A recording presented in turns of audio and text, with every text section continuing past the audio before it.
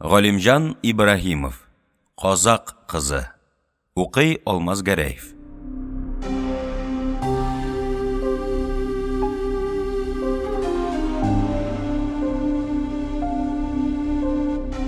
Киң дала, күрәсең гуй, ана жаткан.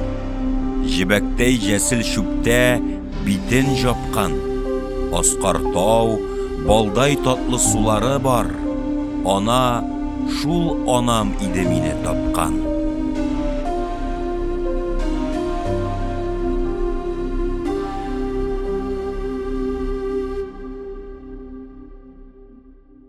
Беренче бүлек. Казакның уртача байлыклы, күп әдәмле ике рухсы бар иде. Берсен кара айгыр дип, икенчесен сарман дип атыйлар иде. Булар меңләгән җылкылары, яхшы нәсел төяләре, исәпсез куйлары белән сары арканың киң далаларында ак тирмәләр корып, бер җәйләүдән икенче җәйләүгә үзләренең маллары артыннан рәхәт-рәхәт күчеп йөриләр иде. Бәхетләре ким түгел иде. Мәгәр канымыз Чингиздән килә дип мактанучы кайбер кабиләләр соңгы заманнарда җир суга тарлык кылып, үзләренең җәберләрен арттыра башладылар. Тик менә шул аларның күңелләрен борчый иде. Булай барса, ике арада яман гауга чыгу куркынычын алга китерә иде. Көннәрнең берендә Тынычбай атаның йылы тулганда, бата кыйлырга дип, илнең өлкәннәре җыелган зур бер кымыз мәҗлесендә күп уен көлкедән соң, заманның авыраюыннан, дошманның җәфасыннан зарланып, әңгәмә ачылды. Сүз сүзне тартты, картларның берсе камчысын уйната биреп әйтә салды. Ике йортның өлкәннәре кода булды дип ишеттек. Мәгәр күз белән күрмәдек. Әгәр бу дөрес булса, җир берлеген кан белән беркетсәк, кайсы яман бу ике илгә жау чыгарыр, диде. Бу сүз күңелдәге теләкне хәбәр рәвешендә сөйләп, димчелек кылу иде. Шалның тапкырлы кинаясе мәҗлеснең хушына китте. Ил агасы өлкән аксакал Биремҗан әкә моны куәтләп алды. Найманнар белән дүрт каралар һәр ике йортның мазасын китерәләр. Кызларын урлыйлар, җәйләүләрен басып алалар, аяклы малларын куып китәләр. Сарманнар белән кара айгырларның кода булып кушылулары дошманның йөрәгенә ут салыр, башыннан акылын алыр, кодалык котлы булсын, диде. Башка сүзгә урын калмаган иде инде. Хәбәр бөтен җәйләүгә таралды. Куанычлар, казак әйтмешли, куенга сыймады. Шул көн сүз куештылар. Бер атна үтүгә, югары түбән ат җибәреп, илне җыйдылар. Кымызның мул чагы, туктыларның, куй бәрәннәренең симез заманы, йөгрекләрнең дә дер кайнап йөрәк суккан вакытлары иде. Яше, карты, бүз баласы, сылу кызлары җыелып, үләң, җыр әйтеп, думбра чиертеп, ат уйнатып, 30 көн уен, 40 көн туен кылып, ике рух кодалыкка кул бирештеләр. Калым өчен күп сатулашу булып үтте. Озак талаштан соң 100 баш кара, ягъни терлек, 400 алтын, 2 сандык асылзат өстендә килештеләр. Шул көннән Сарсымбайның яшь ярымлык кызы, Карлыгач, кара айгырларның ай ярымлык ир баласы Калтайга әйттерелгән булды. Берсе кияү, берсе калымлык саналып китте. Айлар, еллар үтә, яңадан яңа җәйләүләргә күчәләр, ике коданың катнашы күп, сыйлары уртак, уен көлкеләре бергә бара. Тик әйттерелгән балалар гына үзләренең кайыната-кайнаналарына күренмәскә, очраса качарга, яшеренергә тиеш булалар. Шул далада шул шатлыклы күченүләр, шаушулы маллар эчендә кайнап, ашлык сугып, сахрада ат уйнатып, туйларда бүз балалар, сылу кызлар, төрле җегет, төрле матурлар арасында үләң, җыр әйтешкәндә катнашып, Калтай белән Карлыгач үсеп буйга җиттеләр. Мәгәр бер-беренә күңел якынлыгы юк иде әле. Кыз үзенең җегетен очраганда һич нәрсә аңламастан хәйран булып карый иде. Яшүсмер Калтай бу сүзгә үткен, гәүдәгә үзеннән зур, чибәр кыз алдында ни әйтергә белмичә, бераз югалып, каушап кала иде. Карлыгач сахраның матуры булып пешеп өлгерде. Тавышы өчен аны былбыл диләр. Җырлаганда казакның акыннары аның зифа буен төс камышка охшаталар. Билең нечкә, күзләрең тирән, кирфекләрең уктай, үзең айдай дип мактыйлар иде. Ил эчендә дә коры исеме белән генә әйтмичә, Карлыгач сылу дип атыйлар иде. Кыз гомеренең 18нче язына аяк басканда, һәр ике йорт зур туй кылып, аны кайнаталар йортына озату чараларын күрү уйна төштеләр. Тиешле калым түләнеп беткән иде. Казакның гадәте буенча, хәзер инде җегет ата-аналарыннан, өлкәннәрдән яшеренерәк, киленчәкләр аркылы кызның куйнында булырга хак алган. Һәм караңгы төннәрдә, җәйләүләр тынгач, аның күңеле сабырсызланып, Карлыгач сылуның тирмәсенә тарта торган булды.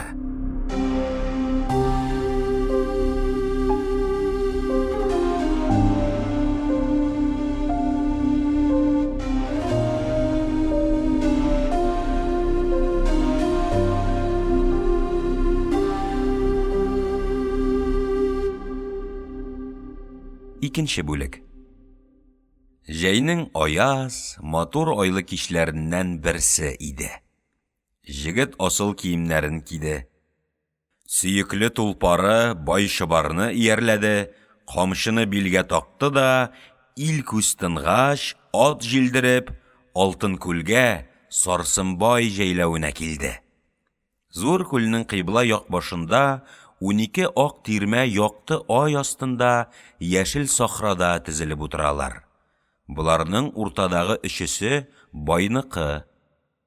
Кызның торганы шул эшнең сул ягындагы аг икәнен ул белә иде.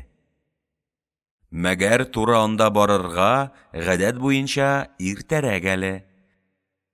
Ике арада илчелекне үтәүче килен авылның иң читендәге фәкыйрь тирмәдә иде. Атны бәйләп, шунда керде. Өйдә башка адәм юк. Тар билле, күкрәге тәңкәле бишмәт кигән, башына ак урамал сарган киленчәк Айбала җегетне елмаеп каршы алды. Җегет, аманлык сорагач, туры үзенең серен ачты.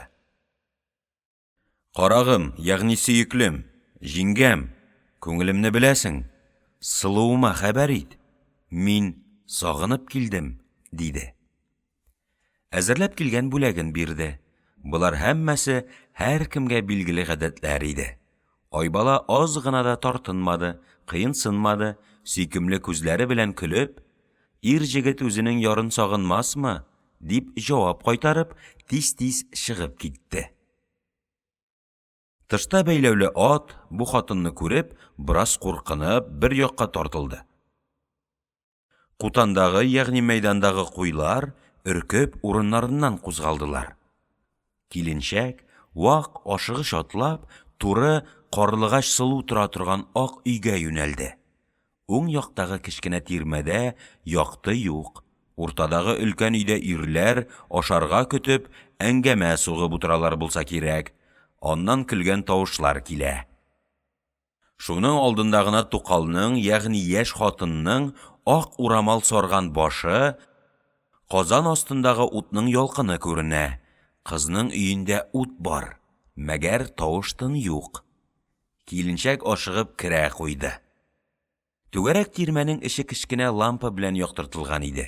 Карлыгач Сылу өйнең түренә, ике як кабыргасына кат-кат тезелгән күп сандыклар, палас, юрганнарның арасыннан нидер эзли иде. Аның башында кара күлле, озынча нечкә бүрек, өстендә нечкә билле, күкрәге, якасы укалы бишмәт иде. Аяк тавышына борылды.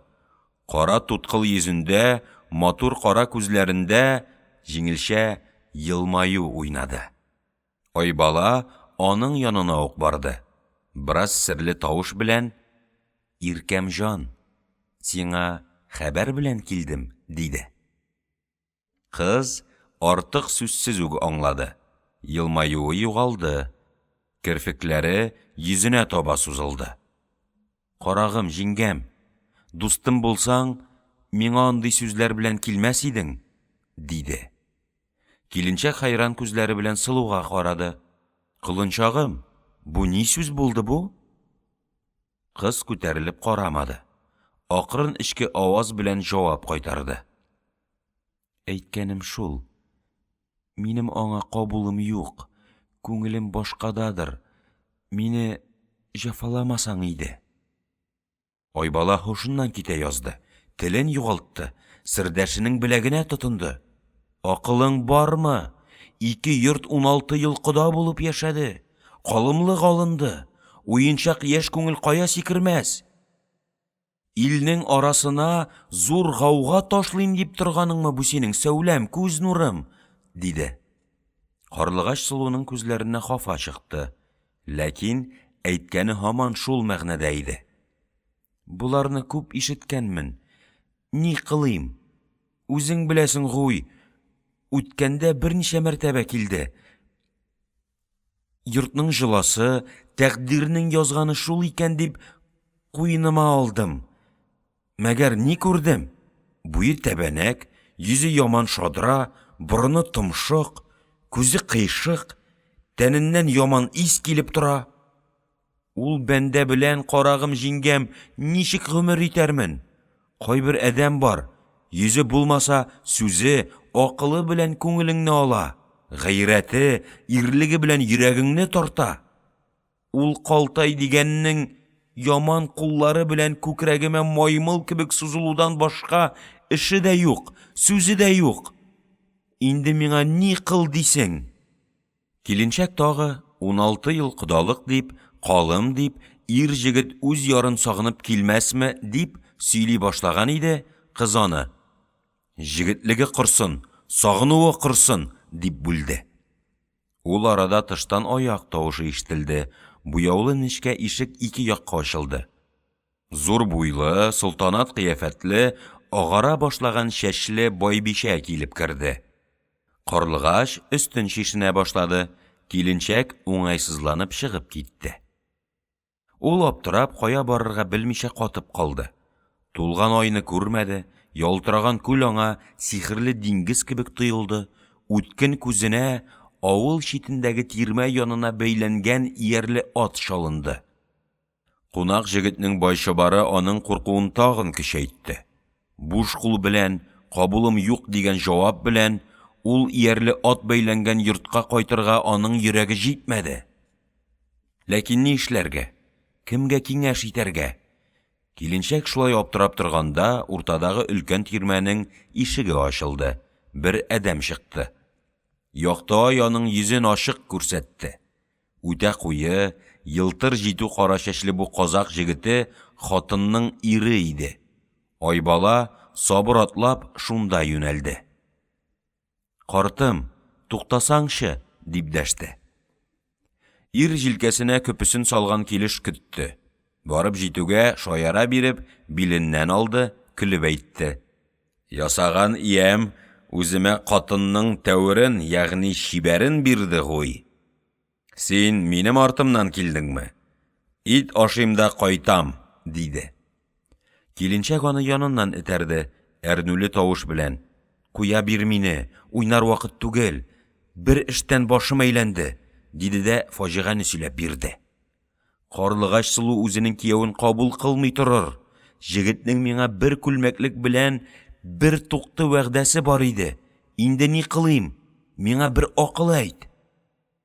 Ир кулын сілтәп. Үзе дә, вәгъдәсе дә құрсын. Доңғыз кебек, асқа қарап йөргән ул қалтайығызны яратмыйм мин. Қарлыгач сылуны күп қызғанам, диде дә китә башлады. Айбала бөтенләй куркынган төс белән аның кулларыннан тотты. Анаңа нәләт булгыры, синең сөйләгәнең нәрсә? 2 йорт 16 йылкыда булганы юкмы? Сарсынбай, калымны алып, 2 айдан кызын озатырга әзерләнеп ятмыймы? Казан янында азапланучы Тукал табак тутырып итне өлкән өйгә алып керде. Җегет моны күргәч, вакыт әрәм итәсе килмәде. Куя бир мине, әнә, ит керде, диде дә, үзенең йомышын онытып, өлкән өйгә китте. Ушакта ут сүнде. Өлкән өйдә табак күренү белән булса кирәк, тавышлар, көлкеләр бер юлы басылды. Айбала үзенең уйларга өйрәнмәгән башы белән бу эшнең ышына чыга алмады. Иярле байчыбар бәйләвендә тибенеп торган читке ак тирмәгә кайтып китте. Кунак җегет тирмәнең түрендә, киез өстендәге мендәргә кырын яткан.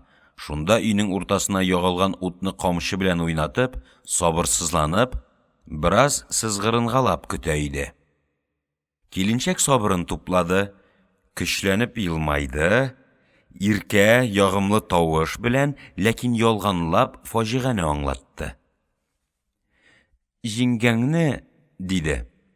Ничек шелтә кылсаң да ярый торган булды. Мәгәр кылынчагым гаеп миндә генә имәс.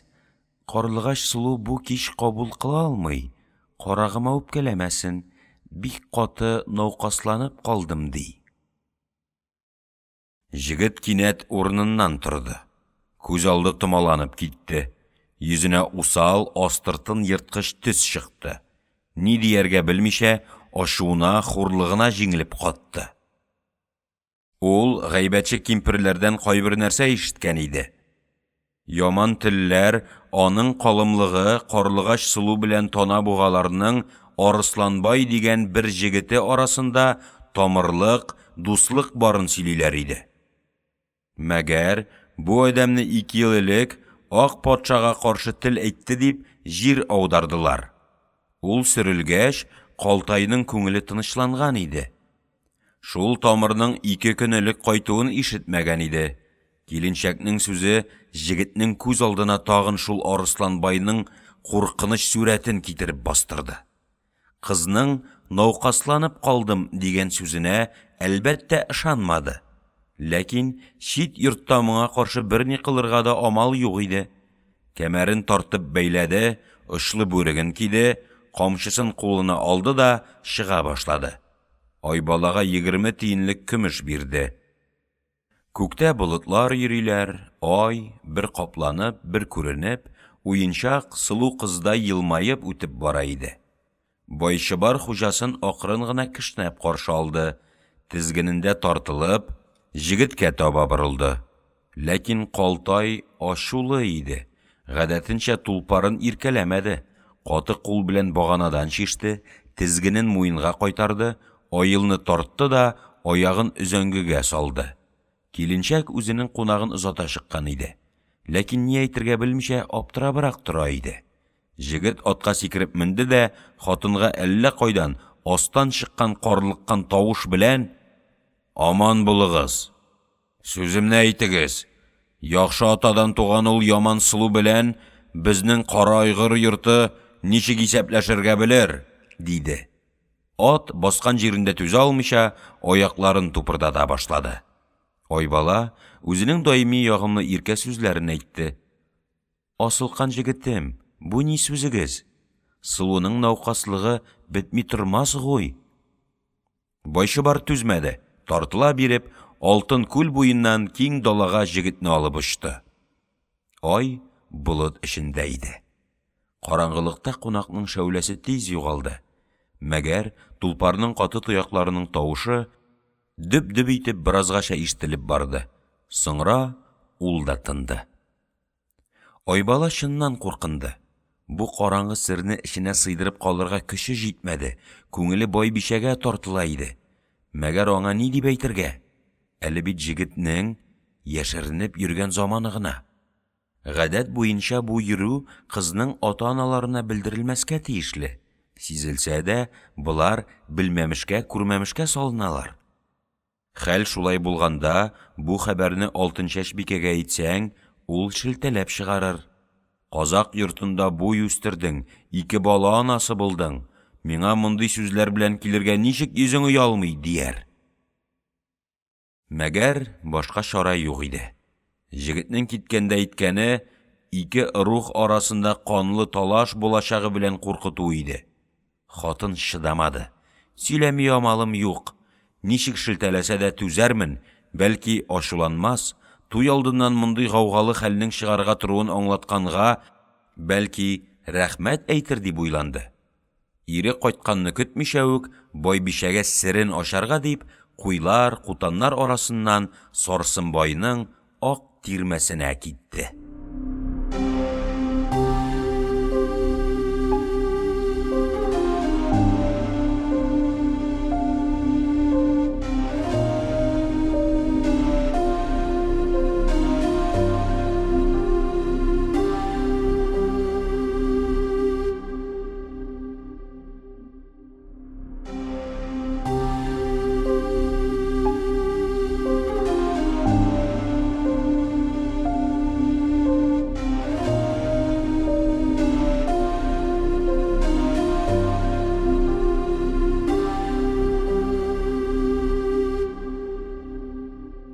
3-нче бүлек. Ил агасы Байтүрә морза үлем түшәгенә ятты. Мәгәр кабилә партия талашлары эчендә кайнаган карт йөрәге үткен мие сәламәт иде әле. Үзеннән соң Найман, 4 кара балаларының язмышы ничек булуы турында күп уйланды. Дошманнарның баш күтәрүе аңа ачык иде. Үзенең бай тирмәсенең түрендә ятып, бу хакта күп баш ватканнан соң, чараларының берсе буларак Биремҗан аксакалны чакыртып, аңардан бәхиллек алу фикеренә килде. Бу ялганда, ягъни бу вакытлы дөньяда, диде, яхшылыгым күп булды, мәгәр яманлыгым да аз имәс. Дөньяныкы дөньяда бетсен. Азым әкәне җибәреп, үтенешемне әйтим. Килсә, ту бия суйдырып, кымызны мул куеп, асыл йылкыдан үзенә берничә кара бүләк биреп, ризалыгын сорыйм.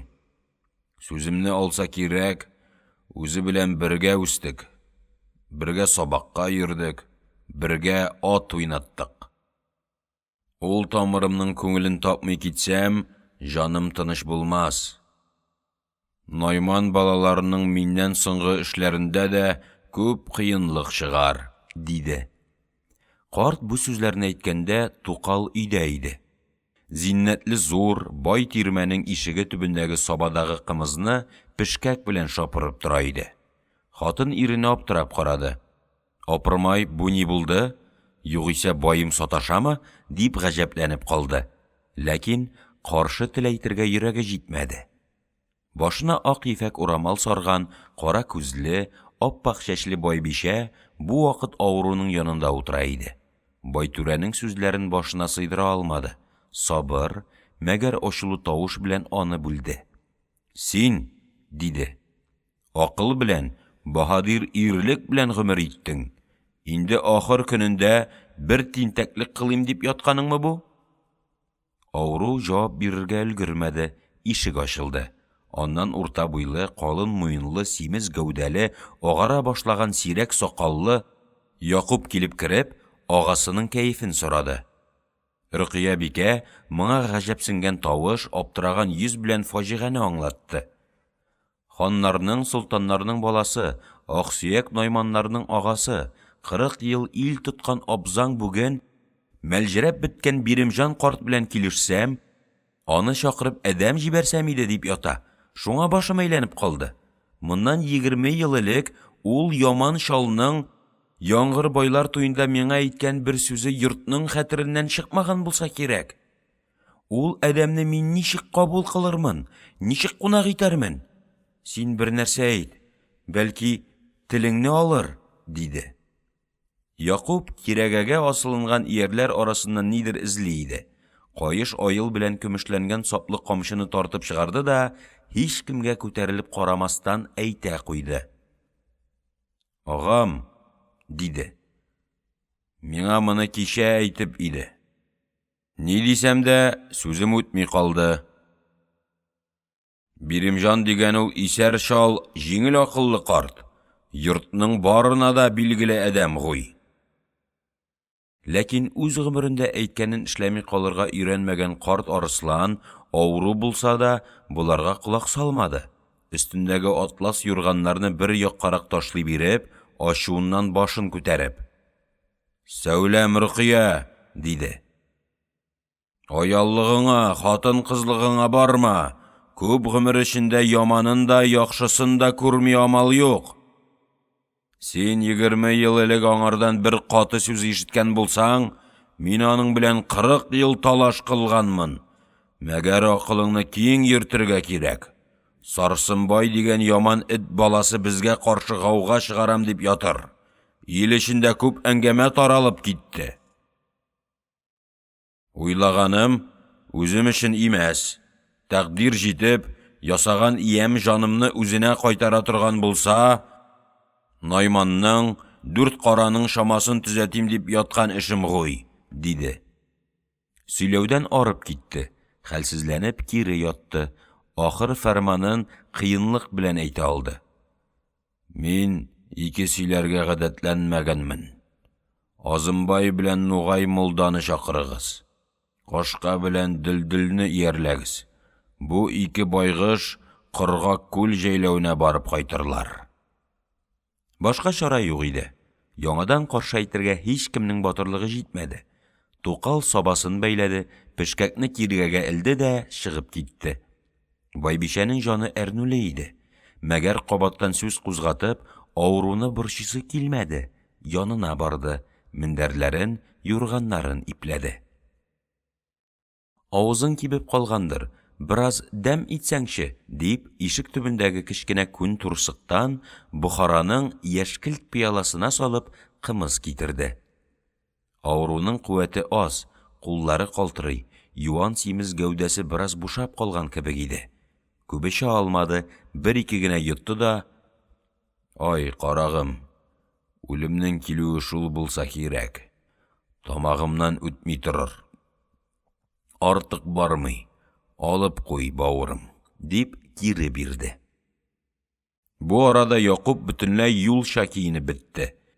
Өстендә буй-буй сырып тегелгән яңа көпе, башында бәрхет тышлы, кызыл төлкечле, чите камалы ышлы бүрек, билендә кара алтын белән бизәлгән көмеш кәмәр, кулында камчы. Ул, агасы авыру була торып та, каядыр китәргә теләвенең сәбәбен әйтергә тиешле тапты. «Яңгыр байның, диде, бала туе икән. Йортның өлкәннәре җыелса кирәк. Төрле илнең агалары, биләре, аксакаллары белән әңгәмә кылып кайтсам дигән уем бар иде», диде. Партиянең рухның элекке җиңелү белмәс куәте кими, урыны какшый, дошманнар көч ала башлаган заман иде. Бай үзе дә, хәлне аңлаган бикә дә моңа каршы әйтмәделәр. Байтүрә аеруча кабул күрде. «Миннән, диде, яхшыларга сәлам әйт. Аксакаллар мәҗлесенә барып, әңгәмәләрен ишетә алмауыма күңелем бозылып калды». Якуб чыгып барганда, Байбишә аңа ярым шаяртып әйтә калды: «Бүген Мәрьям өчен яучылар киләчәк дип хәбәр иттеләр. Безгә кода булам дигәннең баласы, дәүләте ничек икән?» Шул турыда Яңгыр байның Байбишәсе Гөлбаршын белән бераз киңәш кылсаң, 2 якның шамасын тартып карасаң, сарар итмәс. Тукалның 2 айлык кызын Йолдыз байның яңа туган улына әйттерү турында кодалык сәүдәсе бара иде. Бикәнең сүзе шул хакта иде. Якуб моның эчендәге интриганы нык төшенгәнгә, Рөкыя Байбишәнең шаян акылына хәйран булып илмайды. «Хатын булып яратылуың әрәм синең», дип китә бирде. Тукал байның хәбәрен ирештергән булса кирәк. Тыштан ук шаулап, тавышланып, Азымбай килеп керде.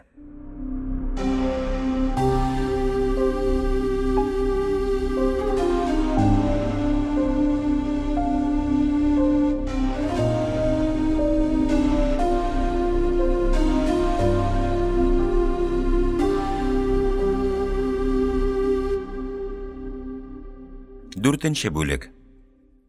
Бу ябык, шандыр гәүдәле, эчке хәйләкәр күзле, җиңел кузгалышлы бер карт иде. Ияге ышланып килгән, яңак сөякләренең югары ягы тышка бәреп тора. Берничә генә бөртек шал сакалы җилберди. Аягында иске читек кәвеш, өстендә начар камзул, тақыр башында татарның белен кебек җәелгән, кайышланган иске кәләпүше иде. Ишектән аягын атлауга, тирмәнең эчендәге байлыкка, кирәгә буйлап тезелгән буяулы сандыкларга, кат-кат өелгән атлас юрганнарга, хәтта келәмнәргә күзләрен йөртте. Нечкә уенчак тавыш белән: «Сәлам алейкум! Кәефең ничек, бай?» дип исәнләште дә, киез өйнең түренә, паласлар өстенә барып утырып, фатиха кылган сыман битләрен сыйпады. Шул ук җиңел, тәрилкәле тавыш белән иң элек ятактагы авыруга карап, мактау сүз әйтте. «Бай, син дөньяның үзен җиңгән идең. Инде шул бер яман айгырның тоягыннан килгән ширгә бирешеп яткан көнеңме? Синсез йорт ятим булып калды», диде. Аннан соң Рөкыягә әйләнде. «Мал җаның аманмы, Данабикә? Син исән булсаң, карт морзамны терелтерсең дип дога кылып ятырбыз. Илнең өмете синдә гой», диде. Байбишә бу картны яратмый һәм ышанмый иде. Ләкин рухның бик күп йомышларын башкарганга, һәр вакыт иренә илчелек хезмәтләрен үтәгәнгә, үзенең күңелендәген аз гына да тышка чыгармый иде. Зур аяк белән сабадан кымыз салып бирде дә, күзендәге яшен сөртеп, акрын, сабыр, эшле мәгънә белән әйтте. Тәкъдирдә язылганны бозарга адәм баласының куәте җитми икән. Мәгәр өметем бар. Яхшыларның теләге, әүлияларның догасы белән бай түрәбез тиз көндә яңадан әләүмәт, җәмәгать эшенә чыкса кирәк дип торам.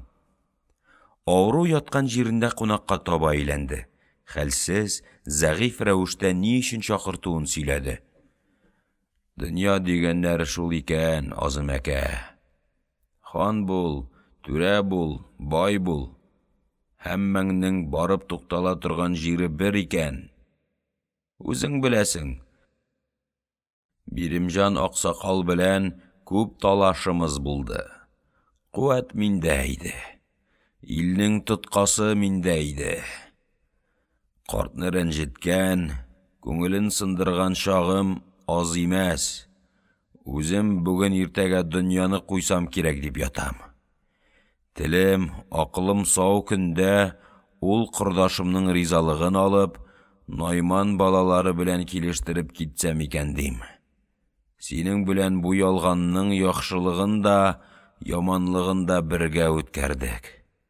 Актык йомышымны да син үтә. Күк дөлдөлемне атлан, камшымны билеңә сал да, коргак күл җәйләүенә бар. Бирем әкәгә сәламемне тапшыр. Арызымны, үтенешемне әйт. Найман 4 кара илләренең кунагы булуыңны көтәбез диген». Азым Байшал кымызны эчеп, савытны бикәгә бирде. Бераз аптырап, уйланып, сирәк сакалын сыйпады. «Кушсаң, диде, бармы амалым юк. Мәгәр Биремҗан аксакалны яхшы танушы идем.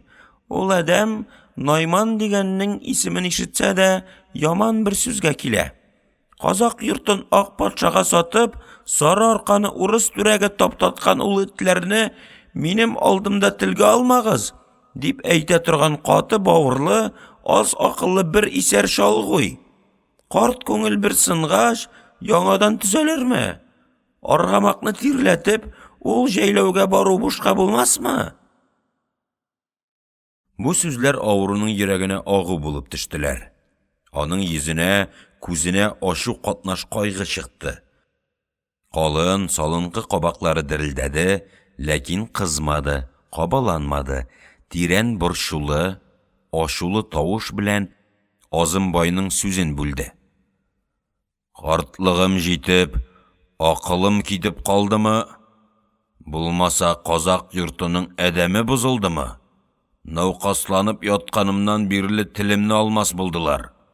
Бүз балаларны, акылсыз аялларны бер якка куя биреп үзеңне чакыртсам, синең дә әйткәнең шул, диде. Байбише картка күз белән ишарә ясады. Бу бераз каушап калды. Сиңа куллыктан баш тартканым юк, каршы әйтүем түгел иде, диде. Байтүрә яңадан аның сүзен кисте. Мин, диде, Молдака белән икәү барырсыз дигән идем. Инде ул уйдан кайттым. Үзенең шакша баш нугайлыгы белән бер-бер сүзне исәпсез әйтеп, эшне бузар дип куркам. Ул балаларны укыта бирсен, ялгызың бар, диде. Карт хуш әйтеп чыгып китте. Байбише, яхшы юл булсын, дип калды.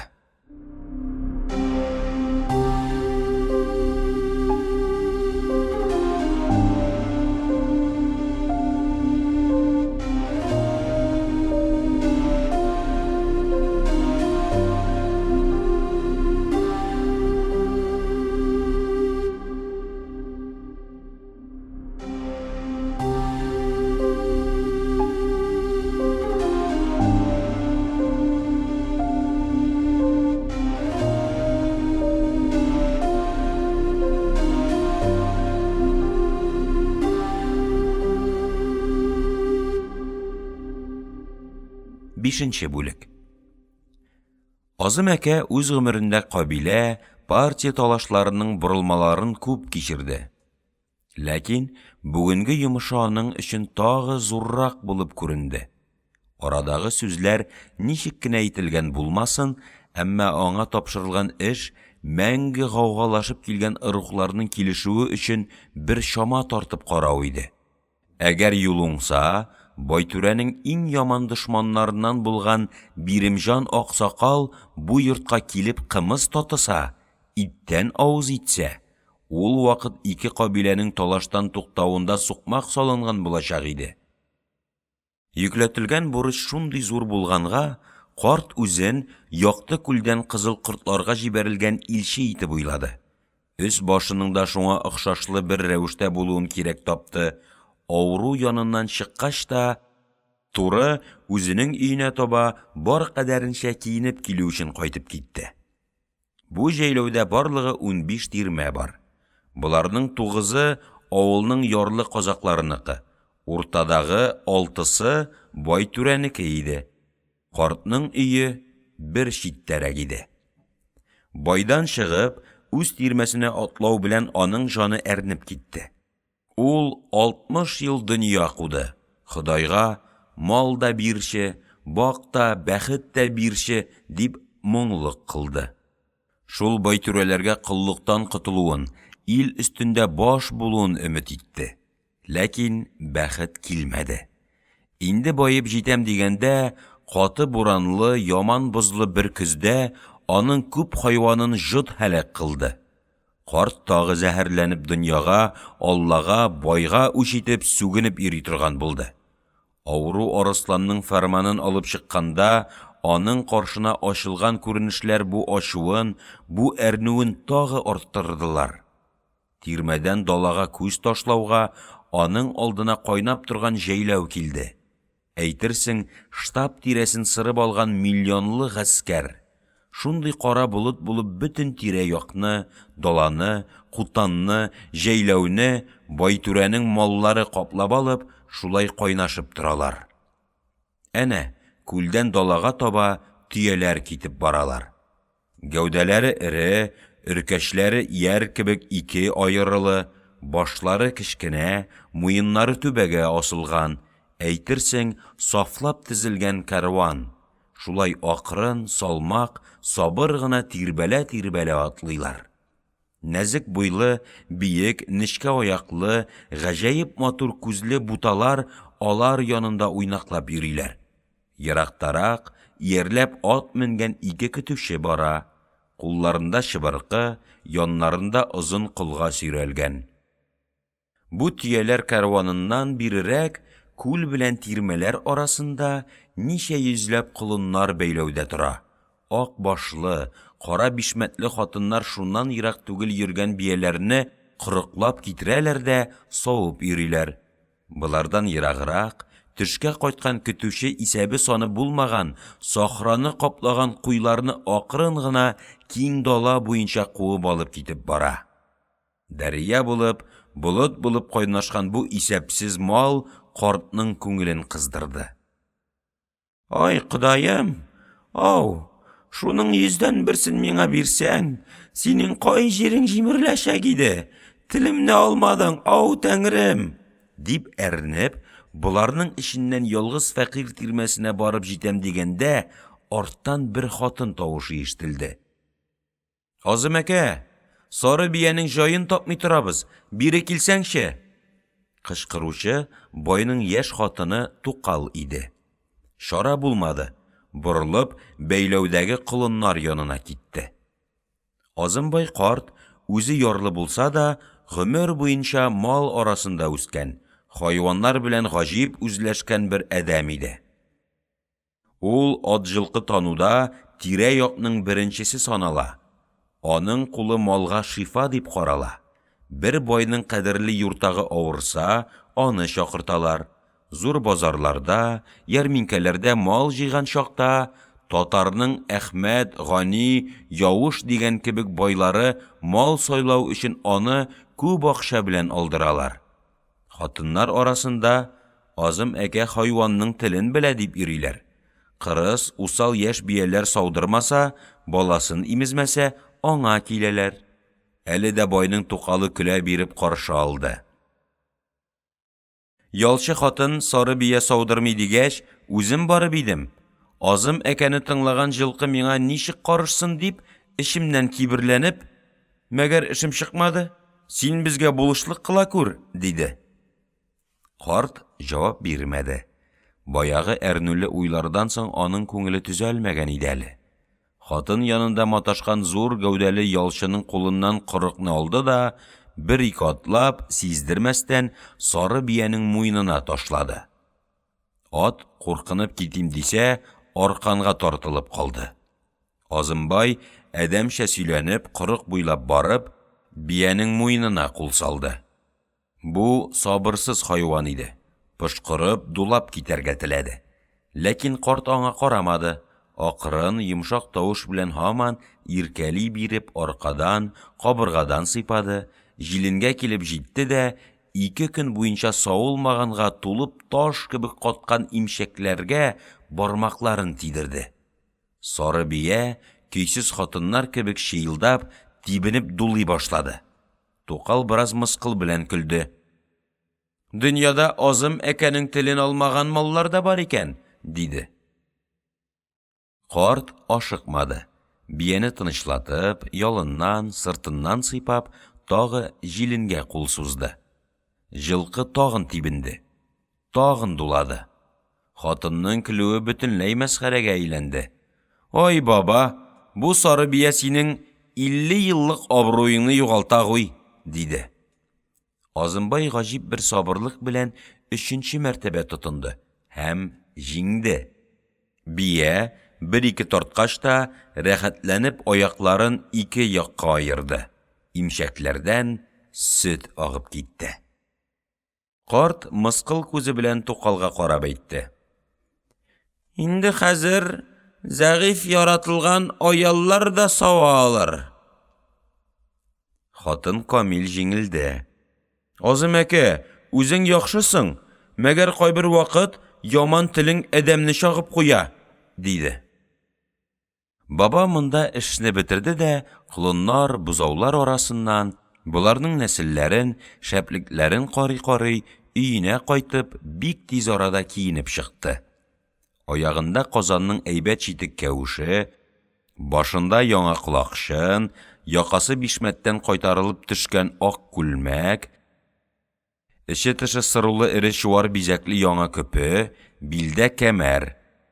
Хәзер Азымбай чыннан да теләгән илгә би булып сайлана алырлык хөрмәтле бер аксакал иде. Байның үземенә торган күк дүлдүлен иярләп куйган ялчы аны біраз күліп каршы алды. Асыл киендең, жылқының тулпарына мендең, юлың ак булсын, Азымәкә, диде. Ләкин картның йөрәге тыныч түгел иде. Атка менә биреп, әрле тавыш белән әйтә куйды. Ясаган Тәңрем, мондый жылқыларны бай түрәләргә биреп бетереп, безне мәхрүм калдырды. Монда хикмәте нидер? Күп уйласам да, акылым җитә алмады, диде. Бу атның бай үзе авырганнан бирле йөргәне юк иде. Сабырсызланып кузгалды. Найманның илчесен Коргак күл җәйләвенә карап алып китә бирде.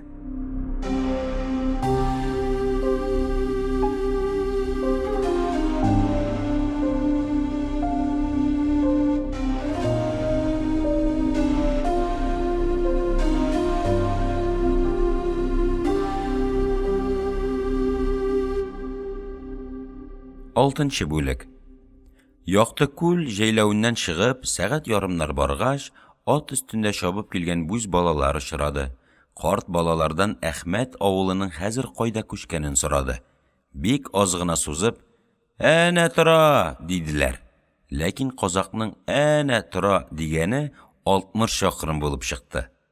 Азымәкә күк дүлдүлне тирләтеп, Коргак күл туфрагына аяк басканда, төш ауган, һава бераз талгынланган, маллар шилләнең көндезге кызулыгыннан соң рәхәтләнеп ашый башлаганнар иде. Бу җәйләү картның күңеленә ошамады. Туфрагы начар, саргылт, үләне сирәк, сыек, күле чыннан да корып бетеп бара. Аның тирә-ягы әллә каян-кая кызыл вак үлән белән капланган. Сахрада көтү-көтү йөргән малларның да чырае юк. Җәй уртасы җитсә дә, якты күлдәге кебек симереп җитмәгәннәр. Кайбер тайлар әле һаман да ябагыларын кыйып, матурланып китә алмаганнар. Ара-тирә кыршаңгы атлар да күренә. Буларга карап, «Дөнья тигез түгел, ау, Тәңрем», диде дә Азымбай карт. Бер баланың күрсәтүе буенча, авылның бае Әхмәтнең тирмәләреннән соңдагы бер киез өйнең артына барып туктады. Кычкырып бирелгән сәламгә каршы башына ак урамал сарган, фәкыйрчә, ләкин бары белән пак киенгән бер киленчәк чыкты. Сабыр, басынкы тавыш белән: «Иркәкләребез өйдә юк. Атам сукыр булганга каршы чыга алмый. Хуш киләсез», диде. Кунак аттан төшеп, аргамагын бәйләп, камчысын кулына тотып, киленчәк артыннан өйгә керде. Зур, биек, ләкин бик күп ямаулы тирмә. Җир идәннең күп җире ачык, тик түргә генә бераз киез түшәлгән. Кирәгә буенда буяулары югала башлаган берничә сандык, алар өстендә берничә юрган, келәм, сул якта бер камыт, кибеп ауган буш саба, күптән кымызга тимәгән пешкәк, кирле самавыр, берничә табак. Менә өйнең бөтен җиһазы шул иде. Өйнең иң түрендә, озын кызгылт җонлы куй тиресе өстендә, сандыкка аркасын терәп, тезләрен бөкләп, бер карт утырган. Аягына иске читек кәвеш, өстенә изүе бау белән бәйләнгән, якасы кире кайтарылган озын ак күлмәк, аның өстеннән төя җоныннан сугып, кыл катнаштырып эшләнгән зур көпе кигән. Зур буйлы, бөркет танаулы, озын ак сакаллы, ләкин ябык, кипкән тәнле бу баба кунакның эзләп килгән мәшһүр Биремҗан аксакалы иде. Азымбай керүгә, ул урыныннан кузгалмады, баш күтәрмәде, йөзе күзе үз алдындагы бер ноктага текәлгән көенчә калды. Ләкин бөтен торышында колаклары белән бик аз, бик әкрен тавыш тулкыннарында айрып, танып торган бер диккать сизелә иде. Кунакның сәламен алмады, күзләрен шул элекке ноктага терәгән хәлдә: «Юл булсын, кордаш. Тавышың, аяк атлавың Найман иленең Азымбай әкәнекенә охшап калды. Сезнең рух бу кыргак күл җәйләүләренә килә торган юлларны онытып бетермәгән икән әле, диде. Үзе яныннан урын күрсәтеп, утырырга кушты, мал җанның аманлыгын, ил көннең саулыгын сораша башлады. Кунак аманлык саулык турыннан үткәч, беренче сүз буларак ак сакалның зирәклегенә хайран калганлыгын әйтте. Сары Арканың өлкән ил агасы Шингиз байның җиназасы куй елында булып иде. Инде икенче әйләнеп җылкы елы килде. Ялгышмасам, 14 ел үткән була. Ул чакта сез даланың асыл җире Яшел Сырт дигән җәйләүләрдә күчеп йөридегез.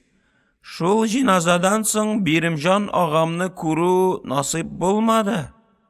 Шунча гомер үтеп тә сез мине тавышымнан таныдыгыз. Моңа адәм акылы ирешә алмый. Ясаган иямнең биргән зирәклегенә шик булмаса кирәк, диде. Хуҗа аксакал авыр бер сулады. Һаман күзләрен бер ноктага терәгән көенчә, эшке авыр хәсрәтле тавыш белән, ләкин бөтенләй икенче яктан җавап кайтарды. Колагымның зирәклеге белән ни кылыйм, чырагым? Күп ел инде ясаган иямә моңлык кылып утырамын.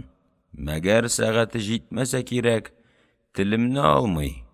Аңа әйттем, Сары Арканың бу авыр тәкъдирен күрсәтеп йөрәгемне яндырма. Минем җанымны ал, дидем. Булмаса, күземне суқыр кыл.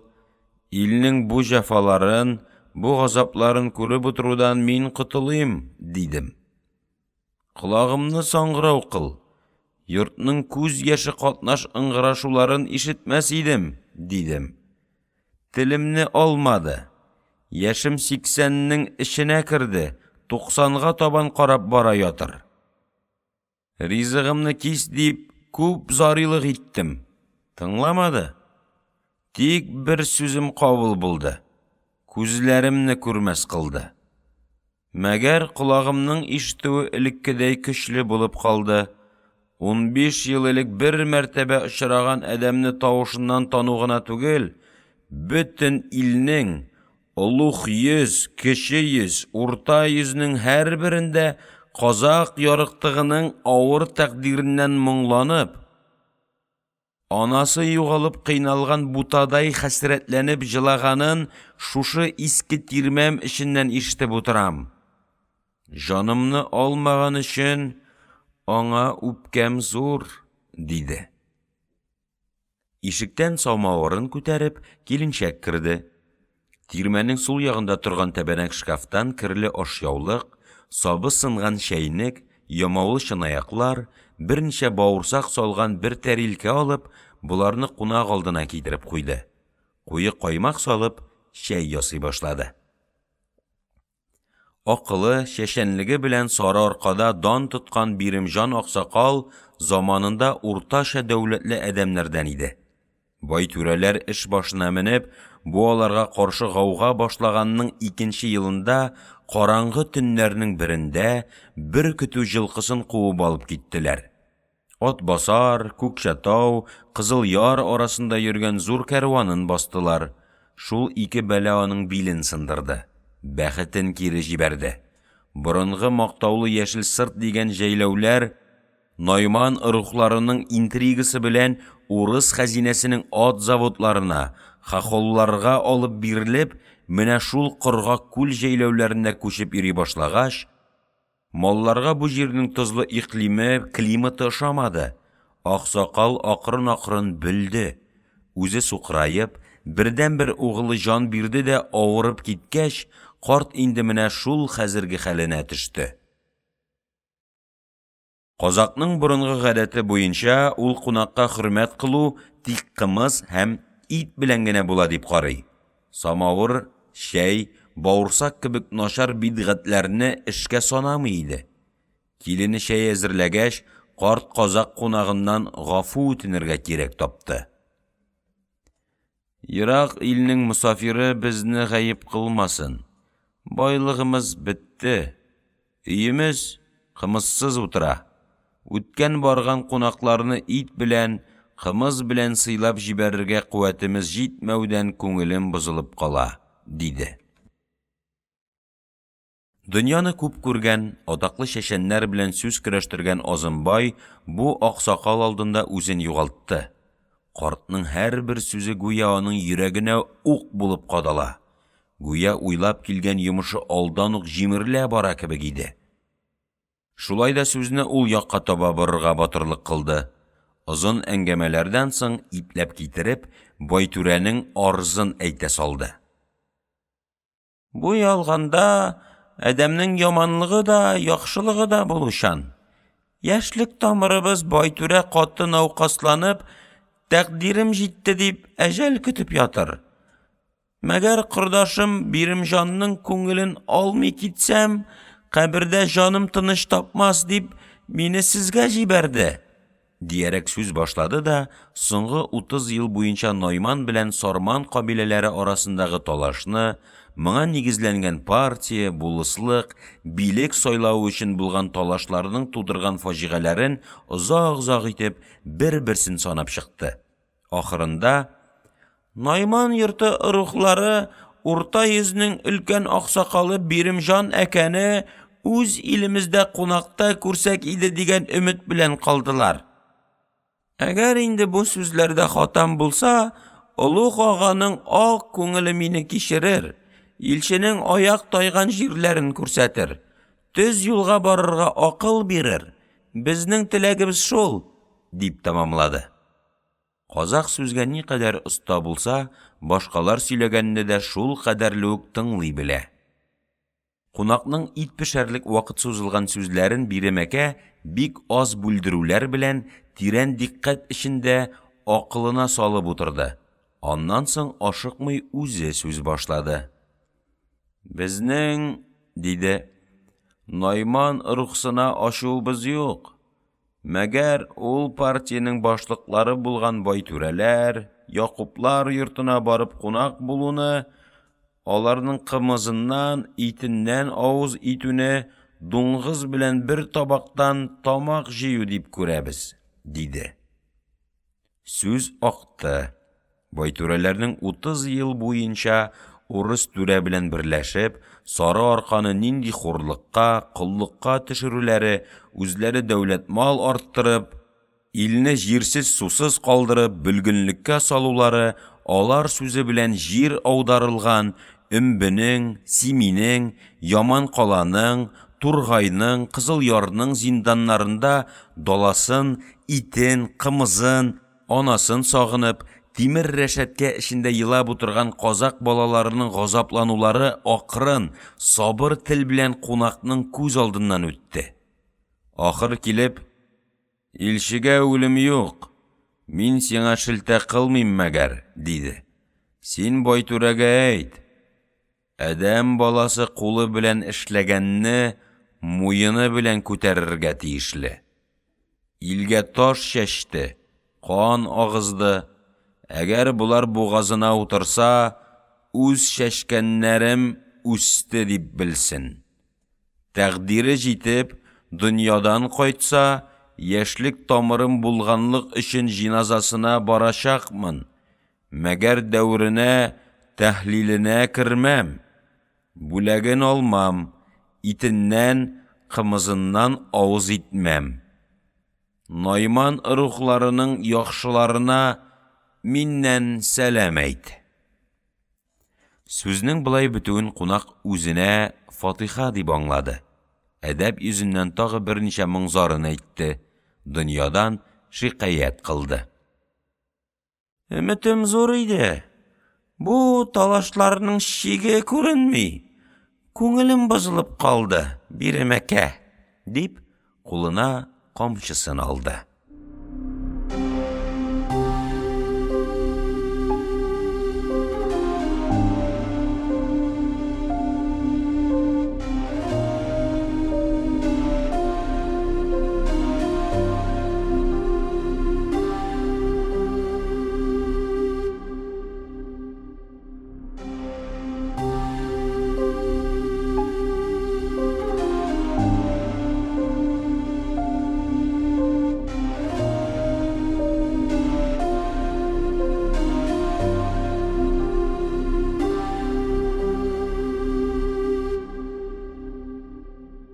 7-нче бүлек. Аксакал шул урынында күзләрен бер ноктага терәгән хәлдә утырып калды. Азымбай исәнләшеп, гомер аманлык теләп, далага чыкты. Анда матур күк аргамак янына бер көтү халык җыелган иде. Йыртык киемле, кайсылары бөтенләй ялангач кап-кара балалар атның иярен, көмешле йөгәннәрен карыйлар. Буз балалар, яшь кызлар кебек, бер-берсе белән уен сүзләр әйтешәләр. Күкрәген бөтенләй ачып, баласын имезгән киленчәкләр бер түгәрәк ясап нидер сөйләшәләр. Булар уртасында кулына озын таяк тоткан бер кимпер як-якка каранып, нидер сөйли, каргана. Моның күлмәге җыртык. Берничә җирдән ләшпердәгән карт тәне күренә. Башындагы иске, кирле урамалыннан алга да, артка да тузгып чыккан чәчләре әллә нинди хыялый, саташулы күзләре моңа дивана төсен бирәләр. Ул куллары белән бутый, күзләрен туктаусыз төрле якка әйләндергәли. Мусафир өйдән чыгып, халыктан аманлык сорашып, аргамакның тизгенен чишим дигәндә, дивана кимпер җинләнеп, картка таба кызулап килде дә: "Эт син, Байтүрәнең сияген кимереп, йортны талыйсың!" дип кычкырынып, Азымбайның өстенә ташланды. Үзе һаман нидер акырына, таягы белән әле бер якка, әле атка, әле картка кизәнә башлый. Бала-чага куркып, тавышланып, кызыксынып, лашыннар шаулап качкан шәүкәләр кебек читкә сибеләләр. Киленчәкләр гадәттән тыш хайранлык белән: "Уят булды гуй, кунакка яманлык кылдылар", дип, кимперне тотарга, таягын алырга азапланып, тагы шау-шуны арттыралар. Өйдә утырган Биремҗан әкә бу тавышларны ишетүгә хәлне аңлап алган иде. Үзендә көтелмәгән бер гайрәт белән тиз генә таягын ала да, шау-шулы җәмәгать эченә килеп чыга. Аны күрү белән яшь хатыннар теге кимпергә ныграк тотыналар. Ләкин ул бирешми, һаман дулый, тыпырчына, кизәнә. Аксакал бу гауганы тиз туктатты. Тавыш уңайы белән килеп, тиле карчыкның беләгеннән тотты да: "Дивана кимпер, бу ни кылганың синең? Азым әкә минем кунагым булды гуй. Казак йортының кайусында өйгә килгән кунакка мондый яманлык эшлиләр", диде. Халык тынды. Мондый гаделсезлеккә бары да уялып, кунактан гафу үтенделәр. Ләкин кимпер тиз айнымады. Үзен туктаткач, аның таяк белән сугышуы күз яше белән үкереп елауга әйләнде. "Байтүрә дигән яман эт минем карагым, бердән-бер улымны алды, урыс түрәне үтерүдә катнашкан дип ялганлап ант ясатып, катырга җибәртте. Балаларымны ятим калдырды. Салым дип актык атымны саттырды. Атасына нәләт булгыры, 7 бабасының каберен ачып фәлән кылайым. Үзем карт кимпер, балалар яшь, барыбыз аш утырабыз. Таң сәхәр җылап үткәрәбез. Киң дала да безгә тар булып калды", дип акырып, әллә нинди әрнүле кызганыч тавыш белән үкерергә, чәчләрен җылкып, еларга тотынды. Моны күреп, кечкенә ике бала үксеп җибәрделәр. Башкаларның да йөрәкләренә ачы кызгану төште, күзләренә яшь килде.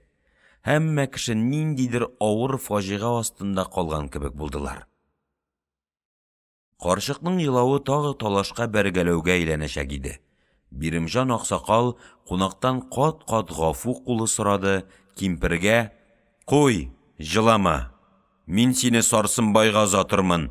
Мал багарсың, киез басарсың, тамагың аш булмас", дип тынычландырып, киленчәгенең ярдәме белән өйгә таба көчләп алып кирип китте. Кунак бу көтелмәгән, далада булмый торган тәхкирдән, хурлаудан, мыскыллаудан шаша калды. Ул, яше 60-ка җитеп, мондый хурлыкны күргәне юк иде. Һич кемгә һич бер сүз әйтмәде. Авырлык белән күк аргамакка менде дә, Найман юлына карап, атны әйдәде.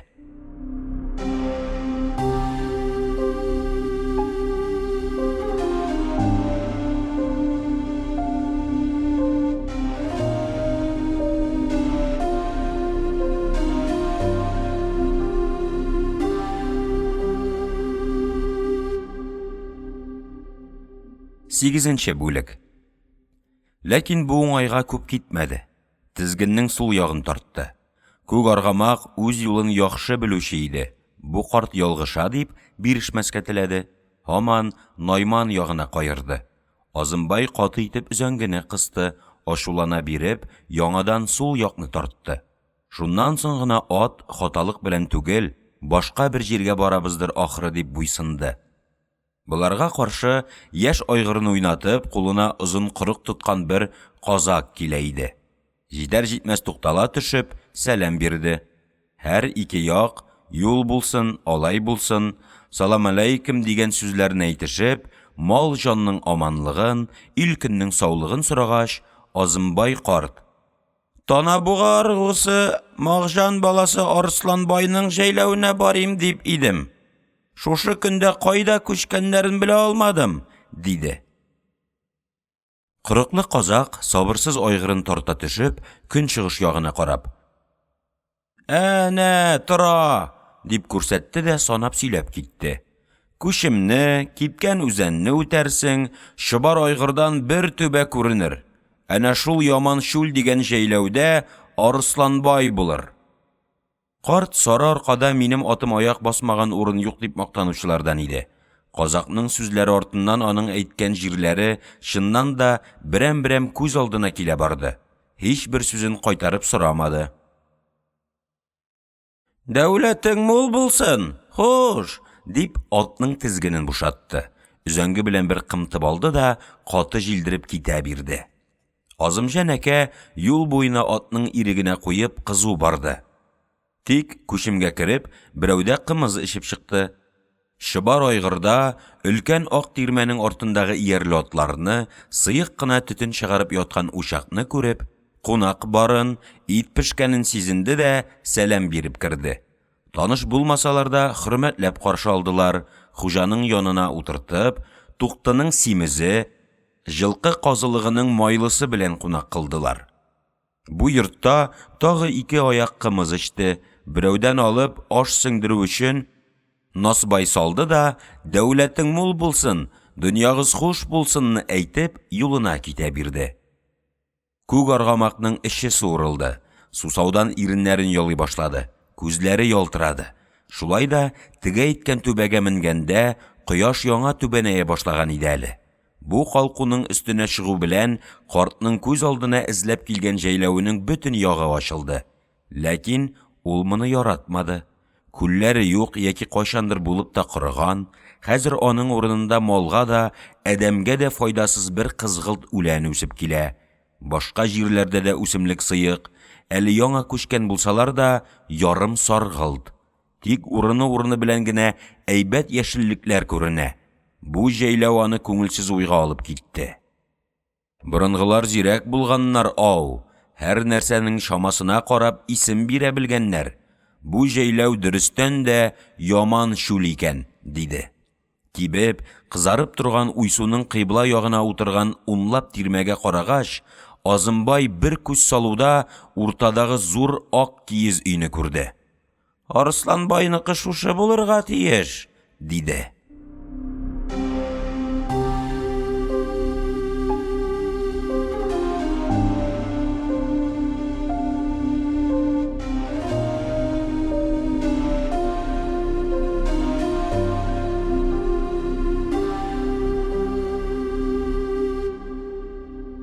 Тугызынчы бүлек. Бу тирмәләр белән кызыл уйсу арасындагы кутанда бәйләүле кылыннар янында ак башлы хатыннар, чиләк, кырык тотып бия савып йөриләр иде. Карт атны уңга тартып, өйләрнең арт ягына чыкты. Ике тирмә арасында җылгыр күзле, кайбер калку күкрәкле килинчәкләр белән җефәктәй кара чәчләрен җилкәләрендә тулкынландырып, башларына кечкенә кызыл кәләпүшләр кигән сылу кызлар ачык һавада җырлый-җырлый киез басалар. Бер кимпер аларга юлбашчылык кыла. Бүз балалар шулар тирәсендә бушны бушка бушатып, килинчәкләр белән, сылулар белән сүз көрәштереп, бүген кич янына барсам, кабул кылырсыңмы дигән мәгънәне аңлатып, шаярып йөриләр. Йортның бер ягында ике төрәнле тимер сабан, уру һәм шабу машиналарының бу дала тормышының уртасында күренүе карт өчен мәчет эчендә зур шәчле, тәреле урыс күренгән кебек ят булып тоелды. Карт буларның янына үтте, туры уртадагы өлкән ак тирмә артына барды. Анда бер ат янында берничә казак җегете тора. Буларның берсе яшьрәге, бөтенләй юлга әзерләнеп киенгәнгә охшый иде. Азым әкәй якынлашуга, бу җегет аңа каршы барды. «Хуш киләсез. Яманшул сезне күрмәгәнгә 10 еллар үтеп инде», дип сәлам бирде. Бу җегет картның эзләп килгән Арыслан бае иде. Кул бирештеләр, мал җанның аманлыгын, ил көннең саулыгын сораша-сораша өйгә керделәр. Күп еллар элек Азымбай карт бу йортның кодасы иде. Дәүләте үсеп барган чакта җегетнең атасы Магҗан хаҗи белән якыннар иде. 2 яшьлек кызы Чулпанны 4 яшендәге Арысланбайга иттереп, бераз калым да алган иде. Кыз чәчәк авыруы белән дөньядан үтте. Партия талашлары бик кызып киткән заманда Азым әкә Байтүрә ягында булды. Магҗаннар Сарсынбайга кушылды. Шулай итеп, 2 арада йөрүшү кунаклашу да тукталды. Үткәндәге ул якынлыклар өстенә җегет өчен бу кунакта аерым бер нәрсә бар иде. Арыслан шул көннәрдә генә сөргеннән кайтты. Карт исә Сары Арканың аяклы хәбәрчесе, партия, кабилә талашларының барлык интригаларының үзәгендә кайнаучы иде. Соңгы 10 елдагы ара суыклыгын бөтенләй онытты. Арысланбай моның килүенә чын ихластан шатланды. Ул бүген иртә белән генә үзенең тамыры Карлыгач Сылудан хәбәр алган иде. Кыз кичә кич үзенең кияүе Калтайны кабул кылмый кайтаруын белдергән. Кайтканыңа 2 көн булды дип ишеттек. Тамырыңның хәлен белмичә, атаң урынына калган агаң Сарсынбайның йортына сәлам бирмичә торуың бер яман эш гуй, дип әйттергән иде. Арыслан хәзер шунда барырга әзерләнеп, ат иярләткән иде. Ләкин карт килеп төшкәч кичегергә уйлады. Байтүрә дигәннәре үлем түшәгендә ята. Партиянең, рухның эшләре бик гаугалы заман. Сайлаулар да җитеп бара. Мондый вакытта Найманнарның өлкәннәреннән булган Азым әкәнең килеп төшүе бушка булмаячагы мәгълүм иде. Шуның өчен дә Арысланбай Азым әкәгә ачык йөз күрсәтте. Байларча җыештырылган матур, зур ак тирмәнең түренә кадерле урынга утыртты. Шунда йөргән киленчәккә ярым шаярып, «Борынгы кодагыз гаепләп китмәсен. Туктының симезен суйыгыз, кымызны мул китерегез», диде. Ләкин кунагының кәйфе мондый уенчак булмавы хуҗаны бераз гаҗәпкә калдырды. Карт гәрчә аз-маз уен көлке сөйләсә дә, аның йөрәгендә ниндидер бер яра бар кебек сизелә иде. Җегет берничә мәртәбә сорарга дип авыз ачса да, өлкән адәм үзе әйтмәгәч, батырлык кыла алмады. Мәгәр карт озак көттермәде. Кымызның куәте тамырларга таралып, канны бераз кайната башлавы белән Азымбай үзе серне ачты. «Атаң мәрхүм белән якын дус идек. Кызым Чулпан исән торса, кияүем булачак идең. Шулай булса да, мин бу җәйләүгә кунак булып килмәдем», диде. Кыргак күлдә булуын Биремҗан аксакалга ни өчен килүен сөйләде. Ахыр килеп, теге дивана карчыкның, Миңдинең таягына тукталды. «Яшем», диде, 60-ны үтеп бара ятыр. Бүз җегет заманында Тукалның җылкысын урлап бер тотылдым. Аркамны ярганчы кыйнадылар. Шуннан бирле һич бер адәм кул тидергәне юк иде. Бүген яман бер кимпер ил алдында түбәләп ташлады. Каршы әйтергә йөрәгем җитмәде. Гомеремдә бер мәртәбә авызым ябылды. Син, диде, җыны кыйлган яман этсең. Байтүрәнең ташланган сөякләре өчен аның хәрәм малын багучы, аның ил талап җыйган дәүләтен саклаучы яман этсең. Атаңа нәләт, сакал дип, үземне хур кылды, диде.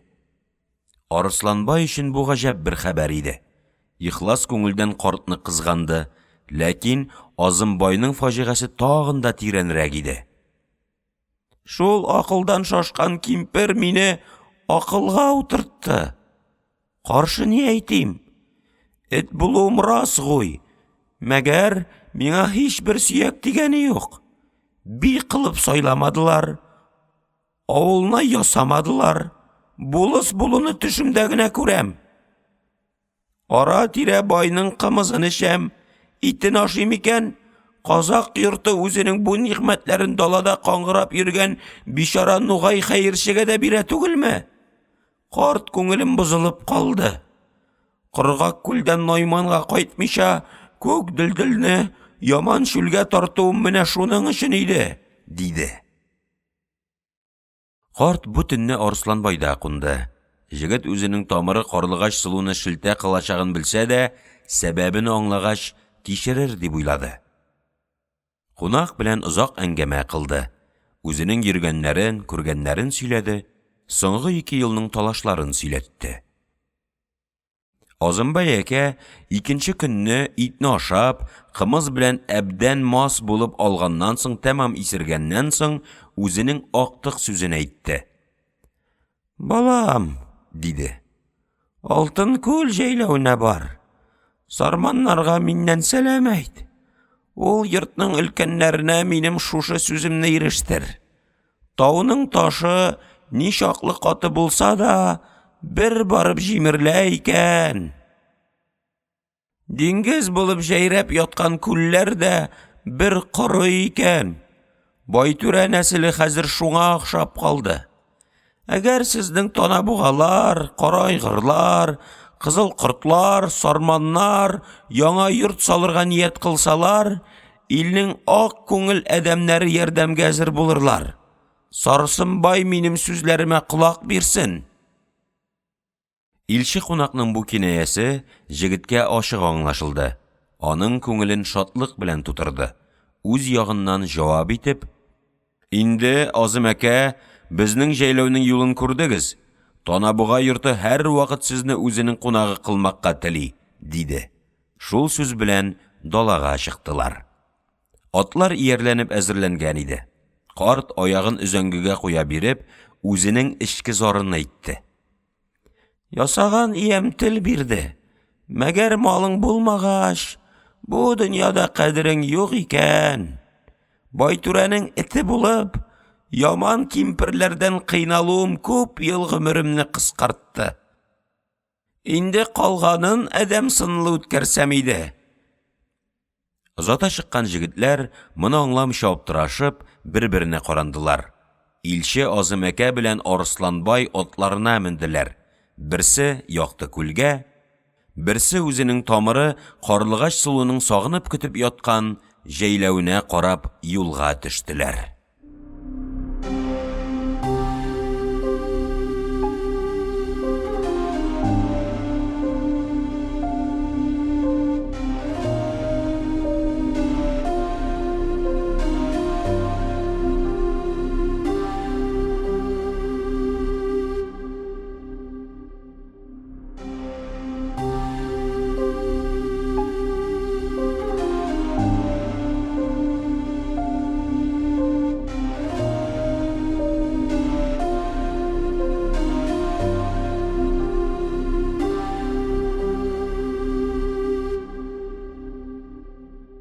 Онынчы бүлек.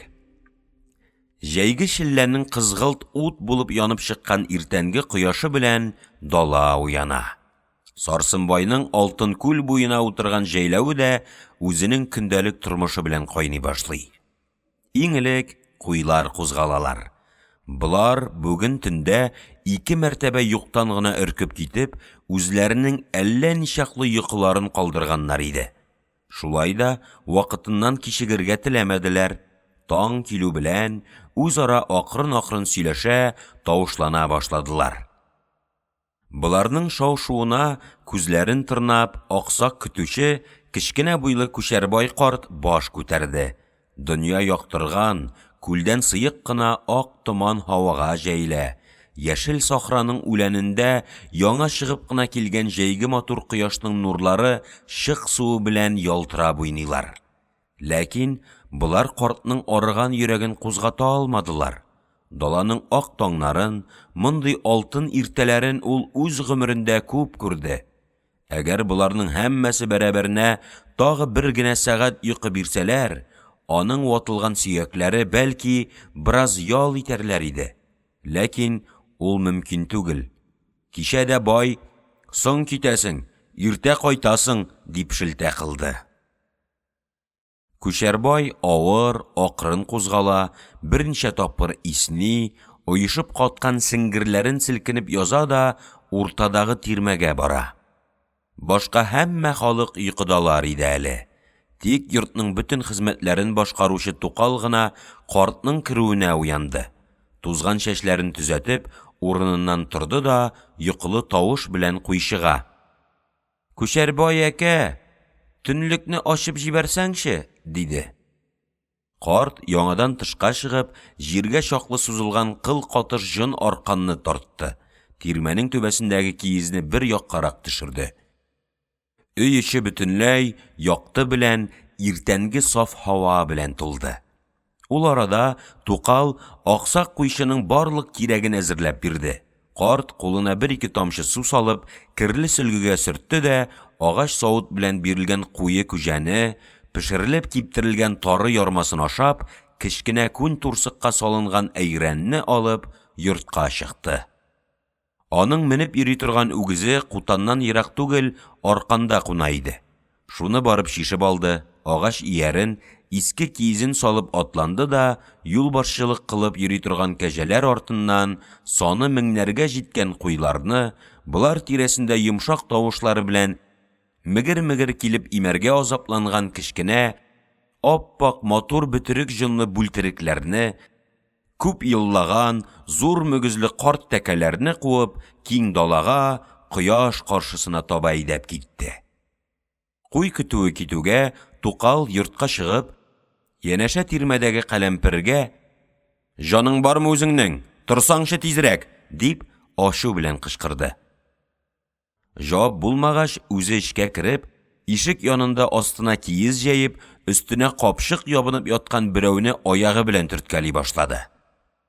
Бу һәр көн кояш белән бергә кузгалып, көн буенча лырт-лырт йөри, сыйрын, биясен сава, самавыр куя, үгез җигеп күлдән су ташый, даладан кипкән тизәк җыя, савыт-саба юа торган, шуларны туктамый эшләп, иң соңыннан ярты төннәр җиткәч кенә ята торган ялчы хатын иде.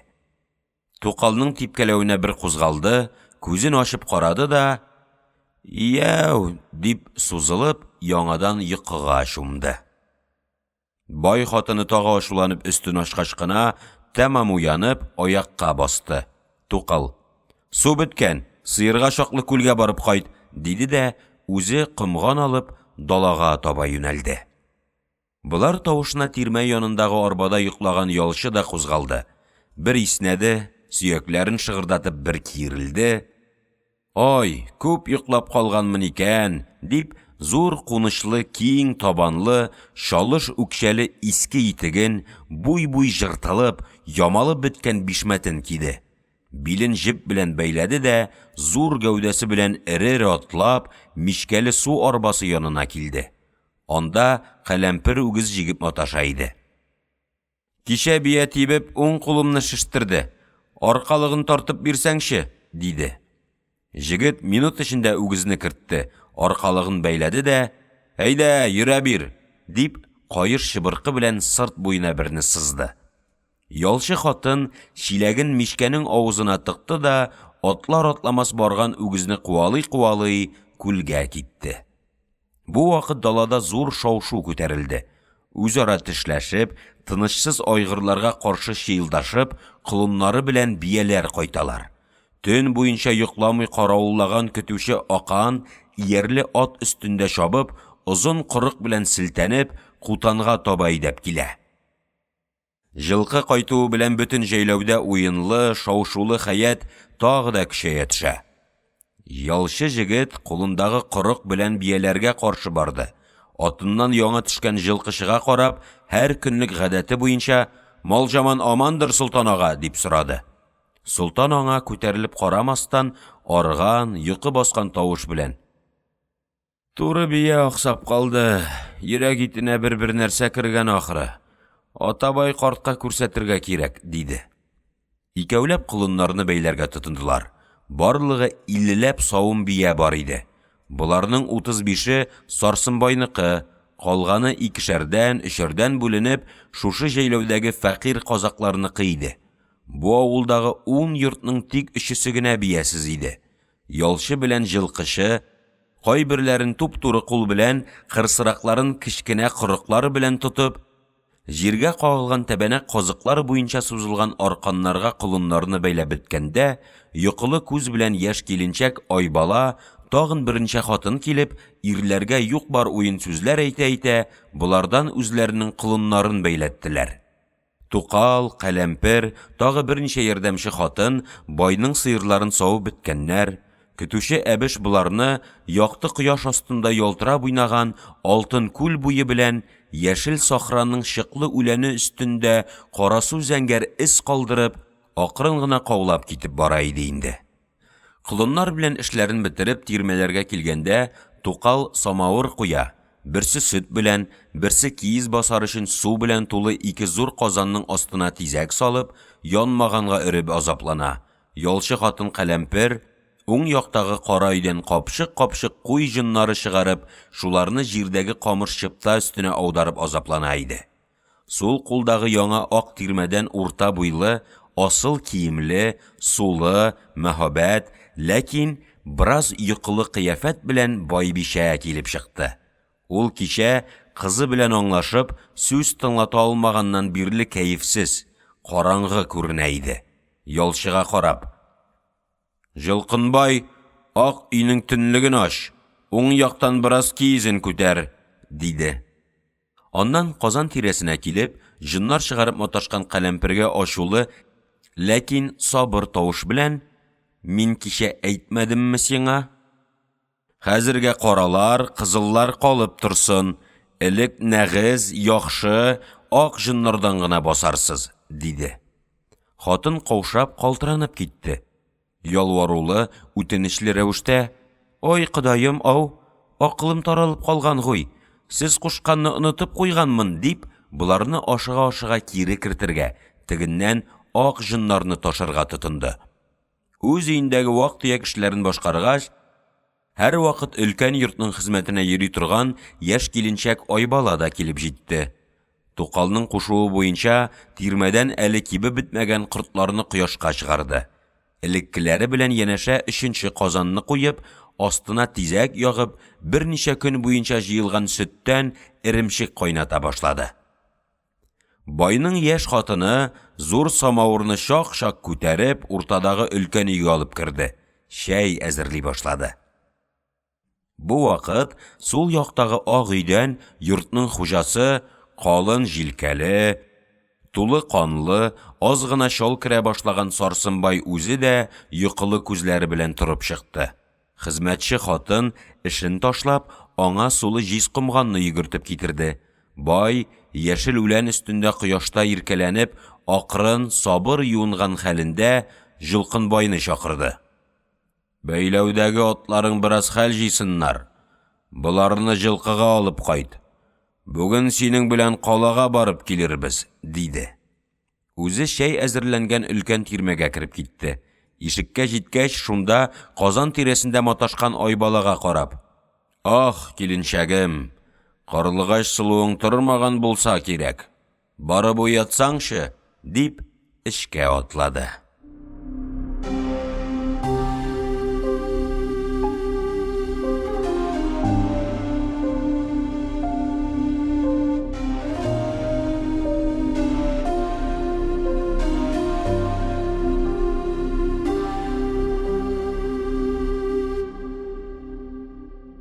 11-нче бүлек. Карлыгач сылу күптән уянган булса да, кичәге күңелсезлектән соң анасына күренергә кыенсынып, күп уйларга гадәтләнмәгән башы белән үзенең авыр язмышы турында хафаланып, караңгы кайгы эчендә ята иде. Ялчы төнлекне ачты, югарыдан бөркелеп, сахраның саф һавасы тулды. Уң якның киезен күтәрделәр. Якты кояш нурлары Кирәгәнең шелтәрләре арасыннан кереп, өйнең идәнендә, киез өстендә түшәлгән паласларда шакмак-шакмак булып уйный башладылар. Сул якның ачыклыгыннан тыштагы яшел үләннәрдә кибеп барган шык тамчылары ялтырап күренде. Ләкин иркә сылу һаман кузгалмады. Түгәрәк тирмәнең уң як түренә, тирәгә буена куелган караватында чәчләрен туздырып, кечкенә, нәфис, алсу ак аякларын кичке күлмәк эченә, үзеннән үзе тулкынланып торган матур тәнен йомшак юрганнар астына яшерә-яшерә, һаман бер яктан икенче якка ауный бирде. Зиһенен нәрсәгә генә юнәлдерергә тырышса да, анасының кичәге сүзе аның колагыннан китми иде. Телемне алмасаң, сиңа биргән ак сөтемне бәхилләмәм. Телемне алмасаң, сиңа биргән ак сөтемне бәхилләмәм. Өченче көн кич җегете Калтай килде. Туй булмаганга, гадәт буенча ата-анадан яшеренеп, киленчәк Айбала аркылы хәбәр итте.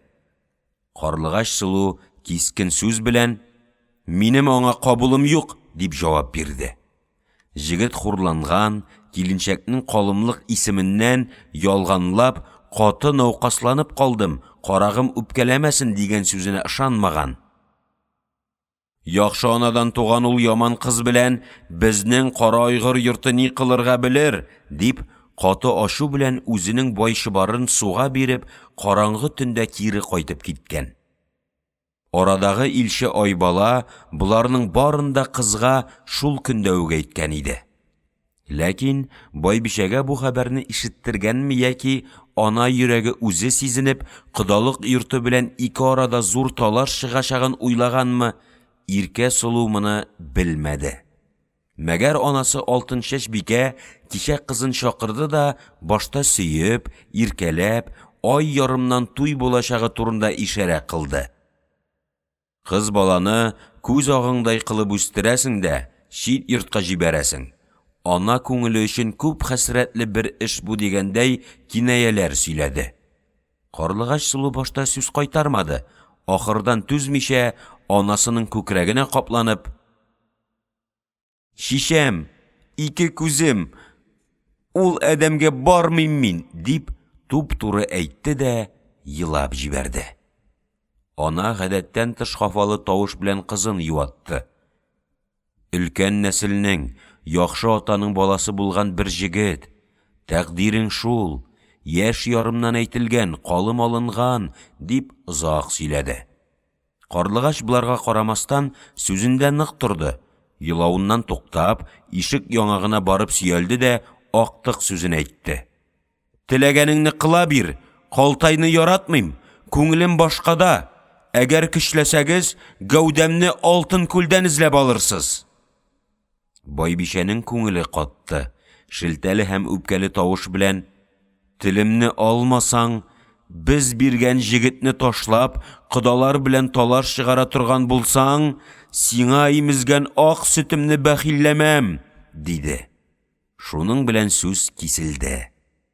Кызның бөтен дала кояш нуры эчендә йөзеп, тышта малтуар уйнап, җәйләү кызу кайнаган заманда тирмәдә ялгызы ятып, ышына чыга алмас уе менә шул күңелсезлекләргә бәйләнгән иде.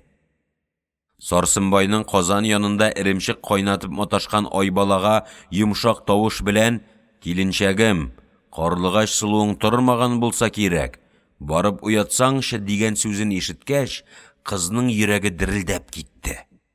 Атасы һәр вакыт ялгызым дип, иркәм дип кадерли. Ул бәлки көчләмәс, сөйләп итәгендә еласам, бәлки күңеле кызганыр дип уйлады. Ләкин бу да шөбһәле иде. Чөнки Сарсынбай соңгы көндә никтер бераз хафалы күренә. Үзенең сылу кызына йөрәгендә бер үпкәме, ачумы асрагандай бер хәлдә карый. Үзен салкын тота иде. Кыз: "Ни кылыйм, башым җитми ау", дип тагын аптырауга чумды. Тыштан аяк тавышы ишетелде. Кулларын сызганган килеш, казакның тирән музыкалы көйе белән акрын сузып: "Асылдың кыягындамы, тулпарның туягындамы, артык туган идең ау", дип җырлап Айбала килеп керде. Кыз яткан җиреннән кычкырып көлә бирде. Киленчәкнең җырының ахырын шаян тавыш белән үзе көйләп каршы алды. Сыңкардай шиелгән, лашын кыстай төелгән, җиңсез фиран киенгән, шаһзадның токымы идең, ау. Айбала фәкыйр, ямсыз, ләкин ваемсыз, һәр вакыт шат күңелле, дәртле йөрәк бер хатын иде. Ишектән керүгә әле һаман юрганнар эчендә иренеп яткан дусын шаяртып шелтәләде. Тирмәнең төнлегеннән якты кояш үзеңә карап тора. Тургайлар өй турында карлыгач сылу, тырсаңчы дип, сайрап һавага менәләр. Иркәм, таем, син ни кылып һаман ята бирәсең? Кузгалсаңчы, диде дә караватка килеп, кызның юрганнарын тартып, уйната, кытыклап үбә, шаярта башлады. Булар бик күптәнге дуслар, сердәшләр иде. Иркә кыз ашуланмады, тартып алган юрганнарын кире ябынып, «Тәнемне ашасың, сәүләм, мин киенмәгәнмен гуй», дип, рәхәтләнеп уйнап, яңадан юрганнарына төренде. Баягы кара уйлар бөтенләй югалдылар. Шулай шаярышкан вакытта киленчәк кызның күз төпләрен, бераз тартылган яңакларын, әйтерсең яңа күргәндәй гаҗәпләнеп карады да, кинәт уйнаудан тукталды. «Карагым, сиңа ни булды? Сулган гөлгә охшап калгансың гой», дип, иркәле кызгану белән йөзеннән үпте. Икесенең дә зиһеннәре икенче якка китте. Шаяру бетте. Карлыгач сулу бераз һавалы тавыш белән: «Йокым начар булды. Яман төшләр тынычлыгымны алдылар», диде. Киленчәк ихлас күңелдән борчылды. Кызның мендәрен каплап, тулкынланып яткан кара җефәк чәчләрен уйнатып, ярым кочаклады. «Иркә таем», диде. «Кичә Калтай белән булган эш өчен акылсыз сердәшеңне кичергән булсаң, төшеңне сөйлә, йөрәгеңне аш», диде. Карлыгач авыр сулады. «Сәүләм, синнән яшергән ни нәрсәм бар? Сөйләсәң сүз җитмәс, көйләсәң көй җитмәс. Бу киң даланың шундый бәхетсез бер баласымын гуй», диде дә уйга калды. Бераз кысык кара күзләренә нечкә хәсрәт төсе чыкты. Кара туткыллы, үткен сулу йөзен ниндидер эчке бер борчу каплады. Ләкин Айбала киленчәк кайгы хәсрәткә җиңелеп узак тора алмый торган адәм иде. Аның бетмәс уен дәрте дә яңадан күтәрелде. Кызны тагын шаярта биреп: «Кылынчагым, куйсаңчы юкны, мал, бәхет эчендә үсәсең, ил эчендә якты йолдыздай сылулыгың бар, тагы җитмәгәнең нәрсә?» дип, дусын күңелләтергә теләде. Бик сак, бик киная белән генә икенче бер җегет күңелеңә хафа салып ирсә кирәк дигән мәгънәдә ишарә ясады. Кызның йөзе ачылды. Күзләрендә мәхәббәт нуры ялтырады. Тулы карасу кызгылт иреннәрендә елмаю уйнады. Гүя үз эчендә уйнаган шатлыкка, зиһенендәге матур хыялга карап, акрын гына: «Сизгерлегең бар, ау җиңгәм», дип, акрын гына көлде. Саф инҗедәй тезелгән вак тешләре ялтырап калды.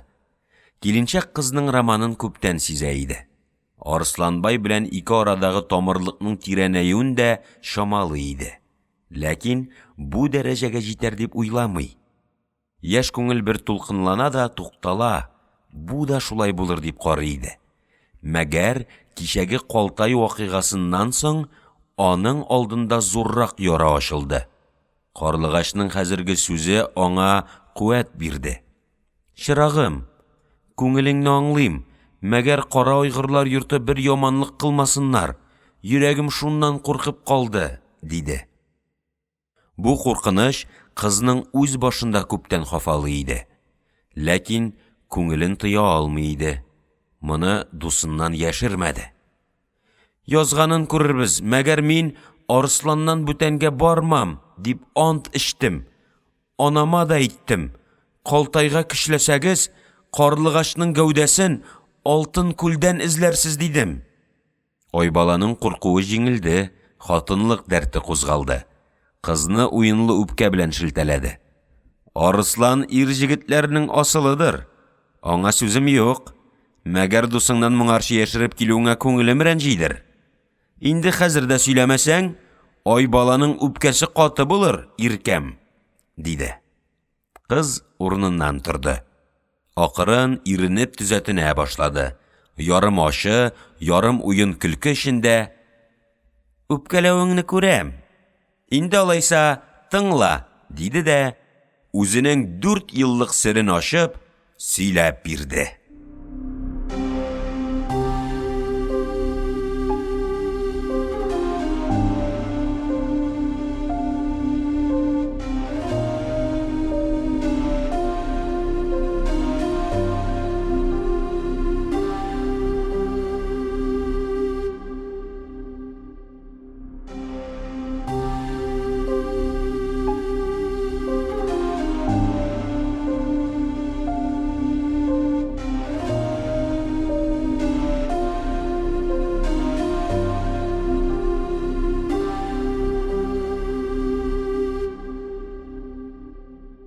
Уникенче бүлек. Казак илендәге зур туйларның берендә бүз балалар белән яшь сылулар кара-каршы утырганнар. Думбрасы, зөрнәсе белән шау килеп, уен көлке кылалар, үләң җыр әйтешәләр. Карлыгач 14 яшендә генә, мәгәр буйга җитү, йөрәгендә дәрт уянган бер кыз иде. Аның каршысында асыл киенгән, укалы бүреге, алтынлы кәмәре белән ялтырап, кызыл кортның бер җегете утыра. Мәгәр кызның күңеле моңа бармый. Җегетнең мактауына каршы каты чәнчеп, үләң белән җавап кайтара. Шул вакыт ишек ачыла. Ялгыз бер җегет килеп керә. Бүз балалар, сылулар арасында кайнашып йөргән бер акын тора биреп, кунак җегетне мактый башлый. Кыз аңа күз ташлый. Озынча төз буй, яңа сызылып килгән куе кара мыек, моңгайга таба бераз киңәеп килгән акыллы йөз, билдә кәмәр, кулда камчы. Яшь йөрәккә ут төшә, кан кайный. Мәгәр танымады, кем дип сорарга кыймады, сүз әйтергә теле бармады. Ахырдан түзмәде. Кем ул иде? Диде. Танабугаларның өлкәне Мағжан Хаҗи дигәннең ялгыз баласы диделәр. Мәгәр диделәр, күңелеңне сузма. Найман иленең Азымбай дигән берәүнең айдай йөзле, камыштай буйлы бер сылу кызы, ул җегетнең калымлыгыдыр, диделәр. Хәер, диде, киң далада кызның да, җегетнең дә сылулары аз имәс гуй, диде. Мәгәр яшь күңел бу сүз белән тынычланырмы? Әдәмнең һич берне әйтмәстән аны эзли башлый. Айлар үтә.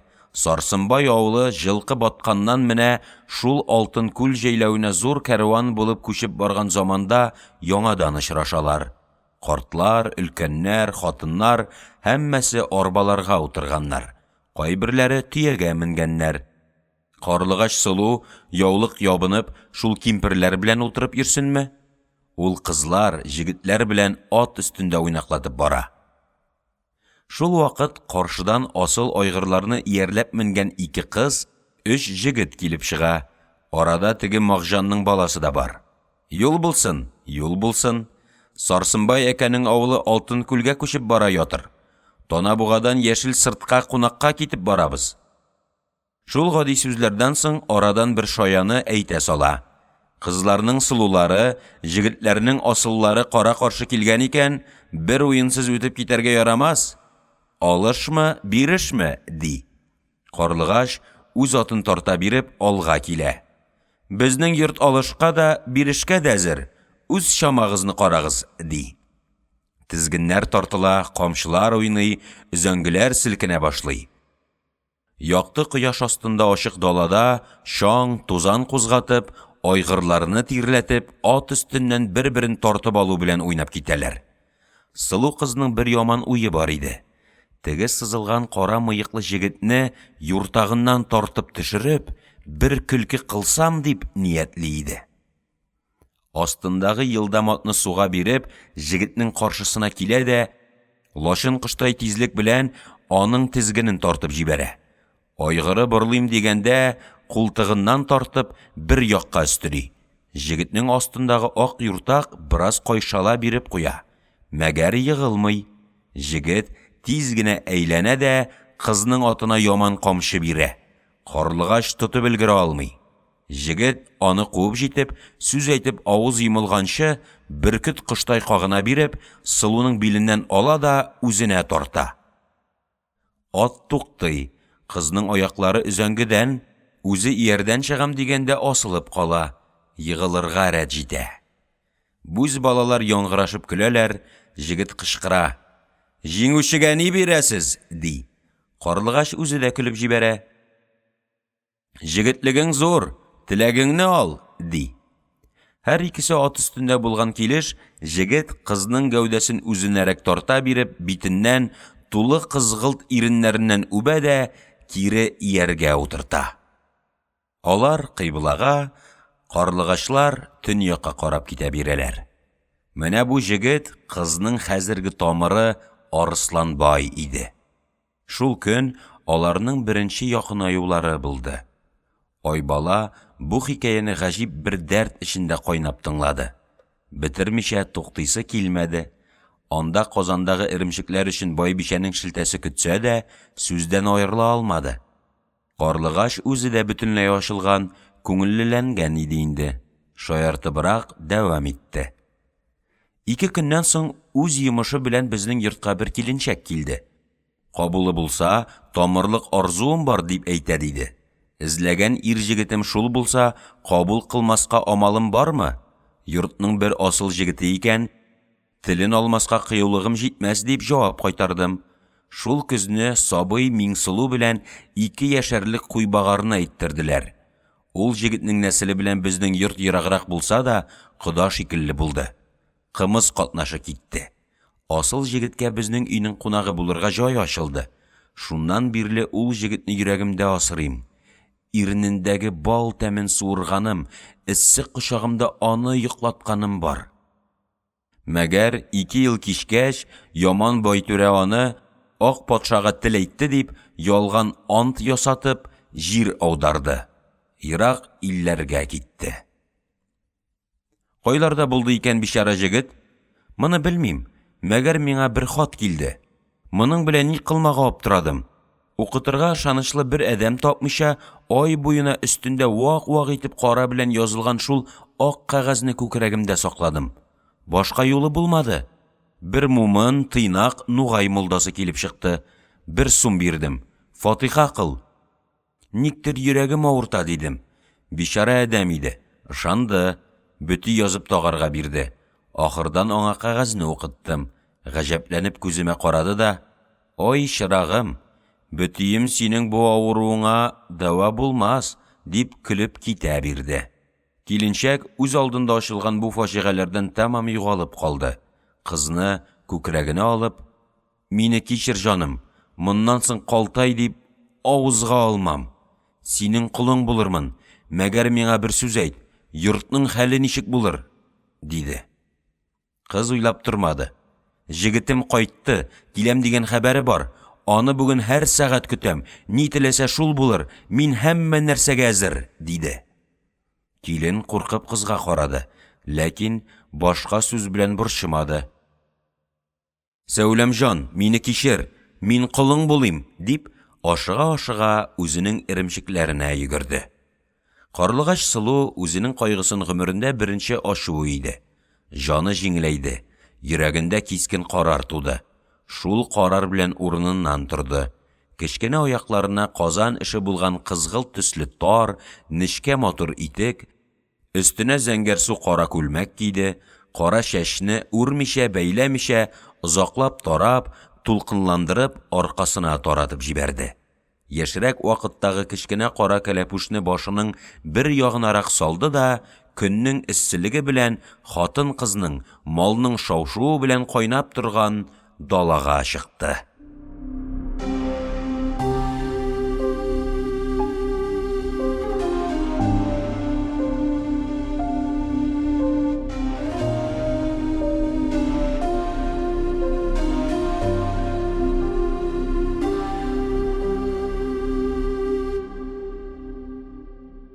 13-нче бүлек. Уртадагы өлкән өй белән ялчылар өчен ясалган читке кара соры тирмә арасында жырлый-жырлый киез басучы хатыннар Карлыгачны: "Күк кояшы, Минем сылуым йокыдан торсын дип, сабырсызлык белән көтсә дә булдыра алмады, үз юлы белән китә барды, дип шаяртып каршы алдылар. Эремчек эшен бетереп киезгә тотынган Айбала, «Карагым, без арып калдык, бераз булышсаңчы», диде. Кыз карчыклар белән исәнләште дә, көлеп җавап кайтарды. «Әкәм белән шишәмә зур үпкәм бар, мине бу һөнәргә өйрәтми калдырганнар», диде. Айбала тагы, «Моңа өйрәнәсе юк? Күңелеңдә дәрт булса, бер күрүдә беләсең», дип шаяртты. Сылу иркәләнеп аның сүзен бүлде. «Өлкән аналар гаеп кылса да әйтим, бу эшкә күңелемдә юк», дип көлде. Киез басу эшендә юлбашчылык кылган ак чәчле, кирле күлмәкле, җимерек борынлы карчык, «Өйрәнми куя бир, Сәүләм. Кыз чагың, алтын чагың, ни әйтсәң шул килешә, ни кылсаң шул ярый. Мәгәр кайната йортына килен булып төшкәч, аял көне эт көне гуй, балам. Анаң канаты астындагы вакытның кадерен бел, уйна да көл», диде. Киленчәкләр, «Кимпернеке дөрес, кыз чагың, алтын чагың, килен булгач хәл яман», диешеп, бүрәнә кебек уралган киезне җәйеп җибәрделәр дә, казандагы эссе суны китереп сибә, кайбер нечкәрәк җиренә яңадан җын кушып баса башладылар. Өлкән тирмәдән Байбичә алтын чәчнең тавышы ишетелде. Кыз анасына барыйм дип борылганда, өйләренең артына 2 тәгәрмәчле арбага ябык үгез җиккән бер кимпер килеп тукталды. Киез басучылар эшләрен ташлап арба янына җыелдылар. Айбала, «Хуш килдең, шишә», дип, кунакны ярым күтәреп, әрҗәсеннән тартып төшерде. Бу Әхмәт авылының әлеге Азымбайны кыйнаган дивана карчык иде. Байның ялчысы Жылкынбайга ераграк булса да кардәш иде. Каршы алучыларга кул биреп, мал жанның аманлыгын, ил көннең саулыгын сорашып бетәр-бетмәс, ярым каһәрләп, ярым елап, үзенең йөрәген ачты. «Илнең бай түрә дигән эте, бердән бер карагым улымны, урыс түрәне үтергән дип, ялганлап, ант ясап, гуах шахид табып, каторга җибәрде.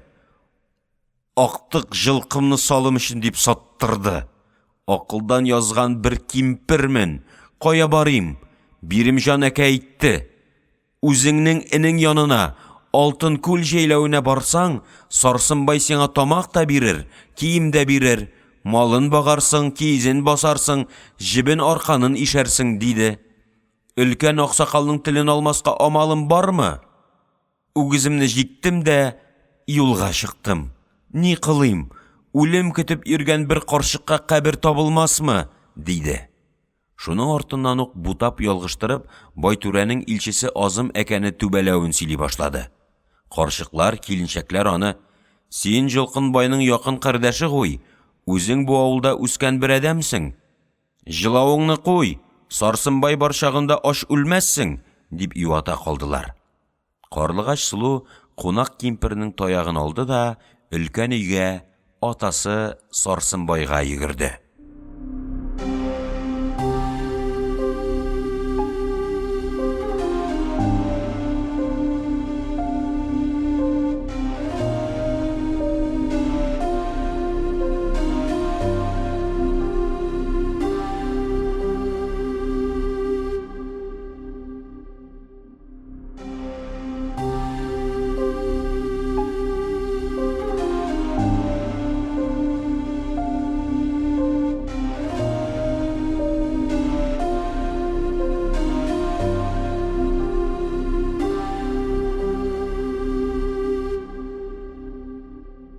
14-нче бүлек.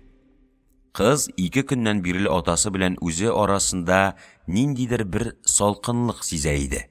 Кан дошманның илчесе кыйналу хакындагы сүз белән аның күңелен алмак булды. Ул кергәндә Сарсынбай түгәрәк тирмәнең түрендә чәй эчеп утыра иде. Иркә Сылу бик шак кына каушап, ләкин назланып атасына барды. Акрын гына елмайды. «Әкәм», диде. «Кызың сиңа бер хәбәр белән килде.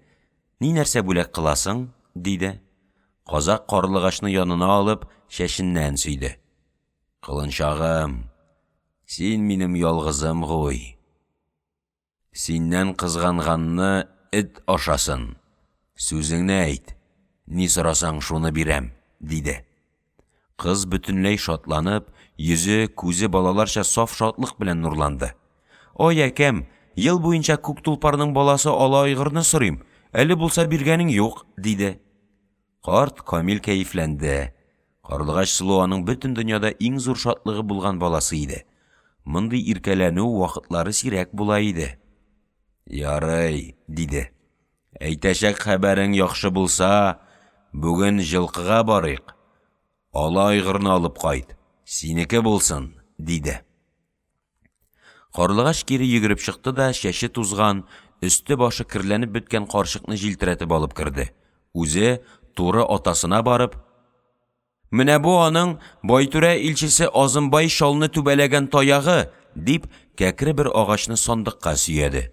Үзе самавыр янына утырып, шәй эчәргә, әткәсенә ясарга тотынды. Сарсынбай утырган килеш кимпергә, «Юл булсын, шишәм. Өйнең түреннән утыр», диде. Карчык шәй янына, җирдәге киезгә утырып, мал җанның аманлыгын, ил көннең саулыгын сорашканнан соң, Биримҗан аксакалның сәламен әйтте. «Әгәр кумасаң, синең катыңа сыйынырга килдем», диде. Бай, «Казак йортында мондый сүзне сөйләмиләр. Дала киң, җәйләү зур. Безнең йортта бер кимпергә генә урын табылыр. Син үзең бу авылда үскән бер әдәмсең гуй», диде. Карчык үз гомерендәге иң зур вакыйганы акрын, сабыр, ләкин байтак бутап, кайбер вакыт Байтүрәне күз алдында күргән кебек сөйләп бирде. Байтүрәнең, ди, күк аргамагын менгән, көмеш иярен тарткан, камчысы кулында. Моны күргәч йөрәгем чыдамады. Таягымны алдым да чыкканын көттем. Ник килгәндер, белмәдем, мәгәр атаңа нәләт булган Байтүрә, бу синең әдәмме, дидем. Аксакал үзе әйтмәде. Өлкән әдәмнән сорарга телем бармады. Син, дидем, атаңа нәләт Байтүрә, җиде бабаңның каберен ачып, фәлән кылайым, сакал, дидем дә, Азымбайның башына таяк белән үрмәләдем. Син атаңа нәләт, дидем. Син җыны кыйлган бер этсең. Байтүрәнең ташлаган сөяге өчен аның хәрәм малын багучы, ил талап җыйган дәүләтен саклаучы бер яман эт син. Атаңа нәләт, сакал, дидем. Кыйнарга бирмәделәр. Җылап, үксеп, төнемне саташып үткәрдем дә сиңа килдем. Аксакалдан сорарга базмадым. Мәгәр ул Азым дигән карт эт безнең илне шул яман эт Найман балаларына карату өчен килгән булса кирәк. Киленчәк шулай әйтте. Тышта ат аягы ишетелде. Кимпер белән Карлыгач Сылу чыгып киттеләр. Кулларына камчылар тоткан, көннең кызулыгына карамастан зур итек, көпе, колакчын кигән 4 казак килеп керде. Сәлам бирделәр. Бай, юл булсын, диде. Кунаклар үз дәрәҗәләренә карап, кайсы түргә, кайсы түбәнрәк аяк бөкләп утырдылар. Арадагы юан, симез, Этбай исемле бер казак, Кашкарбай хаҗиның йылы тулган көн икән. Шуңа бата кылырга китеп бара идек. Мал җанның аманлыгын белик, өлкән йорт кымызыннан дәм татыйк, яхшыларга сәлам бирик дип уйладык, диде. Бай хуш килдегезне әйтте. Тукал кереп, ишек төбендәге зур сабаны пешкәк белән беренчә кат шапырды да, өлкән табак белән Сарсынбайның алдына кымыз һәм берничә савыт китереп куйды. Дөньяның, йорт илнең саулыгыннан, күчәргә җәйләүләр бетеп баруыннан, зур күлләр, асыл сахралар урыс түрәләргә китеп, казак өчен мал йөртергә генә түгел, балаларын күмәргә каберлек тә калмавыннан күп сүз булды. Бай шапыра биреп, кымызны сала торды. Җәйләүдән Байтүрәнең үләм дип авырып ятуына, ул дөньядан кайтса, яңадан партия талашы башлануына үчтеләр. Ул арада ак урамалны сарган сабыр, мәһабәт алтын шәш килеп керде. Кунаклар урыннарыннан кузгалмыйча гына, «Аманмысыз, байбишә?» диделәр. Хатын күтәрелеп карамыйча ишетелер-ишетелмәс кенә, «Шөкер», дип җавап кайтарды да, түрдәге сандыклардан берсен ачып, нидер ала башлады. Сүз яңа вакыйгага күчте. Байтүрә партиясенең Найман ыргысының юлбашчыларыннан Яңгырбай дигән зур байның кызы 7 яшьтә икенче бер байның улына әйттерелгән икән. Калымлык башка берәүне сөйгән. Шул кызны бүген төндә 4 җегет ат менеп килеп, урлап алып качканнар. Бүген ике йорт арасында алаш әйтеп, гауга чыгарга торадыр ди. Аңарчы үз эшендә булган алтын чәч, сүз моңа күчкәч, сандыгын ябып мәҗлескә таба әйләнде. Берничә сөаль бирде. Чөнки бу кодалык бөтенләй Байтүрәнең өлкән хатыны Рөкыя байбишәнең осталыгы белән эшләнгән иде. Бу ике байбишә исә яшь вакытларында моторлык белән, аннан соң байлык белән илдә өстенлек өчен ярышучылар иде. Хатын сабырлыгын җуйды, йөзенә җылан зәһәре чыкты. Кунакларга әйләнеп, начар яшерелгән шатлык катнаш агулы тавыш белән сүзгә кушылды. Рөкыя байбишә Тургайбай хаҗиның туенда күп җәмәгать алдында миңа иблистәй мактанып әйткән иде. Кирәксә мал бирәбез, кирәксә кыз бирәбез, кирәксә җир аударабыз, мәгәр үз теләгәнебезне кылабыз дигән иде. Инде күреп карыйк, Найманнар белән җегетнең кардәш ыргысы алаш кычкырып, бер-берен канга батырса, малын җылкысын куып китсә, Байтүрәнең дана бикәсе ни нәрсә кыла белер икән? Диде. Мусафирлар бу ике бишә арасындагы талашны яхшы беләләр. Байтүрә белән Сарсынбай арасындагы илгә баш булучылык көрәшенә караганда да, бу ике матур, акыллы байбишә арасында хатыннарча зәһәрлерәк, ялкынлырак дошманлык барын күптән күрәләр иде. Хуҗаның күңеле өчен бер сүз әйтүне кирәк таптылар. Түрдәге калын казак бикәгә карап: "Борынгыларның бер сүзе бар. Кырымаган кые булмас, ярылмаган таш булмас" дигәннәр. Рөкыяның хәле дә шуңарга охшап калса кирәк, диде. Кунаклар савытларын бушатып чыгарга уйладылар, ләкин алтын чәч: "Юлыгыз ерак, көн бик кызу, сау малдан да берәр аяк татыгыз", дип кечерәк бер сабадан тагы кымыз китереп утыртты. Кунаклар ишеп бит сыйпадылар. Авыл тиздән күчәчәк булганга, алдан барачак кызыл ком җәйләвен барып карап кайтам дип, Сарсынбай да чыгып китте. Байбишә табакны аякларына алып куйды да, яңадан сандыгын ачып, ниндидер кәгазьләр актара башлады. Ай ярымнан Карлыгач суының туе булырга тора. Партия, сайлау талашлары да ерак түгел. Буларның һәр икесенә күп чыгым кирәк булачак. Малның хакы да күтәрелгән диләр. Шуңа күрә бай якын арада җылкыдан, куйдан, үгездән барлыгы бер 50 баш караны шәһәргә сатарга кудырмак була. Кайберләренең язулары югалган. Байбишә хәзер шуны эзли иде.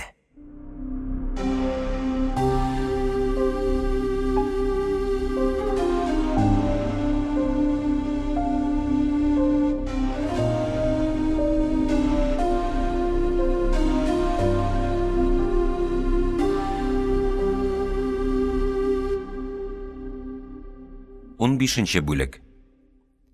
Даладан бала елаган тавыш килде.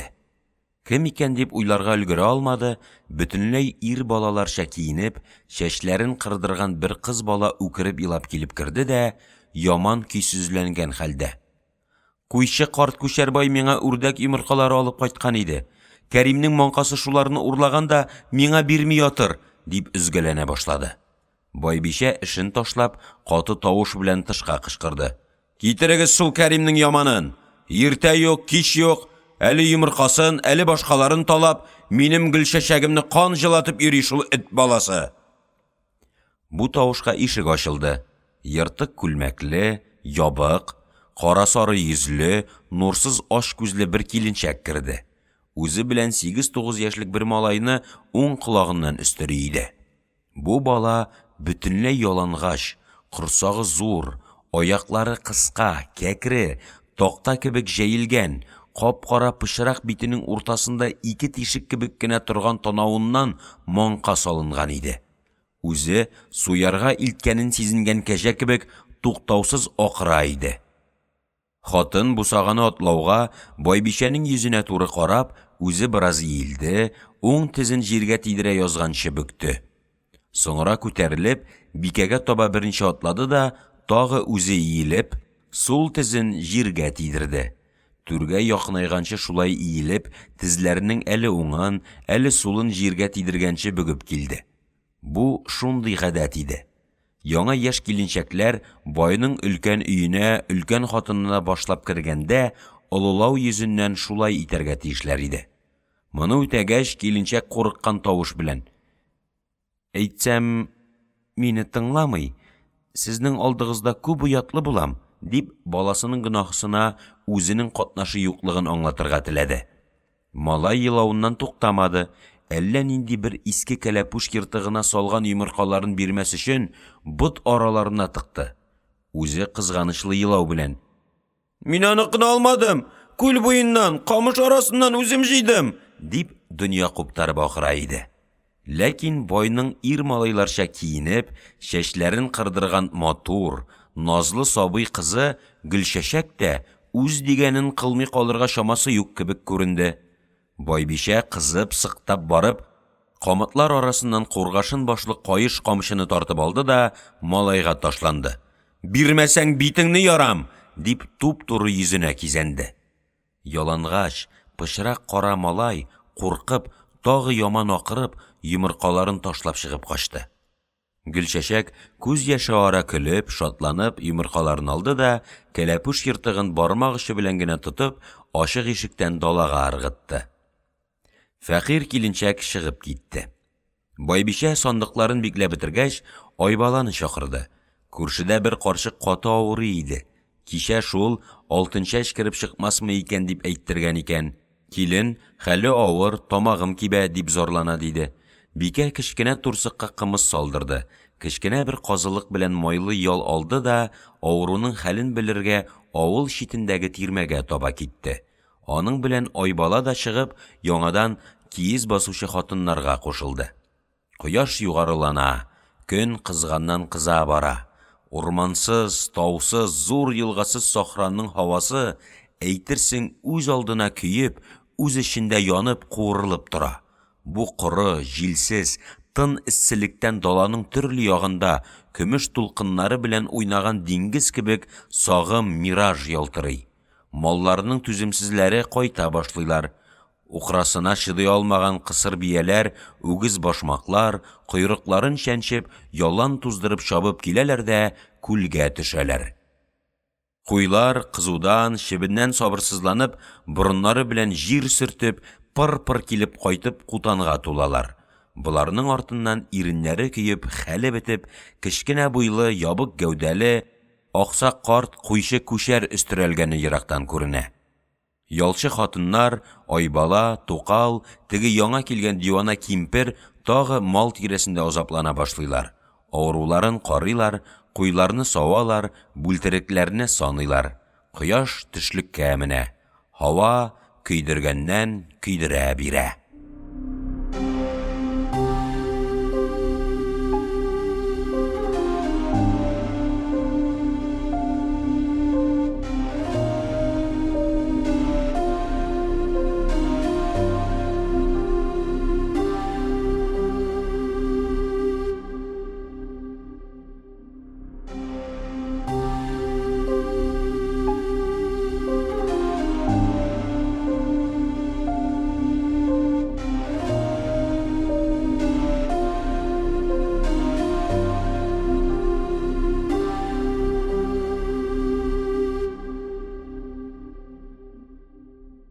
16-нчы бүлек. Карлыгач бу кызуда янып, бүз балалар килинчәкләр белән шаярып арыгач, тирләп пешеп ак өйгә керде. Төнлекне япты, кояш карамаган якларның киезләрен бөтенләй күтәреп, өч яктан кирәгеләргә челтәрләрне сөяде. Тирмәдә бер кадәр талгын һава булды. Шуларны бетереп, үзенең кул эшен алырга гына торганда, шатлыгыннан кая басарга белмичә, Айбала килеп керде дә кызны кочаклап үбә башлады. «Карагым, сөенечеңне әйт, тамырың килде», диде. Карлыгач: «Сәүләм, җаным, җиңгәм, зур бүләгем юк, яңа теккән ак күлмәгем синеке булсын», дип, киленчәкнең биленнән алган хәлендә ашыгып тышка ташланды. Хәбәр дөрес. Өлкән өйнең артында көмешләнгән иярле сылу айгыр көннең кызулыгыннан йөрүдән тирләп башын чайкап тора. Аның янында Тукал, дивана кимпер, тагы берничә хатын күренә. Булар уртасында башына укалы бүрек кигән, чуар кием өстеннән кара алтынлы кәмәр буган, урта буйлы, текә киң маңгайлы, карасу йөзле, тарайып килгән иякле, сызылып чыккан кара мыеклы, ялтыр кара чәчле, тулы канлы, камыш буйлы бер җегет кулындагы камчысын уйната биреп, көлә-көлә нидер сөйли. Кызның йөрәгенә тулкын йөгерде. Каны башына китте. Айбала курка калды. Карлыгач сулу бу яман телле, гайбәтчел кимперләр алдында яшьлек кылмагае иде дип уйлады. Ләкин кыз үзен бер минутта кулга алды, атлавын акырнайтты, ачык, шат елмайды, эчке мәхәббәтле, ягымлы тавыш белән. Ак патшага кара тел әйтеп, даладан сөрелгән минем тамырым өчен юллар ак булсын. Казак йорты еллар буенча сине күз яше белән көтте, дип күреште. Кунак җегете сылуның нәфис, кечкенә, йомшак кулларын җибәрмичә бераз кысып, ләкин нурлы кара күзләрен аңардан алмыйча, тамырының сәламенә каршы, казак йорты үзенең җир аударылган баласын искә алгандырмы, юктырмы? Мәгәр Арысланбай бу җәйләүләрнең алтын көннәрен сагынып, ерак илләрдә күп моңлык кылды, дип кызга киная ташлады. Бу сүзләрдән Карлыгач сылуның кара туткыллы сылу йөзенә нечкә хәсрәт пәрдәсе белән өртелгән матур, кара күзләренә нур чәчелде. Бераз гына да уйлап тормыйча, тамырына елмайды. Аңа каршы шундый ук киная ыргытты. «Кунагым», диде, «хафа булмасын, малҗан аман, йорт ил исән. Алтын күлнең ак кошлары турында югары һавада кара сұңкарлар күп әйләнде. Мәгәр тәкъдир саклады», диде. Кинаяләрне җегет белән кыз үзләре генә түгел, башкалар да аңладылар. Шаян, үткен, ләкин сак киленчәк Айбала, яратып көлә төшеп, сүзне икенчегә борды. «Чит илләрнең җир суы килешкән булса кирәк. Безнең Арысланыбыз киткәндә бала сыман иде. 2 елда әбдән мыктый, таза, тәвер җегет булып кайткан», диде. Тукал да йортның бу арада иң өлкәне булганга, кунакны сагынулары, аның язмышы өчен хафаланулары турында берничә сүз әйтте. Аңарчы ахмакча елмаеп торган дивана карчык та телгә килде. «Ой, кыдаем, ау! Ашыйсы ризыгы бетмәс, башы исән булса әдәм баласы бер кайта икән.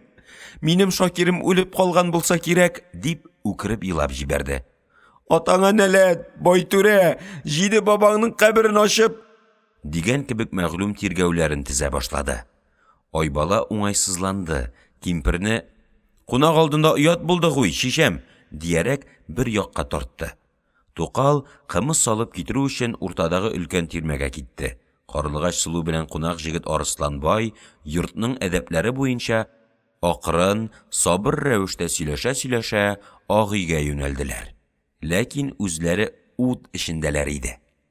Түгәрәк киез өйнең эченә кереп, артта ишек ябылуга, илнең гадәте, йоласы, тышкы вәкәре бер секундта каядыр очтылар. Кызның сабыры бетте. Акылдан шашып, йөзе агарынган хәлдә, үзен үзе белмичә, «Карагым, иркәм, үләм, ау!» дип җегетнең көчле кочагында югалды. Дөньяны әдәм кайнап торган даланы оныттылар. Җир күк әйләнде, аяк астындагы туфрак каядыр китеп караңгылык алды. Айлар буенча озак сагыну утында газапланган йөрәкләр эчке сөю ялкынында эреп бергә яндылар. Кайнаган каннар, томаланган күзләр, янып күйгән иреннәр озак, каты үбү эчендә хәлдән тайдылар. Тышта ниндидер каты тавыш ишетелгән кебек булды. Кыз һушына килде.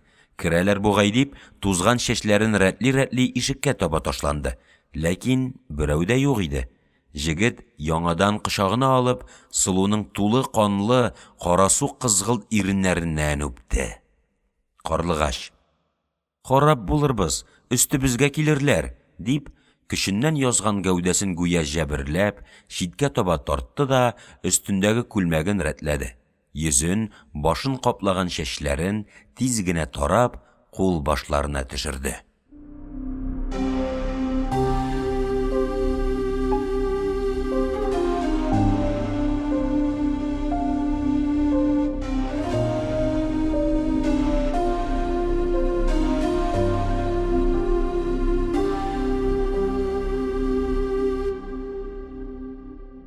Унҗиденче бүлек.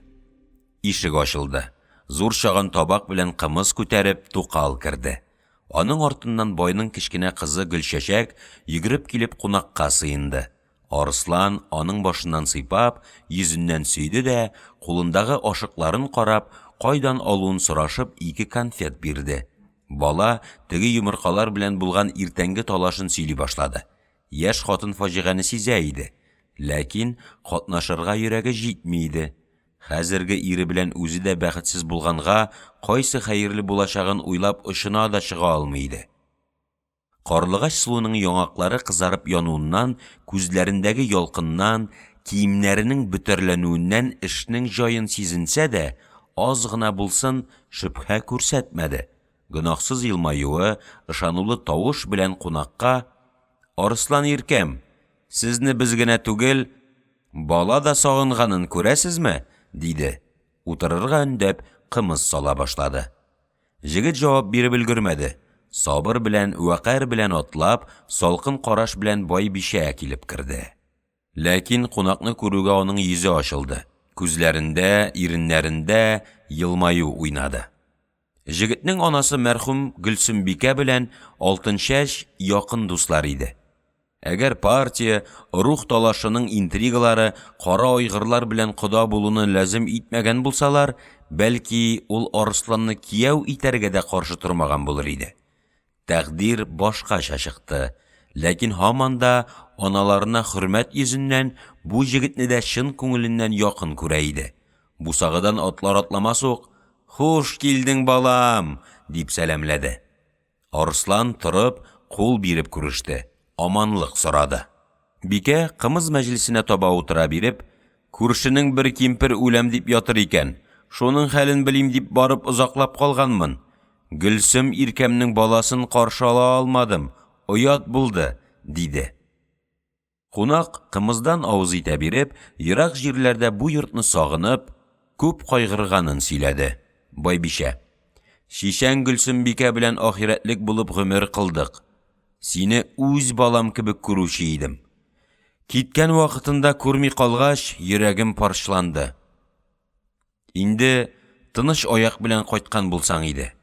Бала дип, җан дип, күңел шатлыгы белән үстерәбез дә, көннең берендә аерылып калабыз", дип урамал ошы белән күзендәге яшен сөртте. Тыштан ат аягы тавышы ишетелде. Сарсынбайның калын, акрын тавышы килде.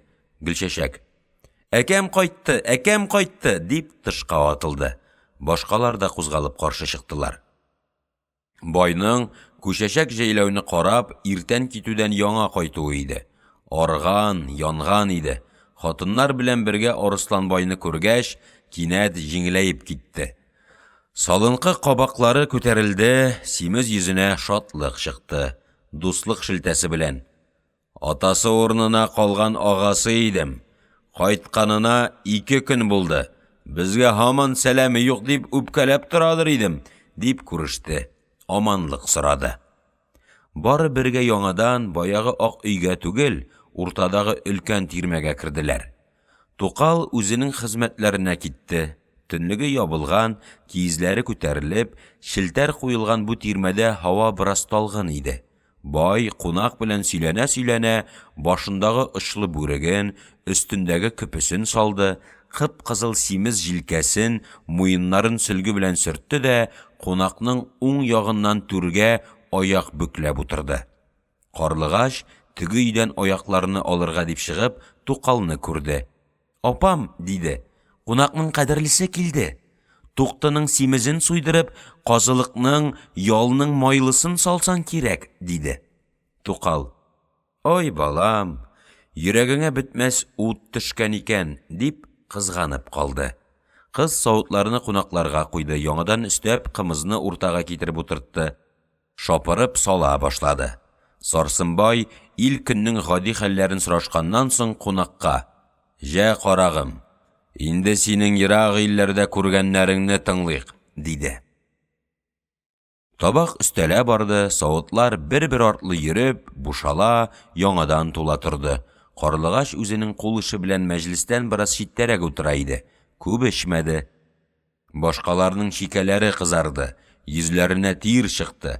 Исереклек, кан тамырлары буена тарала биреп, кәефле, бераз кызмача хәлгә керде. Казакның ансыз да сүз сөйләр теле хәзер бер ләззәт белән әңгәмәне акрын-акрын суза торган булды. Җегет кайбер караңгы, кайгылы, кайбер көлке күренешләрдә үзенең күргәннәрен сөйләп утыра бирде. Атбасар, Кызылъяр, Күкшәтау, Кустанай, Сими, Өмбеләрдән алып, Сары Арканың башка илләре, Урта, Кече, Олы йөзләре, Тургай, Мафышлак, Пешпәк чүлләре, Балкаш, Арал диңгезләре, Заравшан буйларын кичеп, Ташкентлар, Актүбәләр аша Яман калага җитте. Аннан соң үзенең ничек кайтуына тукталды. Әкәмнең якын дусларыннан адвокат Тынышбаевның бу турыда зур ярдәме булды, диде. Ул адәм губернаторда булган, Петербургка барып, вәзирин-мәзирин күргән. Бу кешенең димләве буенча, Арысланбайның сөргөнгә дучар булуын хаксыз күрәбез. Без аны яхшы беләбез. Ул ак патшага яман теләйтә торган адәм имәс. Тик җәйләүдә үзе кебек бүз балалар белән ил кыдырып, кымыз ичеп, кызык эзләп, кыз күзләп йөрүдән башканы белмәгән бер җай казак гуй, дип йортының яхшылары кул куеп кәгазь биргәннәр. Менә шуның буенча аңа калага Танабуга ыргысы Мағжан баласы Арысланбай дигән җегет казакның гөнаһсыз бер баласы икән, аңа үз иленә кайтырга рөхсәт бирелә, дип язылган әмер килә, диде. Яхшы ук кызып алган Сарсынбай утырган җиреннән ишеккә таба каты итеп какырып җибәрде дә: «Атаңа нәләт! Шул Найманнардан Сары Арканың котылыр көне булырмы, юкмы? Сине сөрүчләр шулар булды гуй!» дип тәмләп, каһәрләп сүгенә башлады. Сүз дивана кимпернең таягына күчте. Бай кызына карап көлеп куйды. Азымбайны акылга утырткан ул кәкре агач кыйммәткә төште. Карлыгачым аның хәбәрен китергән өчен миннән Синешкә күк тулпарның баласы Ала айгырны алды, диде. Моңарчы тик утырган Сылу шатланып сүзгә кушылды. Әкәмнән, ди, ел буенча шул асыл юрганы сорап йөридер идем. Байтүрәнең илчесе үзе белмәстән миңа алып бирде, диде. Кунак җегет: «Минем атланганым да шуның ераграк бер нәселеннән килә. Сылу белән ярышып карасак, ничек булыр икән?» дип шаяртты. Кыз атасына карады. «Әкәм миңа вәгъдә бирде. Бүген җылкыга барып алып кайтсак, сезнең йөгерекнең шамасын күрербез». Карт кәефләнеп көлде. «Иркә таям, атаң иртәдән бирле ат өстеннән төшкәне юк. Ерак җәйләү карап кайттым. Син аны тагын җылкыга алып китәргә кызганмыйсыңмы?» диде. Байбичә эченнән ризасызлык белән дәшми утырды. Ләкин кыз үзенекен кылды. Атасын бүген көтүгә барып, айгырны алып кайтырга күндерде. Кунак, Карлыгач, Сарсынбай өчәүләп көн бераз сүрелгәч барырга булдылар. Сүз яңадан таякка күчте.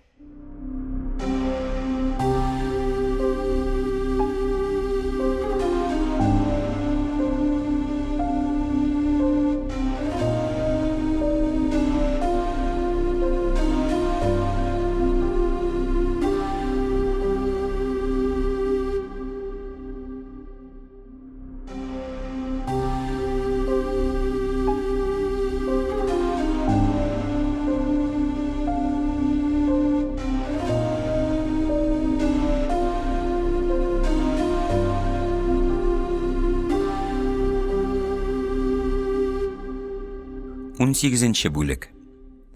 Моның төбе Арысланбайда иде. Кичә, ди, сезгә килергә ат иярләтеп идем. Шул вакыт йортның борынгы кодасы Азым әкә килеп төшмәсенме? Астында Байтүрәнең күк аргамагы, мәгәр үзе арыган, шаршаган, күңеле бозылган иде. Туктының симезен шалып, кымызны мул куеп кунак кылдым. Миндә кунып, бүген иртә бергә юлга чыктык. Ул Найман иленә атын тартты, мин сезгә киттем. Ул адәмнең күп сүзе бар. Карт көнендә акылы төзәлгәнгә охшый. Сарсынбай ул картны яхшы белә иде. Заманында сәүдә белән алыш-бирешдә булган иде, илчелектә осталыгы белән дә таный иде. Биремҗан аксакалга барып, дивана кимпернең таягын алганнан соң, бөтенләй кире юл белән яман шүлгә борылуы нидә булса тирән бер әйбер булганын аңа ашык күрсәтә иде. Кымызны яңадан сала биреп, ни булган икән ул байгышка?» диде. Кунак савытын бушатып куйды да, «Азымҗан картның миңа әйткәне шул, балам», диде, «алтын күл җәйләүенә бар, сарманнарга миннән сәлам әйт, ул йортның өлкәннәренә минем сүземне ирештер. Тауның ташы ни кадәрле каты булса да, бер җимерелә икән, диңгез булып җәйрәп яткан күлләр дә бер корый икән. Байтүрә нәселе хәзер шуңа охшап калды. Әгәр сезнекеләр яңа йорт салырга ният кылсалар, илнең ак күңел әдәмнәре ярдәмгә әзер булырлар», диде. Һич бер сүзне кашырмастан йотып утырган хуҗа урыныннан кузгала бирде. Бу аның өчен көтелмәгән бер эш иде. Бер минутта алдагы көрәшнең бөтен күренешләре күз алдына килде. Бер якта Байтүрә, Якуб, Яңгырбай, аңа каршы Сарсынбай, Арыслан, кияүе Калтай рухсы, тагы әллә ничаклы ярдәмчеләр. Дошманда мал күп, акча күп, урыс түрәдә астыртыналарны яклый, мәгәр Сарман рухсы кирәксә, акча да бераз түгәр, халыкның Байтүрәгә ачуыннан да файдаланыр. Буларны уйлап, Сарсынбай кунакны да, мәҗлисне дә онытып җибәрде. Башын югары күтәреп, тышка кычкырды. «Жылкынбайга әйтегез, бире килсен», диде. Тиз арада зур буйлы, киң кара, шадыра йөзле, йыртык киемле ялчы килеп керде дә, ишек төбенә тукталып, аш күзләре белән табактагы кымызга текәлде. Бай утырган җиреннән аңа санап әмер бирде. «Калган баруны иртәгәчә кичектерербез. Хәзер Тарантаска бүген яланнан кайтарылган кыла юрга белән бүртә айгырны җик. Арбага киез, юрган мендәр сал, яныңа Кәрим картны утыртып, Кыргак күл җәйләүенә бар. Туры Биремҗан аксакалга туктал. Сарсынбай сине кунакка чакырды. Йортымызның туктысыннан, кымызыннан тәм татысын дип үтенде диген. Танабуга иленнән Махҗан хаҗиның баласы Арыслан бай да бездә кунакта булып калды диген. Төшендеңме?» Ялчы Жылкынбай кымыздан күзен алды, чөнки өметләнү файдасыз иде. «Төшендем», диде дә борылып юлына китте. Ләкин чыгып өлгермәде баяңа. «Тукта», диде, җегет кире керде. «Син үзең», диде. «Кал, атларны җигеп бир дә Кәрим картның үзен генә җибәр, тиз йөрсен», диде. Ялчы ярый дип далага чыкты. Мәҗлестәгеләр аптырап калды. Кунак сорарга кыймады, ләкин Байбичә аңламый калырга теләми иде. Яше 90-га карап барган ул аксакалны «Булай мәшәкатьләргә теләвеңнең сәбәбен белә алмадым», диде. Сарсынбай ике сүз белән аңлата куйды. «Таяк үзе бар. Мәгәр кыйналган Азымбайның Биремҗан аксакал белән ниләр сөйләшкәне, ни өчен килгәне безгә аз мәгълүм. Чакыртуым шуның өчен». Кымыз бөтен тамырларга таралып өлгергән, артык сыйдырырга урын калмаган иде. Ничектер сүзнең дә җае өзелгән иде. Бу һәммәсенә сизелде. «Кунак, далага йөреп керсәк», диде. Бары да кузгалып, сахрага чыктылар.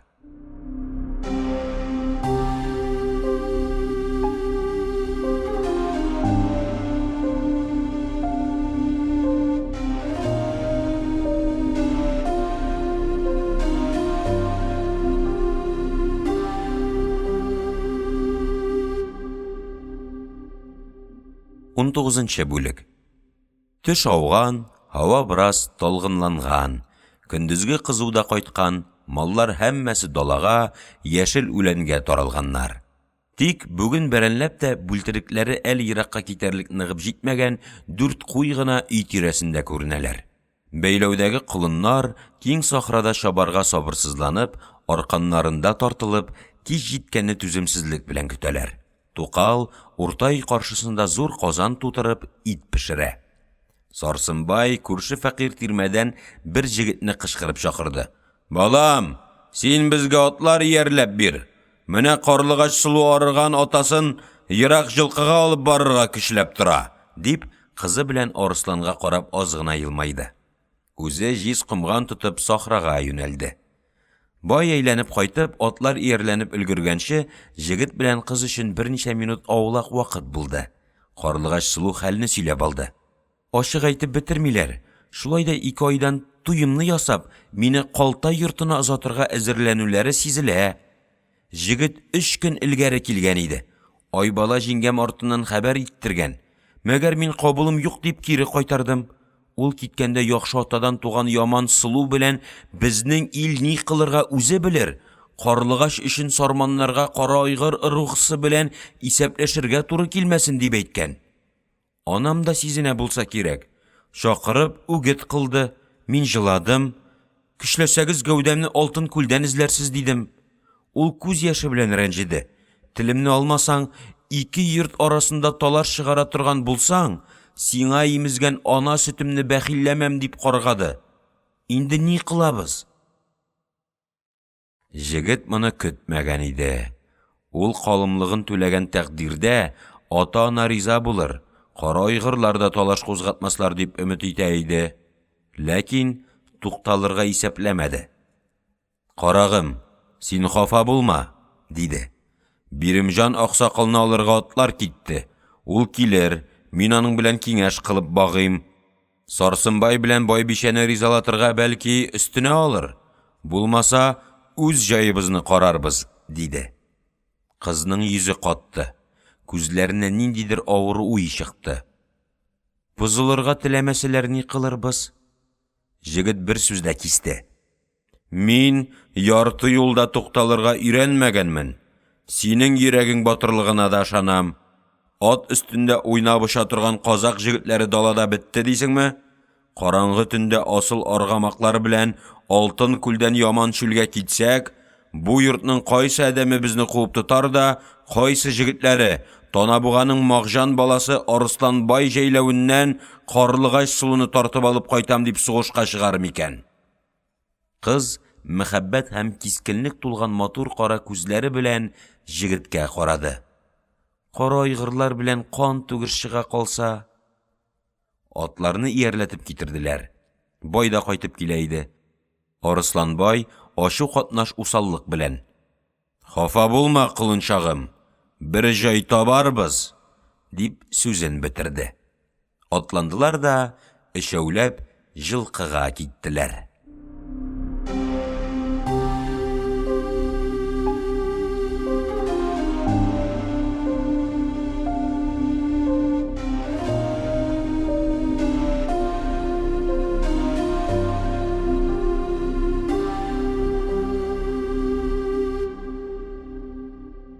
20-нче бүлек. Буларны затучы җегет көтүнең кайдалыгын өйрәткәндә, «Менә тора» дип бармак белән генә төртеп күрсәткән иде. Мәгәр аның «менә тора» дигәне 11 чакрымга якын җир булып чыкты. Далада җил кебек ошарга гадәтләнгән атлар хәтфәдә яшел үлән белән капланган бер сыртның 2 ягына болыт кебек җәелгән зур, тарау көтүгә килеп җиткәнче тирләп, янып төштеләр. Ләкин 40 минуттан артык вакыт үтмәгән иде. Көтүнең уртасындарак ат өстендә үзара сөйләшеп торган 3 ир күренде. Булар байның җылкышылары иде. Нәүбәтләп көтәләр.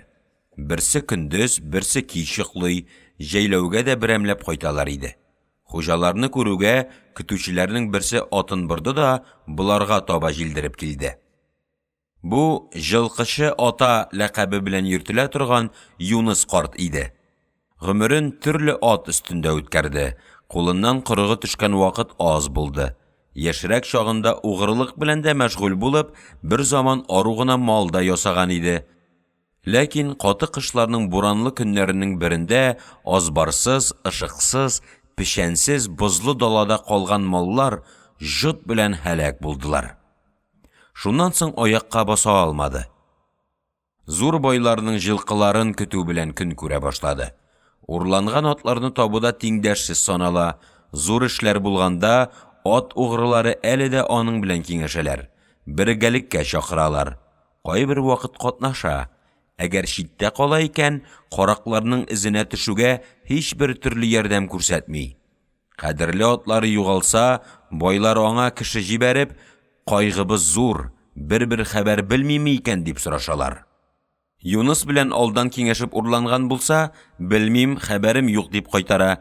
Әгәр аңа мәгълүм булмаган кешеләр кагылган булса, күп вакыт эзенә төшеп, югалган малны таба иде. Аның кулында булган көтү югалу, урлану бәләләреннән бөтенләй әмин, шөбһәсез санала иде. Байны күргәч, корыкны бер яккарак салып килде дә сәлам бирде. «Аманмысыз, утагасы?» диде. Хуҗа аны үзе белән тигез күргәндә әйтеп сәлам кайтарды, малның аманлыгын сорады. Көтүче: «Бер кылынны бүредән алдырдык, башкалары исән», диде. Арысланбайны таныгач хәйран калды. Үткен, усал, ялтыр күзләре белән үтә карап: «Тау тауга килмәс, мәгәр әдәм әдәмгә ышрар дигәннәр. Мағжан хаҗиның арысланы гуй син, кадерле җегет», дип кунакка илтифат ясады. Моннан 10 еллар элек хаҗиның исән чагында менә шул менгәнегез сынлы асыл юргасын каракларның авызыннан тартып алып биргән идем. Син ул вакыт бала идең әле, диде.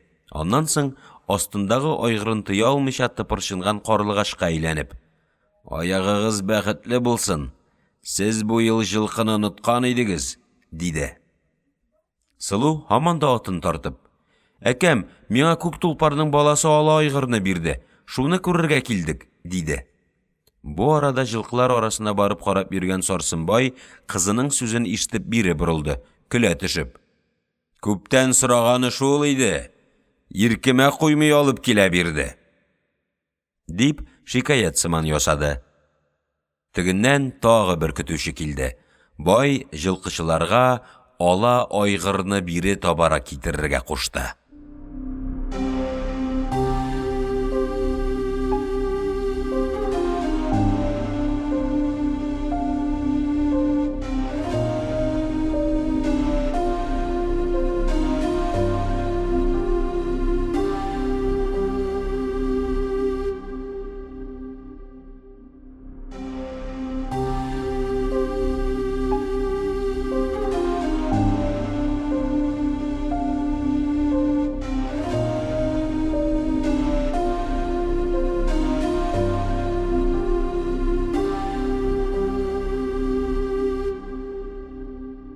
Егерме беренче бүлек.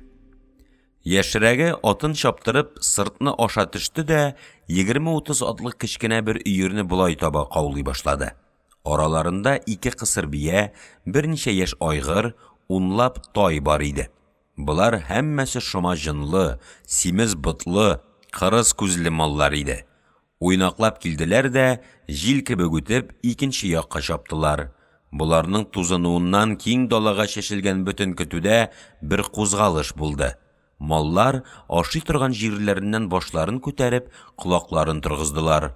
Уйнарга бер сылтау эзләп кенә торган яшьләре дала туздырып шабыша башладылар. Җылкычы атаның кәефе китте. Ул мондый рәтсезлекне яратмый, кайсы кирәк булса, шуны бер ташлауда корыкка эләктерергә өйрәнгән адәм иде. Йөрәге түзмәде. Фиу дип зөңгеләрен какты, атын әйдәде дә, кош кебек очып, бая килеп әйләнгәннәрнең каршысына барып чыкты. Һәм сүз әйтеп авыз йомганчы, кырык очындагы арканны бер айгырның муенына салды. Ләкин эләккән мал хәйләле яки үтә көчле иде. Белепме яки үзлегеннәнме, арканны сизүгә кире чигенде дә, котылып китеп әллә кая сикереп, шатлыгыннан дулап шапты. Карлыгач бу көрәшне йөрәк тулкыны белән күзәтеп, айгырның һәм җылкышының һәр икесенең тойгыларын үз ичендә кичерде. Бай белән арыслан дәшми-тынмый карап тордылар. Җылкышы атаның хурлыгы тәненә сыймас булды. Туктап, айгырның кая баруын күзәтте. Ике юлдашына карап, ике яклап кысып килергә кушты. Үзе шулар уңайына җылкылар эченә акрын гына атлап бара башлады. Ат өстендә бу юлы ни эшли дип эзәрләп торган сылу кыз юньләп күрми дә калды. Җылкышының корыгы каядыр ташланды, яшен тизлеге кебек бәрелешү булып алды. Көтүче ат өстеннән юк булды. Йыгылып тапталдымы, башка маллар һәммәсе төрле якка тыр-тыр килеп, дулап, сикереп таралдылар. Ашык мәйданда бер-берен өстөрәгән, берсе иярле, ике ат калды. Кырыс айгыр артык көч белән тартылып көтүчене ярым йыккан. Ләкин аякларын ярдән, зөңгедән чыгарып җиргә төшерә алмаган иде. Үзе муйнындагы җепкә яртылай булган хәлендә һаман тартыша, һаман бирелмәскә омтыла иде. Яшь җылкышыларның берсе чабып килеп, кырыктан тотты. Юныс бераз җиңеләеп, яңадан ияргә утырды. Инде айгыр җиңелгән, арканга эләккән иде. Ләкин һаман дулый, сикеренә иде. Бу тирәдән башка маллар качып беткәнгә, кунаклар да җыелып килеп җиттеләр. Тотылган җылкы Карлыгач Сылуга дигән ала айгыр иде. Хәзер 5нче яшьтә булып, әле гомерендә нукта урылмаган, әдәм кулы тимәгән иде. Һәммәсе атларыннан төшеп, шуның янына килделәр. Асып, яки атып үтерүе мәгълүм булмаган ят, белемсез дошман кулына беренче мәртәбә эләгеп, һич бер сүз дәшмәстән, ачулы йөз белән, рәхимсез кыланыш белән аяк кулына тимер богау салынган вакытта, яшь әсир адәм үзен ничек хис кылса, ала айгырның курку катыш кырыслыгы аңардан бик күп көчле иде. Муендагы бугалак аның хәлен бетерде. Шулайда аркан буйлап килеп, беренче мәртәбә Юнысның кулы ялларын сыйпый башлаганда, ул түзмәде. Актык куәтен җыйды, үзен үзе белмәстән дулап, дошманга сикерергә, һич булмаса тартылып, өзеп качарга уйлады. Ләкин куллар рәхимсез, бугаулар нык иде. Көтүчеләргә ярдәмгә Арсланбай белән Сарсынбай да килеп кушылдылар. Сылап, сыйпап, ялыннан, тамак астыннан иркәләп, аның башына озын, калын тизгенле кайыш нуктаны кидерделәр.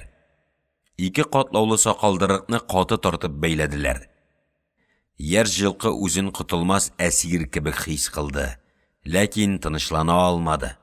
Аның тәне дерелди, зур ала күзләрендә куркулы дошманлык уты яна иде.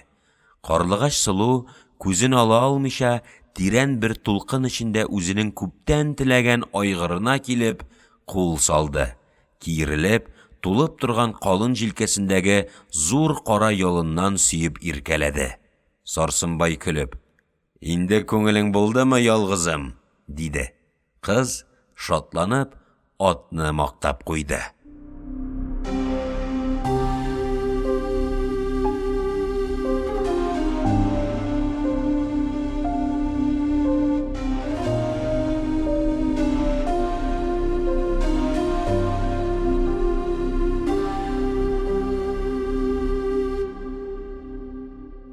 Егерме икенче бүлек. Бу чыннан да казак зәвыгы өчен сирәк атларның берсе иде. Буе озынча, зурлыгы уртача, шем кара ял, койрык көлтәдәй тулкынланып, үзеннән үзе бөтәрләнеп уйнап тора. Ботларындагы бераз тышка бәреп торган калын, каты итләре белән киң күкрәк. Маңгайдан авызгача боргаланып төшкән яра кашка айгырның нечкә, сылу гәүдәсенә айрым бер оригиналь төс бирәләр. Аскарак салынган иреннәре белән зур авыз эчендә тезелгән ак, озын тешләр, ут уйнап торган ялкынлы зур күзләр. Бигрәк тә ут чыгаргандай каты, үткен, тиз баса торган йомыры, кечкенә ялтыр тояклар аның бу киң далада бик күп җылкыларга алын бирмәс йөгереклеген күрсәтәләр.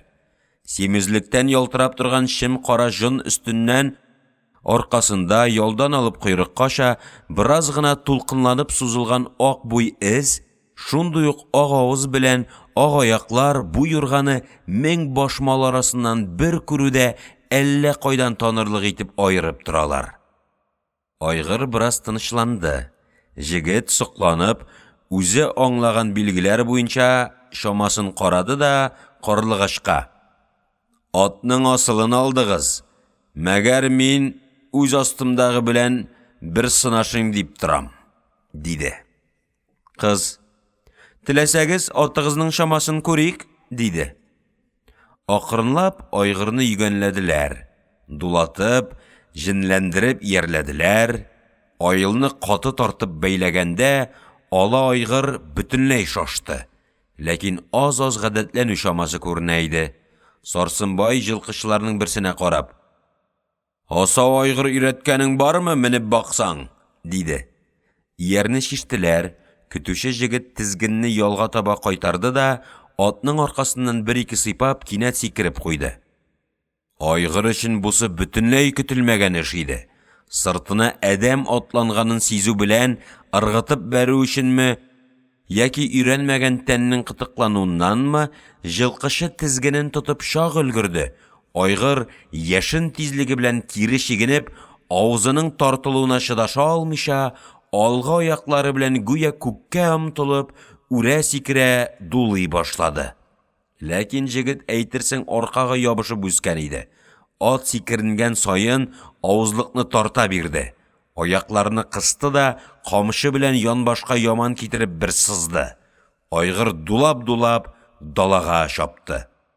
Җегет аның белән бергә очты. Мондагылар көлешеп, шатланып, җегет өчендә, айгыр өчендә кәефләнеп карап калдылар.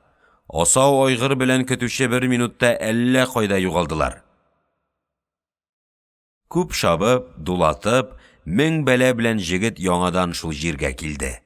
Җылкышы ата: "Инде булды, яңадан иярлә", диде. Кызның йөрәге дерелди, үзем менсәм дигән өмет белән яна иде. Ләкин карт көтүче якын килмәде. "Асау айгыр өйрәтәм дип, казак йортының бер сылуын югалту ярамас", диде. Арысланга да бирмәде. Ул үз гомерендә күп ат өйрәткән адәм иде. Әле моның белән күп мәшәкать булачагын белә иде. Йортта кунак булгач, ит пешкәндер, тукыдан, казылыктан бер сыгынып килим дип уйлады. Үзе менеп кайтмак булды. Әлбәттә, һичкем моңа каршы сүз әйтмәде. Җылкышы атаны ике көтүче булышлык кылып атландырдылар. Кыз, җегет, Сарсынбайлар да үз атларына менделәр. Дүртәүләп алтын күл җәйләүенә юнәлделәр. Ләкин өйрәнмәгән ала айгырга бергә бару да кыен иде. Көтүче әле кушылып, әле дулаган атын тыя алмыйча, дала буенча шабып, күп азапланды да, бераз җайлангач, нык тирләтү өчен ялгызы бер якка җилдерде. Карлыгач әткәсенә: "Мин дә җылкышы ата белән бергә кайтырга телим", диде. Бай каршы килмәде. Кыз атын суга биреп, асау айгыр менгән Юныс артыннан куып китте. Кунак җегет Сарсынбайны ялгыз калдырырга килештермәгәнгә, бик теләсә дә, алар белән бармады. Кечкенә матур туры ат өстендә, тигез, киң далада, атылган ук кебек ошып киткән сылу кызны карап калды.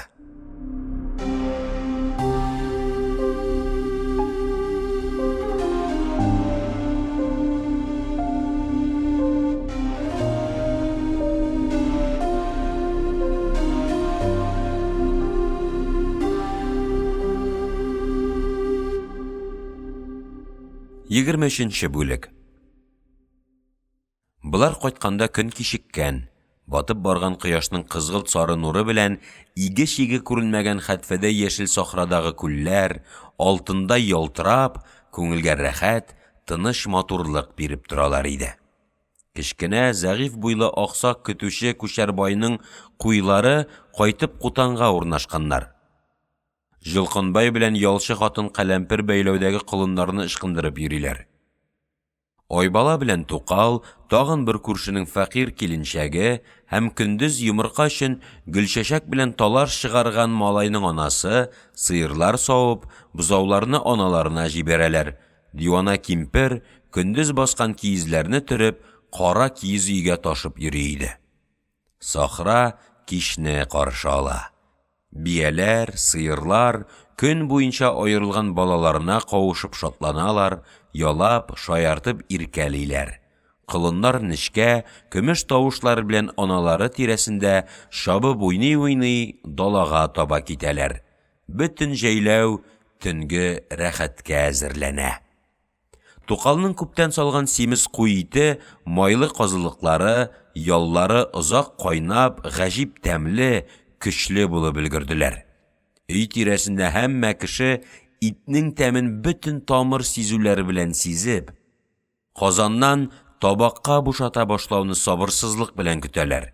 Тик кайбер гамсез балалар гына яңа җылкыдан алып кайткан матур, янар күзле, ак күбеккә батып тирләгән ала айгырны карап, үзләренчә шәпме, начармы, Арысланбайның юртагын узармы дип сүз көрәштереп маташалар иде.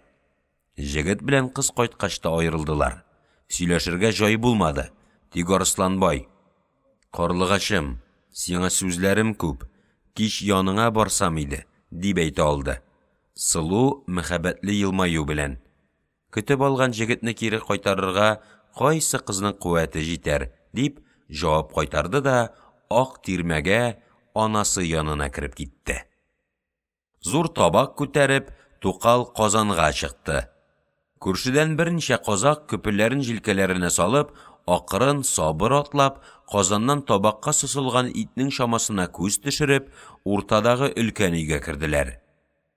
Йортның ялчылары, хатыннары, аш күз бала-чага берәм-берәм шул ит керәсе зур тирмәгә таба юл тоттылар. Җылкышы ата үзенең кардәше Аксак Күчәрбай белән сөйләшеп тора иде. Казан тирәсендәге кузгалу көчәйгәнен күргәч: "Әйдә, итне сыстылар бугай", диде. Булар кергәндә өлкән өйнең иче халык белән ярым тулы иде инде. Һәркем үзенең дәрәҗәсенә карап, кайсылары ишек төбендә баскан, кайсы шүгәләгән, өлкәнрәкләре киез өстендә урнашканнар. Иң түрдә, хәтфә палас өстендә аякларын бөкләп, зур симез гәүдәсе белән Сарсынбай утыра. Аның бер ягында ука бүрекле кунак җегет Арысланбай, аннан түбән Җылкышы ата. Аның янәшәсендә авылның фәкыйрь карты Ирҗан баба. Байның икенче ягында хуҗаның сәүдә эшләре белән йөри торган Куйбагар атлы җегет, аңардан түбәнрәк шул җәйләүнең ир уртасы фәкыйрьрәк казаклар тезелеп, бөтен мәҗлисне түгәрәк бер табын ясыйлар. Башкалар бу мәҗлискә кермиләр, читтә көтеп торалар. Җылкынбай кулына кечкенәрәк кенә җизләгән, комган алып, түгәрәк табындагыларның шул утырган хәлләрендә мәҗлис уртасында йөртеп, кулларына су сала башлады. Иң элек байга әйткән иде. Ул: "Мен юганмын", диде. Башкалар һәммәсе юдылар. Кирле сөлгә бирелде, кулларын сөрттеләр. Кемдер: "Ит килә", диде. Ишек ачылды. Аннан Тукал белән ялчы хатын табаклар күтәреп килеп керделәр. Ишек тирәсендәге халык аш күзләрен парланып торган майлы итләргә текәделәр. Түрдәге табынга туралмаган симез тукты, казылык белән түбәләмә тулы табакны китереп утырттылар. Иң өстә көйдерелеп пешерелгән куй башы, азрак җәймә бар иде. Бай гадәт буенча Тәңренең биргәненә шөкер дигән мәгънә белән ит өстенә карап бит сыйпады да табакны Җылкышы атага табарак этәрде. Хезмәтчеләрнең һәммәсе, олысы кешесе, ит, кымыз мәҗлесләрендә читтә, ишек төбендә күз атып карап торганнары хәлдә, Юныс карт һәр кайчан табынның уртасында була иде. Чөнки казакның көн итешендә җылкы асраучылык иң беренче урын тотканга, җылкы көтүләренең башлыкларының дәрәҗәсе дә башка ялчылардан югары тотыла. Җылкынбайлар, Аксак Күчәрбайлар һәм башка бик күпләрдән аерылып, Җылкышы атаның уртада булуы шул гадәт буенча иде. Юныс карт алдына табак килүгә кесәсеннән бер каеш тартма чыгарды. Аннан агач саплы, кечкенә пычак алып, тимер табакның читенә берничә ышкыды да, биргәнеңә шөкер дип, иткә тотынды. Иң элек башны йортның хуҗасы Сарсынбайга бирде. Бу берничә җирдән өзеп капты да, кадерле кунак җегет Арысланбайга тоттырды. Тирмәнең уң ягында утырган Тукал Юныска карап: «Мин агыйгә ит бирмәдем, шуннан өлеш чыгарасыз», диде. Кечкенә ак тимер табак китерделәр. Жылкычы ата аңа берничә кисәк казылык, 4 кабырга, 1 майлы бөер, бераз җәймә салды да: «Алыгыз», диде. Киленчәк Айбала моны алып чыгып китте. Бусы теге өйдәге Байбишә белән Карлыгач Сылуга иде. Калган ит шундагы җәмәгатьнеке иде инде. Бу читке өлешләрне бетергәч, Юныс карт пычагы белән турый башлады. Байның икенче ягындагы чәчле сәүдәгәр җегет тә кесәсеннән пәке чыгарып турарга тотынды. Башкалар тураганны ашарга керештеләр. Ләкин тураучылар үзләре дә ким куймыйлар. Авызлары даими селкенә. Күп вакыт иң симез лукмаларны йылт иттереп үзләре йоталар иде. Бик сирәк сүзләр белән берничә минут буенча яңаклар, куллар, тешләр туктаусыз эшләделәр. Өйлеп килгән ит табакның төбендә генә калгач, эшнең шамасын сизүче жылкычы ата иң элек үзе инсафка килде. «Булдым, биргәнеңә шөкер», дип, майлы кулларын итек кунычларына сөртә башлады. Башкалар да туйганмы, юкмы, бу ишарәне аңладылар. Азаккы лукманы зур, симез итеп йота-йота туктадылар. Бай табакны алдынарак тартып кунак җегеткә сунды. Арысланбай «булдым» дигәч, хуҗа теге ишек төбендәгеләргә берәм-берәм сыгындыра башлады. Бу өләшүдә алдан яки ахырдан зур яки кечкенә бирү сыгынучының дәрәҗәсенә карап иде. Сарсынбай акрын, сабыр сайлап, кулына 5 турам майлы ит алды да: «Куйчым, кил бире», диде. Көтүче карт Күчәрбай аксап килеп уң кулын сузды. Бай бирмәде. «Авызыңны аш», диде. Көтүче барын кабып, шәйни урынына барды. Аның бүгенге ит насыйбы шуның белән тамам иде. Хуҗа тагы 3-4 кисәк ит алып: «Ялчым, кил бире», диде. Зур, озын гәүдәсе белән күтәрелеп, жыртык киемле Җылкынбай килде дә үз өлешен йотып китте. Күршедән берничә җегет бар иде. Икешәр лукма алар да сыгынды. Көндез Гөлчәчәк белән талаш куптарган пычрак, бөтенләй ялангач кара малай ит кергәннән бирлек кечкенә, йылтыр кара күзләрен табактан алмый карап торды. Симез лукмаларны бармак арасына кыстырып авызга сузуларын, шәйнәүләрен бөтен тәме белән үзе кичерә барды. Бирмиләр, бетә дип коты ышкан иде, ләкин баяны да хәтерләде. «Әбәш, кил бире», диде. Хуҗа юри кулын тутырып, җәймә, ит, май йомарлаган иде. Баланың авызына сыю шөбһәле иде. Малай атылып килде. Авызын ачты. Бай бөтен җәмәгать көлешкән хәлдә тыгызлап тутырды. Баланың тын алырга хәле калмады. Авызының ике ягыннан май ага башлады. Күзе әйләнде, тынчыга язды, шулай да бирешмәде.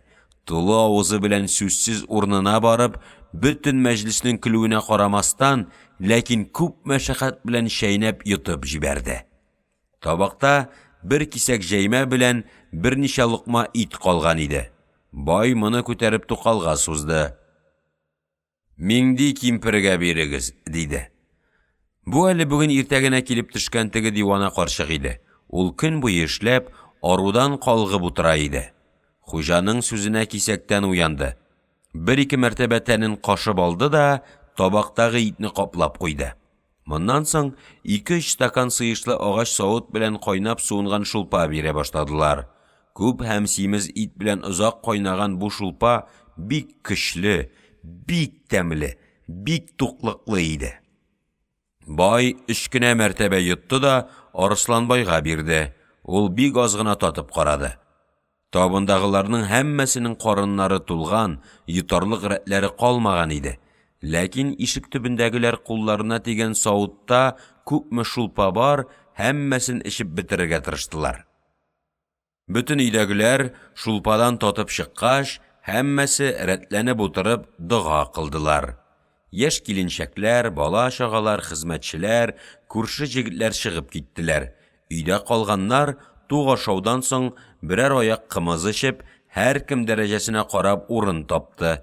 Мендәр, палас, киез яки ут башы урынындагы җиргә сузылып ятып, ара-тирә кикереп, әлхәмдүлиллаһ, биргәнеңә шөкер әйтеп, какырып, тагы кикереп, насбайны салып, кайбере тәмәке яндырып, озын-озак уен-көлкеле әңгәмәгә керештеләр. Арысланбайның сөргендәге хәлләреннән, Сарсынбайның Байтүрә партиясе белән талашларыннан соң сүзнең иң кызыклылары Жылкышы ата Юныс картта булды.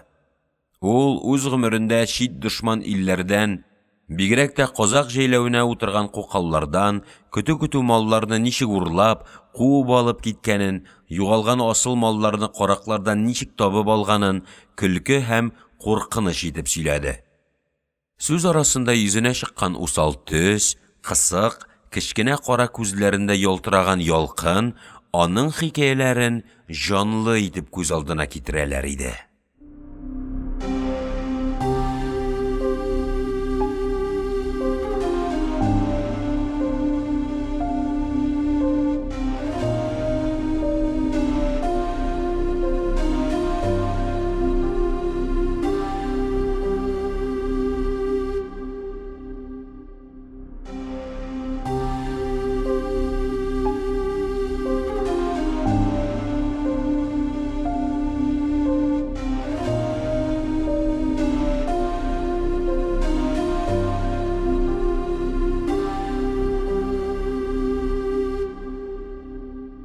24-нче бүлек.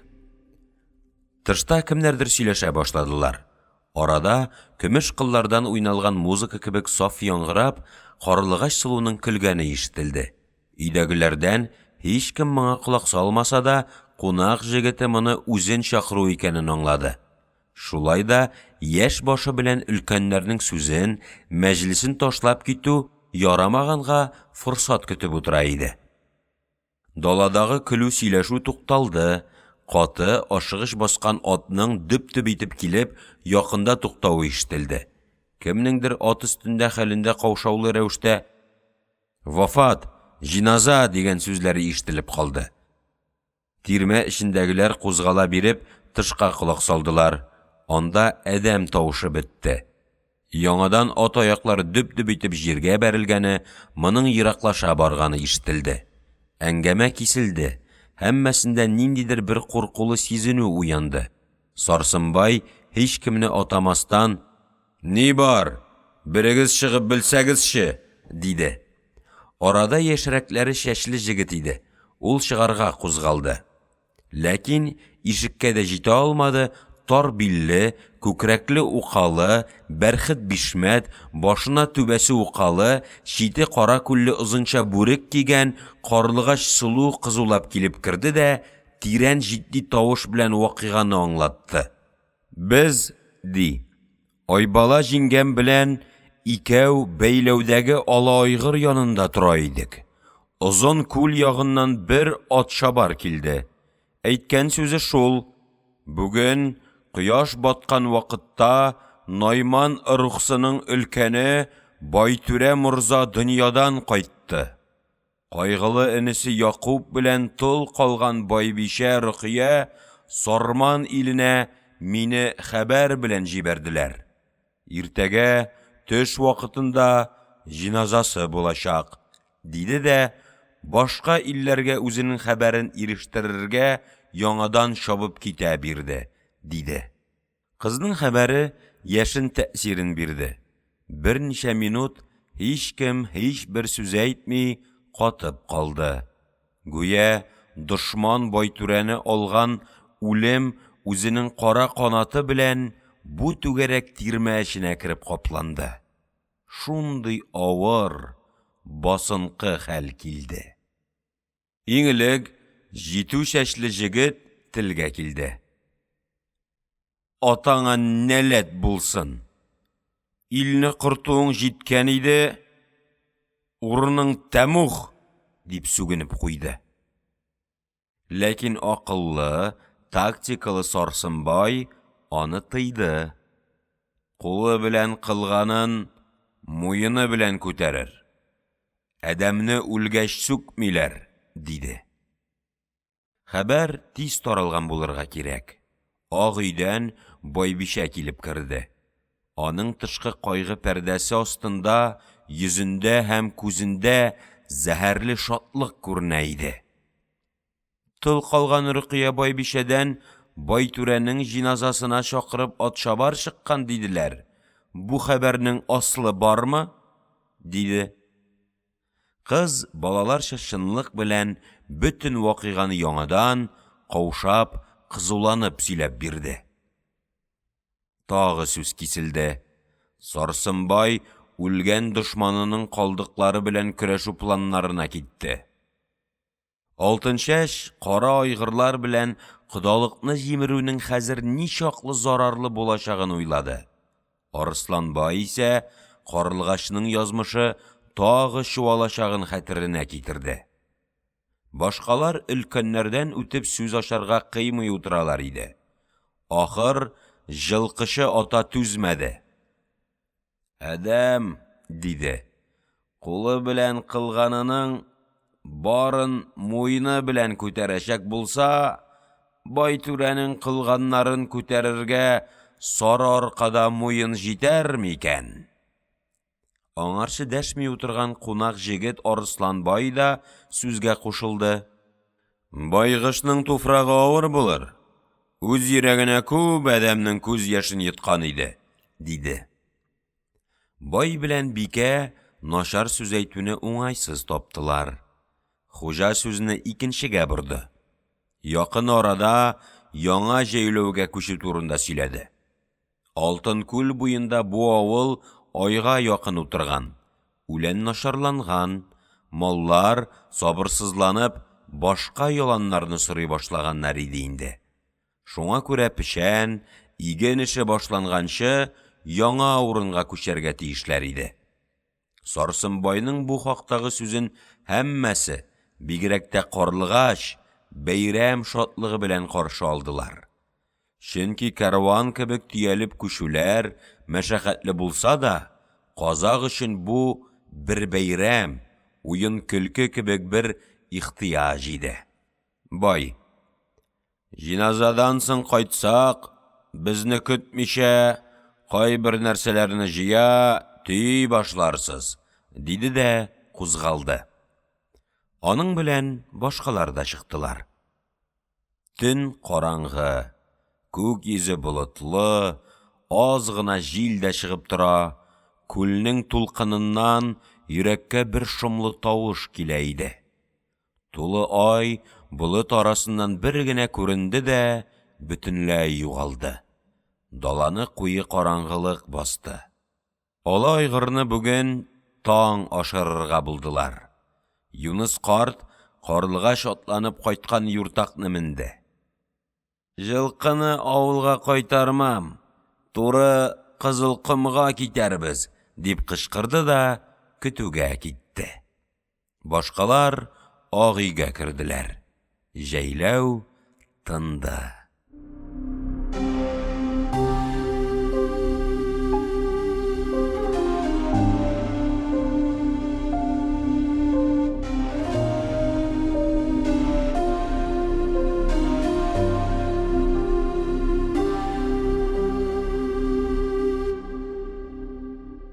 25-нче бүлек.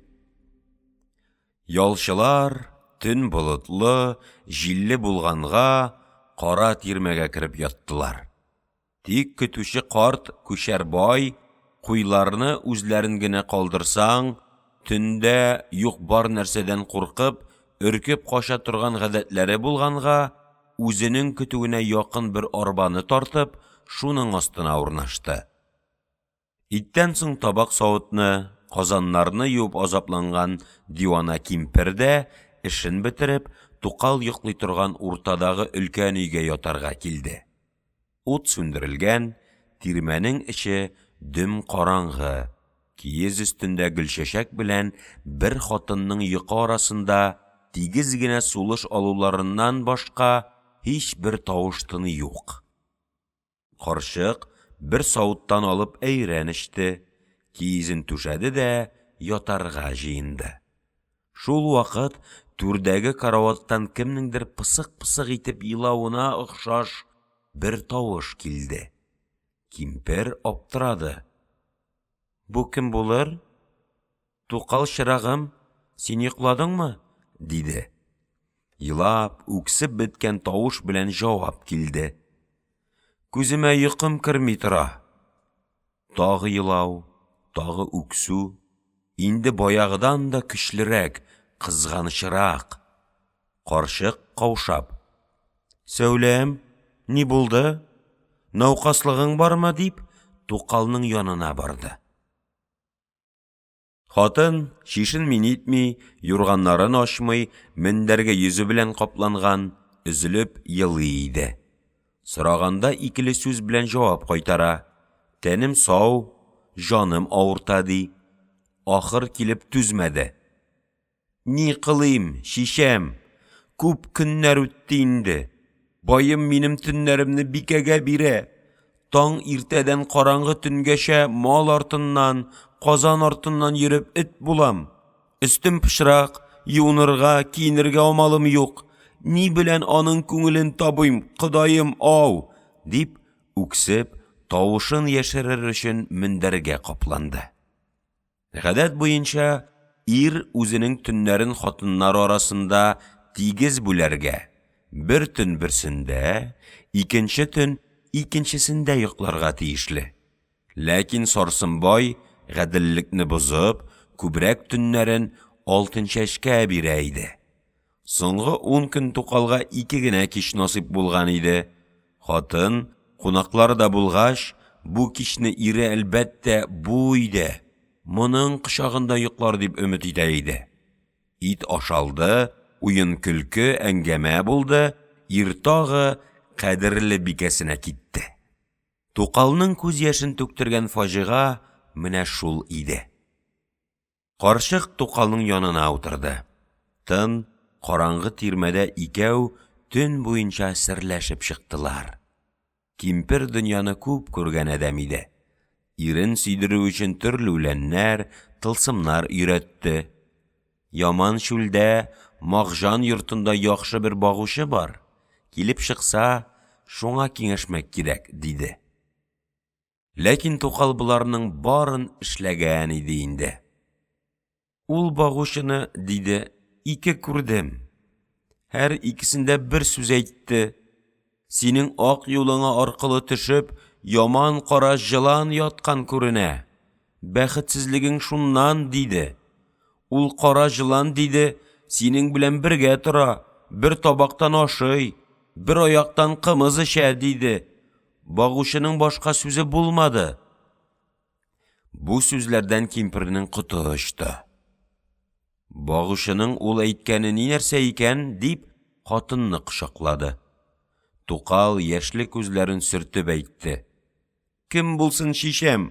Багучының әйткән кара җыланы минем белән һәр көн бергә ашап, бергә эчкән алтын чәч имәсме?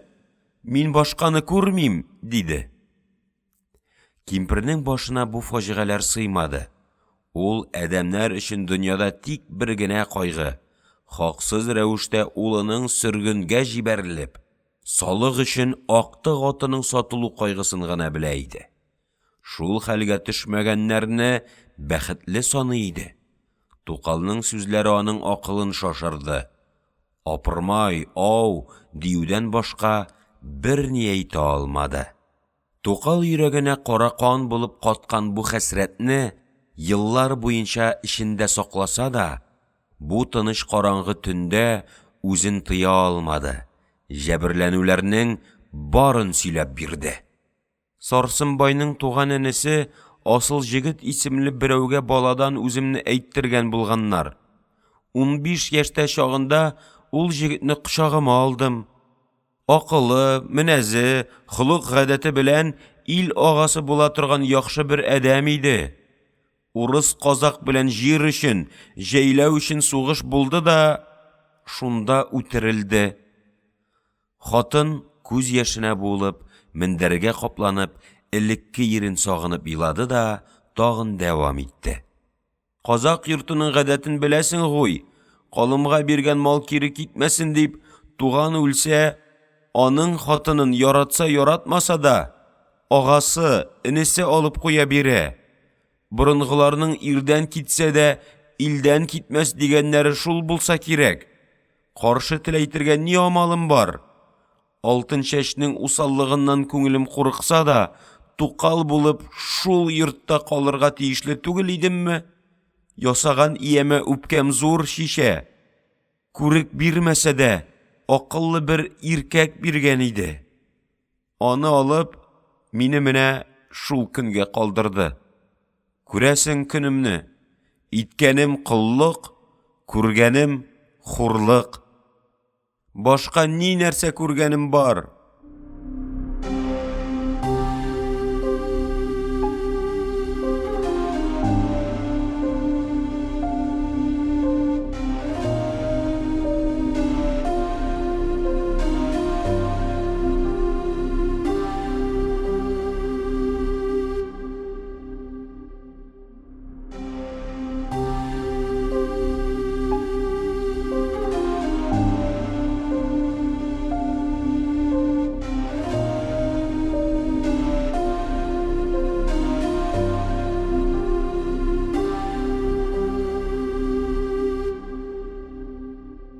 Егерме алтынчы бүлек. Тышта яңгыр ява башлады. Җил көчәйде. Тирмәне вакыт-вакыт селкеп куя иде. Бер ачылган хәсрәт шишмәсе тукта алмады. Хатын һаман сөйләде. Багучының әйткәне күп дөрес гуй. Алтын чәч минем ак юлыма кара җылан булып ятты гуй.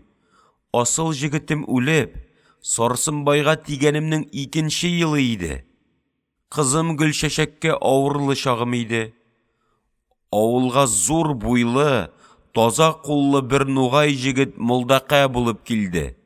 Балалар да, аксакаллар да үзен яраттылар. Кызлар, киленчәкләр дә аны күп бимаза кылды. Көннәрнең көнендә бер өйдә сөйләшеп утырабыз. Молдака да шунда.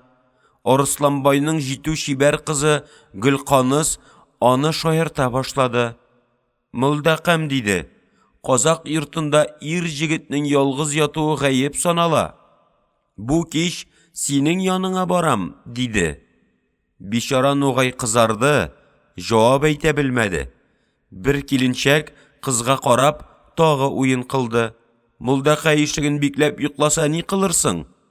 Кыз яман көлә биреп, кирәгене күтәреп кирермен диде. Бичара мумын әдәм иде, ни әйтергә белмәде. Кыз бала кебек кызарып чыгып китте. Шуннан соң кызгандым, ничектер күңелем якын күрә торган булды. Хатынның сүзе шунда җиткәндә, тирмәдә яткан бала саташып, «Әкәм, ап!» дип сөйләнә башлады да, тагын йоклады. Карчык калгып китә иде. Ләкин Тукалның тыңлаучыга мохтаҗлыгын сизгәнгә, һаман чыдарга тырыша иде. Хатын тагын кереште. Ул вакыт Байбишәнең миңа ачулы чагы иде. 3 көн байымны миңа җибәрмәде. Иртә белән иремә әйттем. Берәүнең өлешен башкаларга биргән өчен кыямәттә җавап ничек икән, дидем. Индәшмәде. Көттем. Кич тагы килмәде. Күңелем тулып, күз яшем күл булып җыладым да, менә шул караватта ялгызым йокыга киттем. Молдака миннән күп элгәре менә шул тирмәдә, идәндә юрганнарга күмелеп яткан иде инде. Яхшы төшме күрәм, өнемме шулай, башта белә алмадым. Ниндидер йомшак җылы бер кул, акрын күкрәгемне сыйпап, бөеремнән иркәли башлады. Каным уянды, бурныма хуш ис килде. Карасам, Молдака микән. Мине яныңа сал, диде. Ни кылыйм? Өлкән әдәмнең сүзен ничек кире кайтарыйм? Аның күңел калуы юкмы? Кысып үптем дә кочагыма алдым. Рәхәт бер төн кичердек. Ак таң беленә башлагач кына аерылдык. Мөлдәкәнең хуш исле майы миңа йыгып кала торган булса кирәк. Беренче көннән соң йортның киленнәре, яман тел, гайбәтчел кимперләре алдында Байбишә үземне хур кылды. Тукал белән Нугай Мөлдәкәнең тәне тәнгә тигән булса кирәк. Һәр икәвеннән җифарда яхшы, хуш бер ис килә, дип әйтеп салмасынмы? Ачуым килде. Телең кырыр бишә, дидем. Балаларның остазы Нугай булса да, ерак илнең бер өлкәне түгелме ул? Ни кылып аңа яман тел әйтәсең, дидем. Көлкегә суқты. Ай карагым, ачуланма, казак хатыны ара-тирә уен сүз белән күңел ачарга яратканын беләсең гой, диде. Мәгәр бу сүз йортка таралды. Җитү кызлар, яшь киленчәкләр, бу хуш исле җегеттән безгә дә бер өлеш чыгарсаңчы дип, үзем белән шаяра торган булдылар. Җегет башкага карамады. Ирем алтын чәч янында йоклаган төннәрдә Нугай Мөлдәм минем кочагымда була иде. Дивана карчык, куркып, хатынның сүзен бүлде. Сарсынбай һич нәрсә сизми йөрдеме? Сизгәне юк дип уйлыйдым. Мәгәр ялгышканмын. Көннәрнең көнендә ил кыдырып, кымыз ишеп, әңгәмә сатып йөргән берничә казак бездә кунак булды. Тукты симез, кымыз мул иде. Әбдән мас булганчы эчтеләр. Мин салып бирүче идем. Ил көннән, мал-туардан һәр нәрсәне сөйләп, хатыннарга җиттеләр. Кемнең хатыны ничек үбә, ничек кочаклый, һич бере калмады. Сарсынбай кызмаша иде. Борынгылар диде, акыллы атын мактар, акылсыз хатынын мактар дигәннәр. Шулай да әйтми амалым юк. Минем тукалым уттан, ялкыннан яратылган булса кирәк. Үпсә, кычса, шулай тәнеңне яндыра, каныңны кайната, диде. Кунаклар мыек асларыннан көлеп бер-берсенә караштылар. Беләбез без тукал кемнең тәнен яндырганын дигән шикелле елмайдылар. Байым сүз әйтмәде. Кинәт йөзе суынды. Күзенә ашу чыкты. Хуҗаның кәефе булмагач, кунаклар да китә куйды. Алар чыгуга Сарсынбай ялчыны чакырды да, хәзер тарантаска парат җик. Әнә теге шакша баш Нугайны калага илтеп ташла, диде. Мин кыелып төштем. Яман хәл була икән, дидем. Куркып, агарып, мулла килеп керде. Нидер әйтмәк булса да, теле бәйләнде. Байым сабыр, акрын тавыш белән муллага әйтте. Менә акчаң, менә әйберләрең, һәммәсен ал да, кайдан килгән булсаң, шунда кит. Казак йорт алдында үз хатынымны бер Нугай белән уртаклашуны намусым күтәрми, диде. Мин, диде, сине эт урнына кыйнатып, әйберләреңне муйныңа тагып, күлгә ташлаттырыйммы дигән идем. Мәгәр балаларга укыткан сабагың өчен бу эштән тыелдым, диде. Бишара Нугай арбага утырып китте дә кытылды. Мин ут эчендә калдым. Бу эшләрнең бары да Байбишәнең яман теленнән булды. Багучының ак юлыңа яткан кара җылан дигәне шул алтын чәч булмасында кем булсын шишәм? Карчыкның башы эшләми. Күзен йокы баскан иде. Апырмай, ау, кыдаем, диде дә киерле биснәде, үзенең сөргендәге улын, салык өчен сатылган актык атын уйлады. Тукал эчендәге авыр хәсрәтеннән гүя бераз бушанды. Далада таң агарып килә бугай. Иртәгә җиназага бару белән күп эш булыр. Авыл күчәргә тора, аңа да әзерләнәсе бар, дип ятагына ауды. Тышта аяк тавышы ишетелде. кемдер акрын гына атлап далага таба киткән кебек булды. Бу Арысланбай иде. Кунак җегет, картлар йоклагач, көндезге вәгъдә буенча Карлыгач сылуның янына барып, төнне аның кочагында үткәрде. Еракта ак таң беленә башлагач, үз урынына күчеп ятыр алдыннан, кызның үтенече буенча бәйләүдәге ала айгырга күз салу өчен чыккан иде. Сусап, ашыгып, катып торган ат бераз курку белән каршы алды, ләкин дуламады. Җегет ял асларын карап, айылны бераз йомшартты, йөзеннән сыйпады. Башта кем икәнен таный алмаган зур симез эт бер-ике генә өрде дә, кунакның янына килеп, койрыкларын селкә-селкә иркәләнде. Арысланбай ак өйгә керде. Эт үзенең урынына барып ятты. Җәйләү бөтенләй тынды. Тик куе кара болытлар, җил белән кузгалып, киң даладагы зур күлләр, унары 20-шәре бергә тезелеп, чүлләргә утырган ак тирмәләр, бай җылкылы көтүләр, хәрабә хәлендәге кышлаулар, тыныч йокыдагы җәйләүләр өстеннән ашыгып-ашыгып каядыр агалар.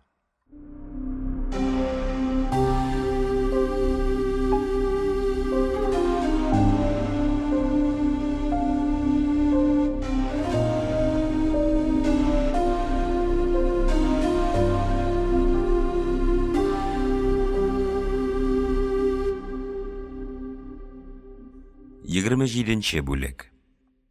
Бөтен дала тирән йокыда.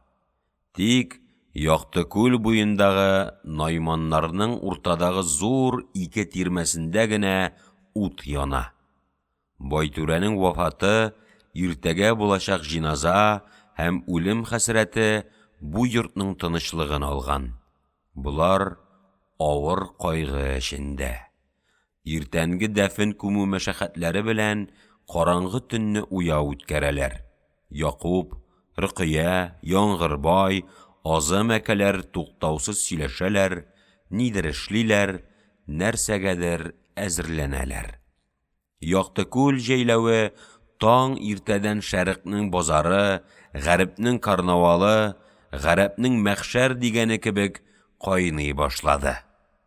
Көн яңгырлы, күктә кара-сары болытлар туктаусыз йөриләр, якты күл ачулы тулкыннар белән үзлексез шаулый, юш томанны бер яктан икенче якка куып, киң дала буенча каты җил сызгырып уйный иде.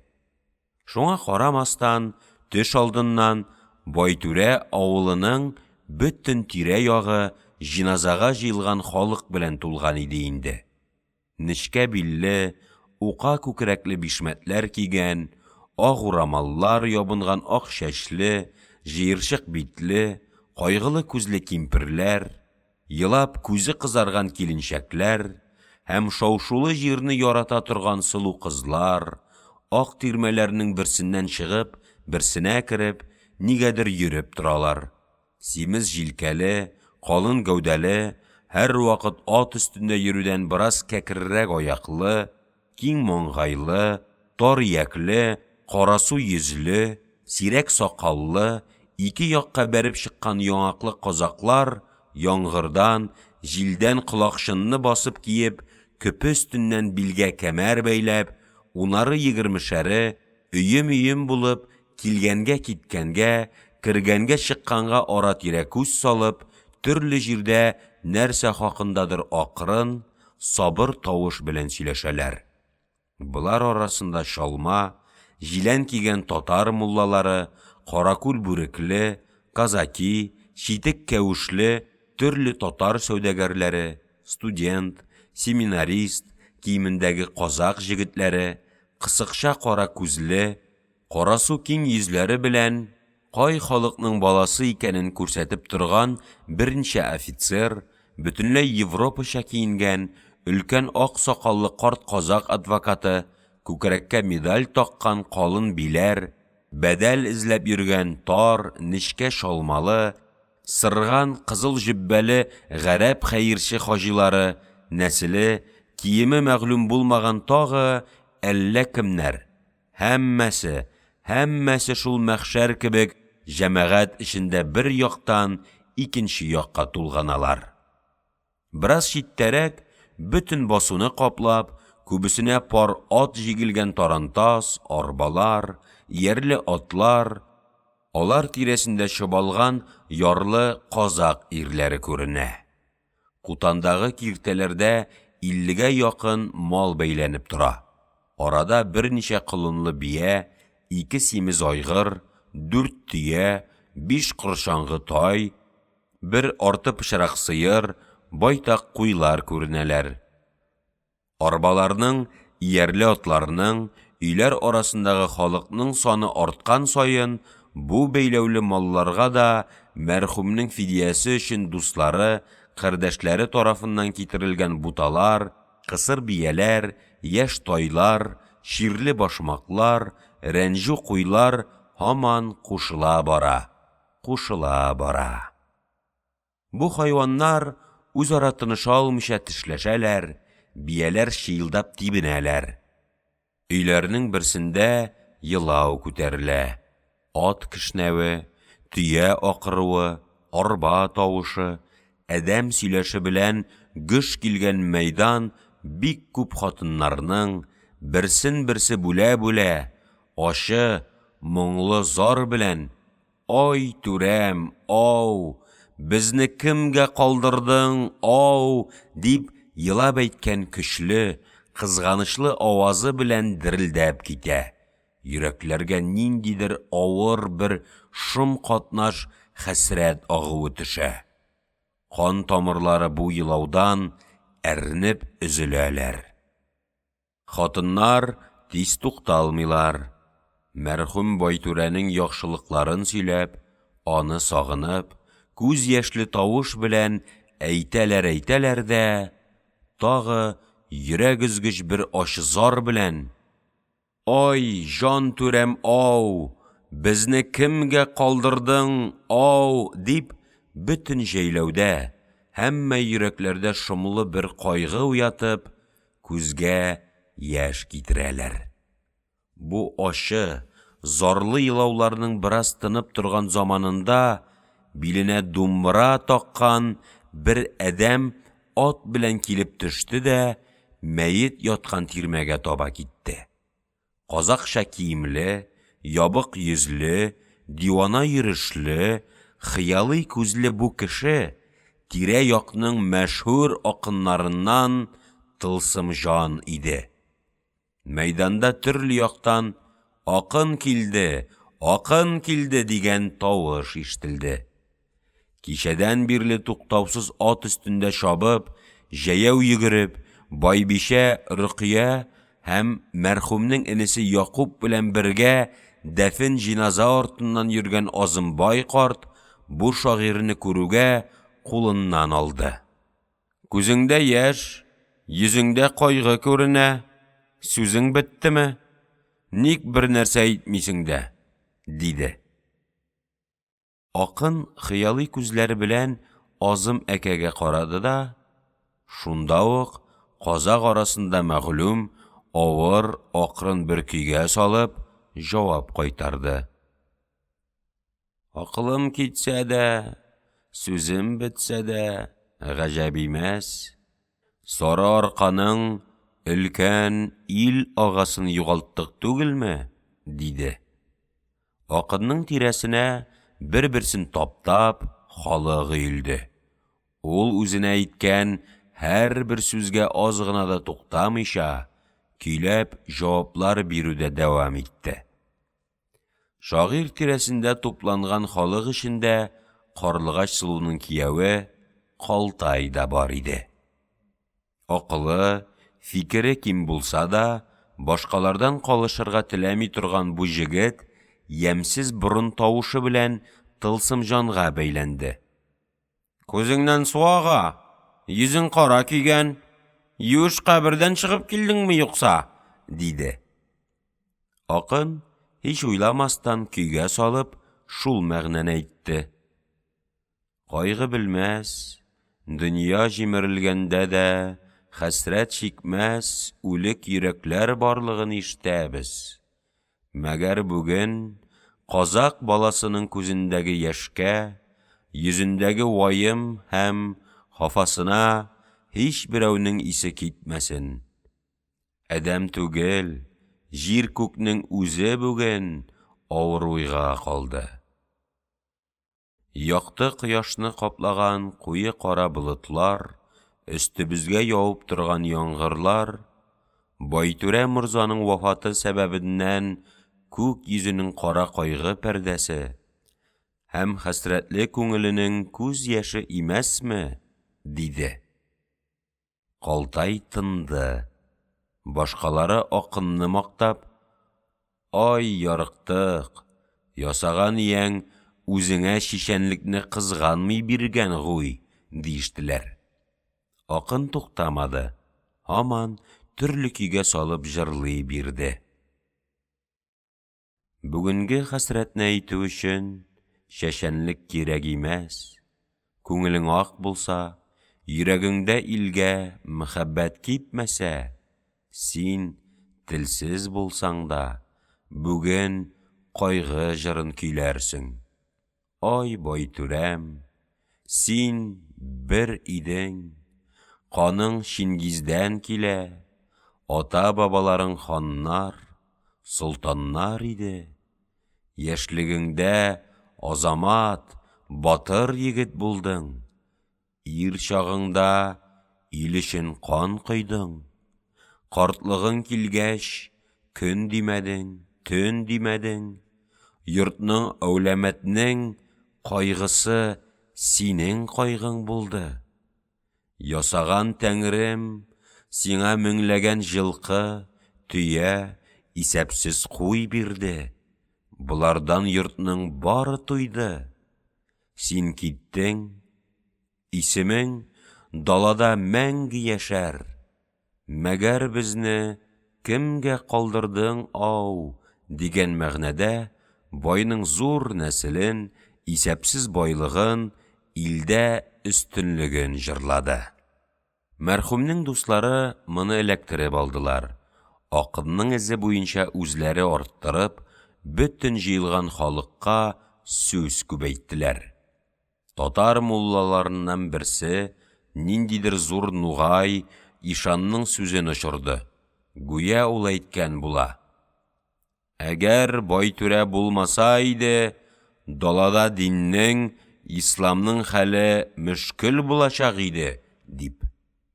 Бу җиназага җыелган халык эчендә үзенең күп алыш-биреш эшләрен үтәү исәбе белән килгән, заманында казак даласында җон ябаганы ширик хакка алып, әйберне 5 мәртәбә кыйммәт сатып, үлчәүдә һәр ике тәкъдирдә алдашып байып киткән якын шәһәрнең татар сәүдәгәре моңа каршы тагын арттырды.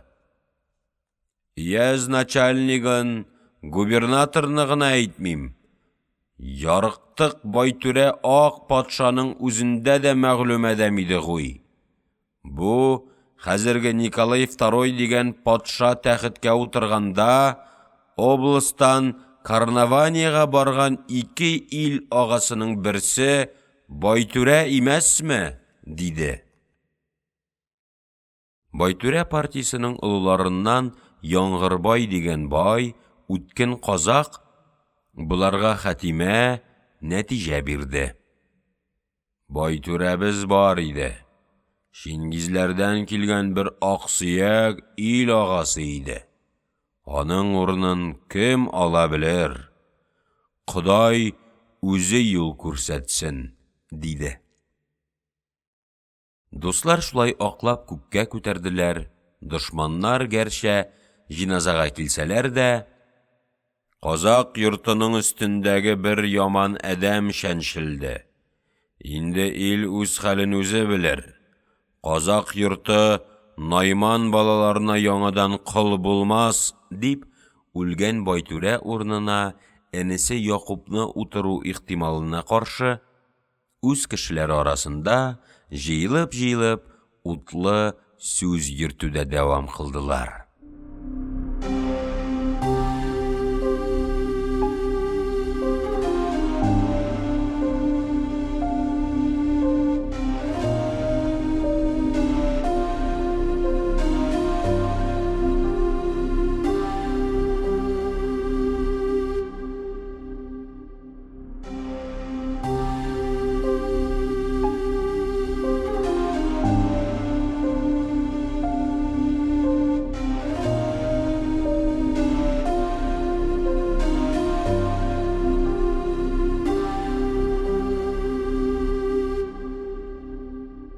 Егерме 8-нче бүлек.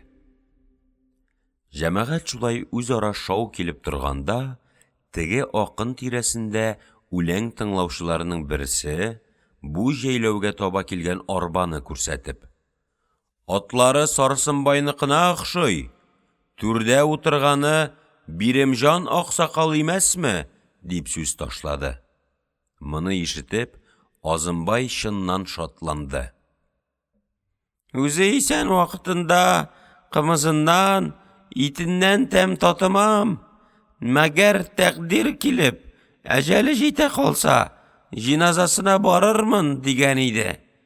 "Әдәмнең асылы гой, ак күңел картым килә ятыр" дип, янындагы Сарсынбайга чаптырып килгән тарантасны күрсәтте. "Атлар синекенә охшый." Сарсынбай аксакал артыннан кичәү ат җибәрсә дә, аның авылы икенче җәйләүгә күчү сәбәбеннән элекке урыннарыннан эзләп урап барганга, кучер соң җитешкән.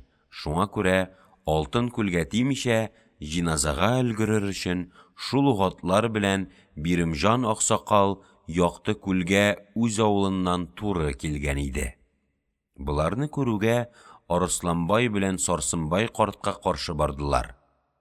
Башкалар да тулкын кебек аксакал ягына таба агылдылар. Моның сәбәбе юк түгел иде. Биремҗан карт моннан 3 ел элек үлгән Магҗан хаҗиның, Арысланбайның атасы, җиназасыннан бирле һич кемнең каберенә килгәне юк иде. Телдән әйтмәсәләр дә, аксакалның Байтүрәгә дошманлыгын белгәнгә, бу җиназага килерме, юкмы дип шөбһәләнәләр иде. Аның күренүе зур вакыйга булды. Һәр кемнән элек Азымбай барып җитте. "Луг атамыз, син килмәсәң, күңелемез китек була иде" диде. Карт ике адәмнең ярдәме белән арбадан төшә-төшә моның сүзен кисте. "Исәр булма. Мин сиңа әйттем. Итен, кымызын татымам. Мәгәр җиназасына барырмын дидем. Моны онытып калдыңмы?" Башкалар яшерен мәгънә белән бер-берсенә карашып алдылар. Арысланбай бу карт белән сөйләшеп, Карлыгач сылуны Кара айгыр ырухсы Калтайдан алып үзенә бирү турында киңәш итешмәкче иде. Ләкин беренче адымнан ук күрде ки, җиназада бу мөмкин булмаячак. Аксакал ялгыз кала алмый, аның тирәсендә һәр вакыт адәм кайнаячак. Сүзне алтын күлгә кайткангаcha кичектерергә булып, карт белән барып исәнләште. Биремәкә аны тавышыннан ук таныды.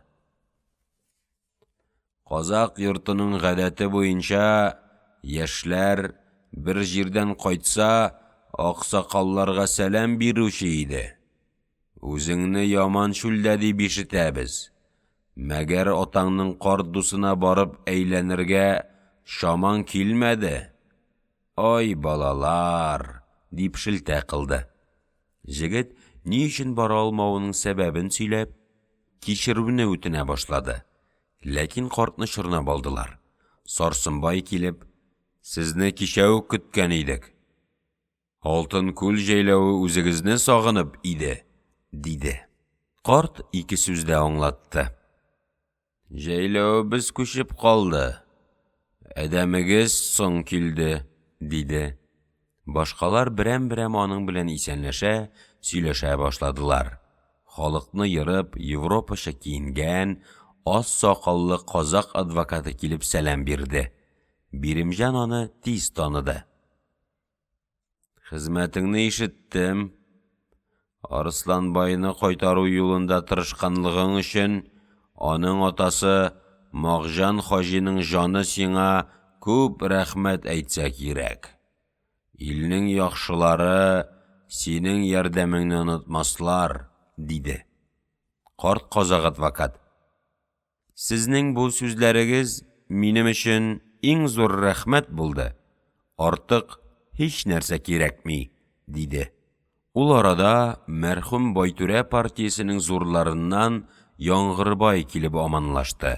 Аксакалның хәлен сорашып, сезнең былтыргы җәйләүләрегезне Кукал басып киткән икән. Бу ел мал йөртергә урын аз калган дип ишеттек. Теләсәгез, өяз начальнигы аркылы ул җирләрне сезгә кайтарыйк, диде. Аксакалны җитәкләп алып килеп, зур агыйның каршысына үләнгә киез палас җәеп утырттылар. Аның тирәсенә илнең өлкәннәре җыелды. Яңгырбайның кузгатуы буенча сүз Кукалга, урыс түрәгә, ак патшага күчте. Бирем бераз тыңлады да, бу сүзләрне кырт кисте. Яңгырбайга карап, шелтә ясады.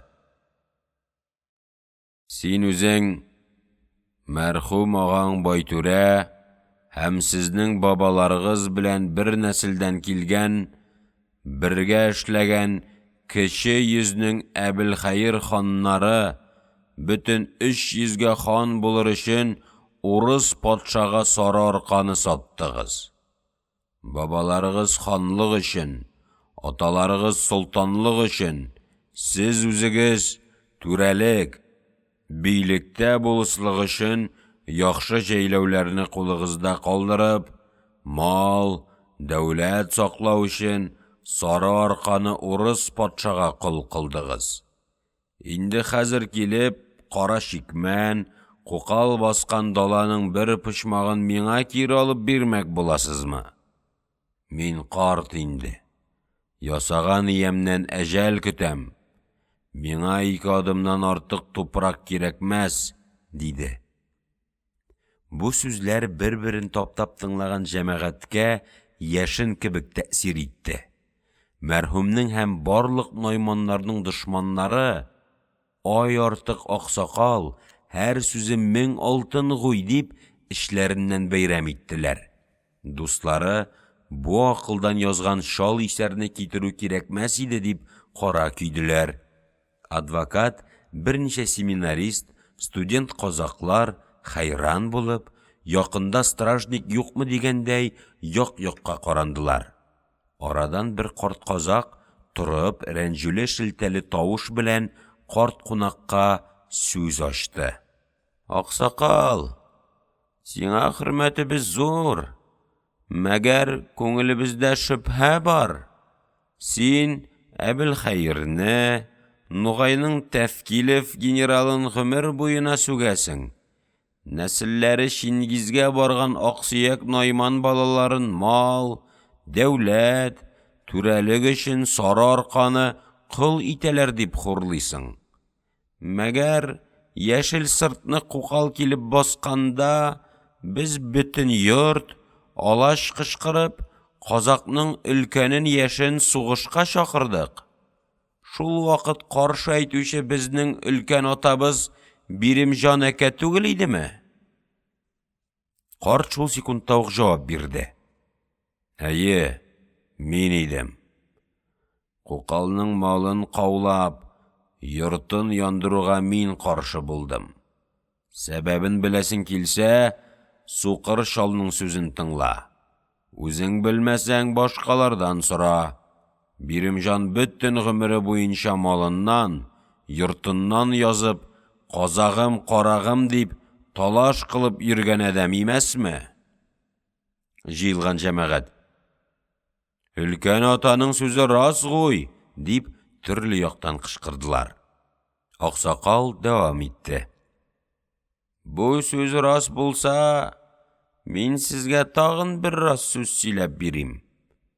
Bir zaman хан куеп, аннан соң буларны бетереп, урыннарына султаннар сойлатып күп азапланганнан соң, урыс патша Сары Арканың йөрәгенә керергә уйлады. Барлык казак җире урыс йортының уртак малы дип әйтә салды. Үзенә хезмәт кылган әдәмнәрдән мал белән, ялган ант белән алдап, биләр, булыслар сойлата башлады. Аңарчы без белмәгән, ишетмәгән әдәмнәр, кукаллар, урыс түрәләр безнең җәйләүләрне, зур күлләрне, елгаларны алып кара шикмәнгә бирә. Безне яман корыган шүлләргә куа торган булды. Ул заманнарда Сары Арканың күп җирендә булдым. Мәгәр һәр кайда аксакалым буенча күз яше түктем. Ясаган ямә шул вакыт ант бирдем. Кайда мөмкин, шунда кукалны, кара шикмәнне үтерү, канын кыю, малын урлап китү миңа бурыч булсын, дидем. Кулымнан күп жан кичердем. Урысның күп малын далага качырдым. Көннәрнең көнендә атлары югалган өчен бер казак йортына килеп, талаш кылып яткан 5 кукалны күрдем. Янымда гайрәтле җегетләр бар иде. Сәбәбен сорамадым. Җавабын үзем бирермен. Түбәләгез, каннарын түгегез дошманнарның, дидем. Арада сугыш китте. Сүз әйтеп авыз йомганчы, кара шикмәннәр быт-шыт булып җиргә сузылып ятты. Арадан берсе кашып өйдә яшеренгән икән. Җегетләрем аны тоттылар да, кыйнап, анасын югалткан бута кебек акыртып каршыма китерделәр. Бу бичара начар киемле, шабаталы, ак сакаллы бер кукал иде. Күрүгә аягыма йыгылды. Аз-маз казакча бытылды икән. Өемдә 5 балам, авырып яткан кимперем бар, мине кызган, диде. Эй, атаңа нәләт булгыры! Казакны талыйсың, җәйләвен аласың. Инде үз башыңа төшкәч, кызгану кирәк булдымы, дидем. Кукал карт сабый балаларча җылады. Утагасы, диде. Сүземне тыңла, миңа тидертмә, диде. Әйтәчәгең ни, сөйлә, дидем. Бичараның ак сакалы буенча мөлдер-мөлдер күз яшы акты. Без ни кылыйк, диде. Туган илебездә кояш җылы, туфрак яхшы, анда алма, йөзем үсә. Мәгәр, диде, көн иртәгә җиремез булмаганнан тынычсызлык чыгаргач, безне бу якка куалар. Сезгә килсәк, җәйләвебезне аласыз дип сез безне каһәрлисез. Инде без кая барыйк, диде. Яман каты акырып җылый бирде. Күземә яшь килде. Янымдагы бүз балаларга картны куя бирегез, китсен. Күңелем бозылды, дидем. Берәүсе телемне алмады, яңадан түбәли башлады. Карт аягыма йыгылды. Шундый бер яман җылады, йөрәгем парчаланды. Җегеткә тукта, дидем. Ашуланып миңа карады. Кукалның йөзенә каты бер камчы сызды да, атын тартып янымнан кача бирде. Шул көннән антымны боздым. Кукалның, кара шикмәннең канын кыюдан, малын куудан күңелем суынды. Яшел сырт өчен алаш кычкырып, сугыш ашуга каршы әйтүем менә шуннан соң иде.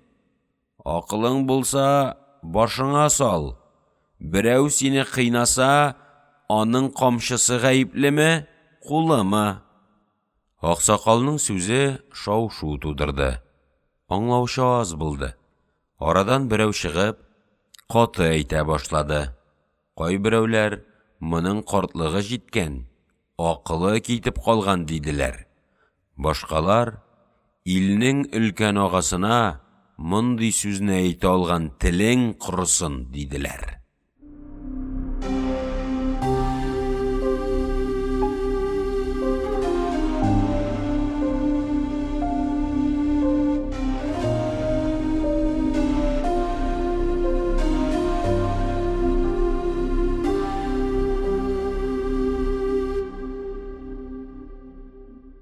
Егерме 29-нчы бүлек.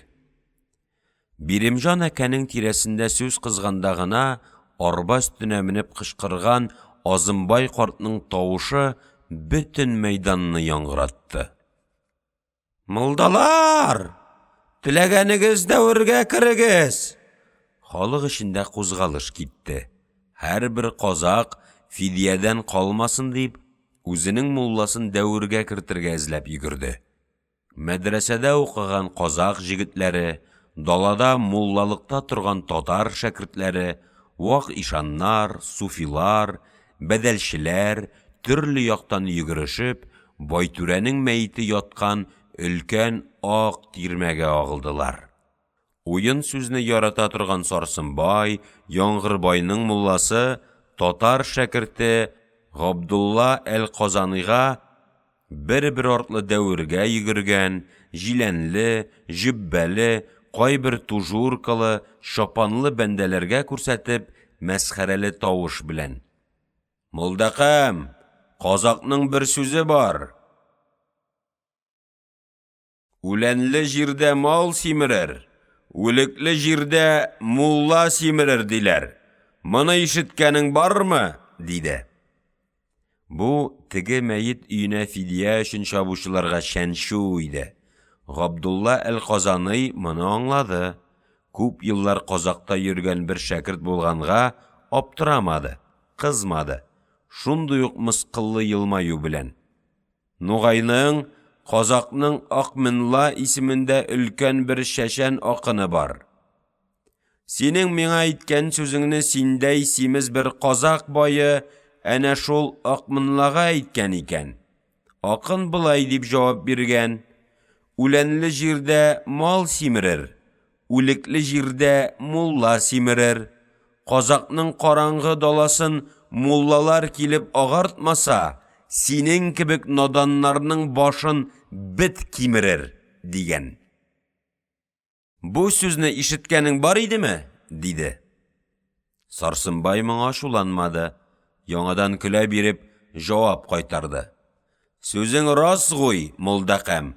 Без сабый чакта атабыз Нугайдан мулла китерде. Аңа ит ашатты, кымыз эчерде.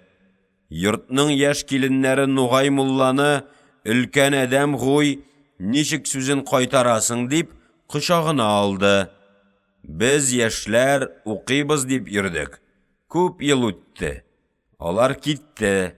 Мәгәр Нугай мулладан безнең аркабызга төшкән яман таяк эзләреннән башка һич бер нәрсә калган юк. Нугай мулдакалар шулай укытса, Акмынналарның сүзләрен без кайда ишетик? Мәйтнең өеннән Азымбай чыкты да Габдулла әл-Казаныйга карап: Яңгырбай мулдасы, дәвергә кермим дип торганыңмы синең? Дип кычкырды. Сарсынбай тагы шаяртты: Карганың үләксәдән качканын күргәнең бармы? Мулда ничек дәвердән калсын? Мулдака өйгә таба атлый биреп: Сарсәкә, синең белән сүз көрәштермим дигән исәбем бар иде. Мәгәр җиназа эчендә моны шатып бетермим, диде. Бай казак кәефләнеп артыннан кычкырды: Ай, ярыктык Мулдакам! Нугайның синең кебек сүз белгәне аз очрый. Килсәң, туктым, кымызым әзер гуй. Әбдән мас булганчы эчеп, бер әңгәмә кырыйк. Габдулла: Ярый, барам дип вәгъдә бирде дә тирмәгә керде.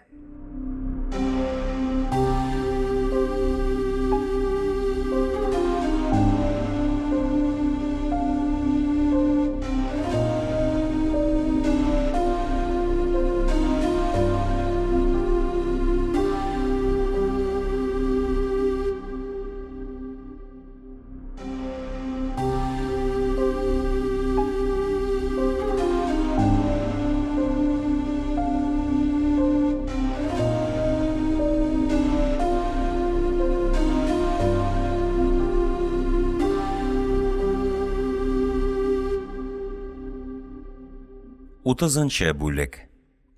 Зур түгәрәк ак өйнең эче халык белән тулы. Кирәгә буйлап көпеле, колакчынлы казаклар, күз яшьле, ак урамаллы хатыннар утыралар.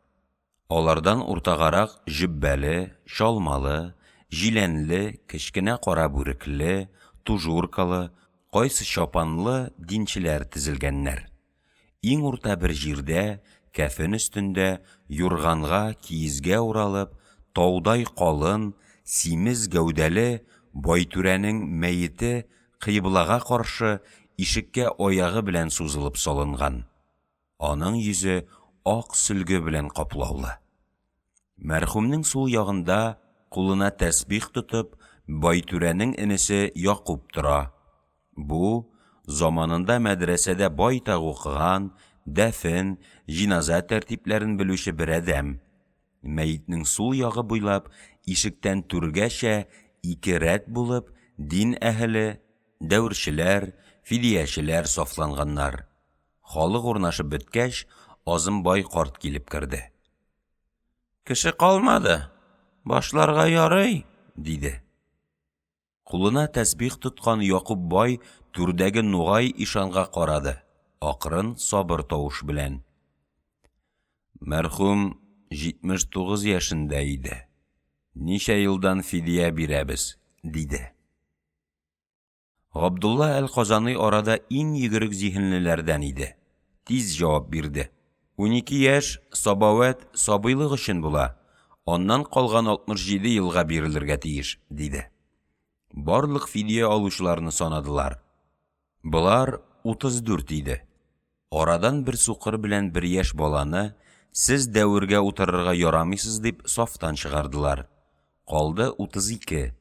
Буларның һәр бере 2 еллыкны алганда 64 ел китә. Калган елны 3 муллага өстиләр.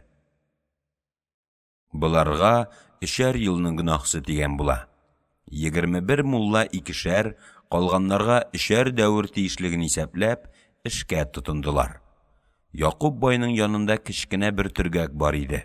Монда шәригать буенча 1 еллык гынах өчен лазым булган кыйммәт акча, алтын, көмеш иде. Бай тәсбихын беләгенә салды да, мәетнең нәкъ күкрәк түренә утырып, каты, ашык санаулы тавыш белән: «Мәрхүм вә Мөтәвафа Байтүрә бине Хантимернең өстенә лазым булып та, вакытында әдә кыйлынмаган көлле ваҗиб вә фарзысының искәте фидиясе өчен ошбу затны кабул кыйлып алдыңмы?» дип, шул турыда үлекнең икенче ягында утырган татар ишанына Байтүрәнең күкрәге ашасыннан сузып, кулындагы төргәкне бирде. Мулла акча, алтын белән тулы төргәкне 2 кулы белән сузылып алды да, «Кәбәлти вәһибте ләкә» дип, кире байның үзенә кайтарып бирде. Бу муллага 3 еллык гынах тиеш булганга, шул ук сүзләрен әйтешеп, кара-каршы 3 мәртәбә алыштылар. Аннан соң нәүбәт Габдулланыкы иде. Ишан читкә китте. Бусы аның урынына килеп утырды. Якуб баягыча: «Мәрхүм вә Мөтәвафа Байтүрә бине Хантимернең өстенә лазым булып та, вакытында әдә кыйлынмаган көлле ваҗиб вә фарзысының искәте фидиясе өчен ошбу затны кабул кыйлып алдыңмы?» дип муллага сузды. Габдулла әл-Казаны яхшы дөрес гарәп мәхрәҗе әйтелеше белән «Кәбәлти вәһибте ләкә» дип кире кайтарды. Моңа 2 еллык кына гынах бирелгән иде. Шуңа күрә бу 2 мәртәбә алып кире кайтарды. Калганнарның һәммәсе шулай дәвер ясап, мәрхүм байның 67 еллык гынахысын өләшеп алдылар. Дәвер шулай тәмам булгач, Якуб аяк үрә басты. «Мулдалар, сезгә моның бәрабәренә мал бирербез. Күпме бирсәк тә ризасыздыр бит», диде дә дәвердә йөргән төргәкне кесәсенә тыга башлады. Һәммә динчеләр бер авыздан җавап бирделәр: «Ризабыз, ризабыз». Яңадан бер халык керде. Тәһли әйттеләр дә, бик күп кешеләр, мәйтне шул киезләре, юрганнары белән күтәреп, тышка алып чыктылар. Өйдә хатын-кыз арасында тагы елау күтәрелде. Аңарчы тирән кайгылы йөз белән сабыр гына йөргән Рөкыя байбишә: «Ой, байтүрәм, ау, мине кемгә калдырып китәсең, ау!» дип, кызганыч әрнүле зар белән бөтен мәйданның йөрәген өзгеч рәвештә елап, гәүдәсе белән тирәгәгә бәрелеп газаплана башлады. Аның янына хатыннар җыелды, яшьле күзләре, үксегән тавышлары белән юатырга тотындылар. Ләкин Рөкыя тынычланмады. «Ой, байтүрәм, ау, мине кемгә калдырасың, ау!» сүзләре белән әрнеп, кычкырып елый бирде. Башкалар да кушылдылар. Тагы мәрхүмнең зурлыгын, яхшылыгын санап, елый-елый мактый башладылар. Хатыннар өйдә, шул ак зар эчендә елауда калды. Ирләр мәйет артыннан җиназага таба агылдылар.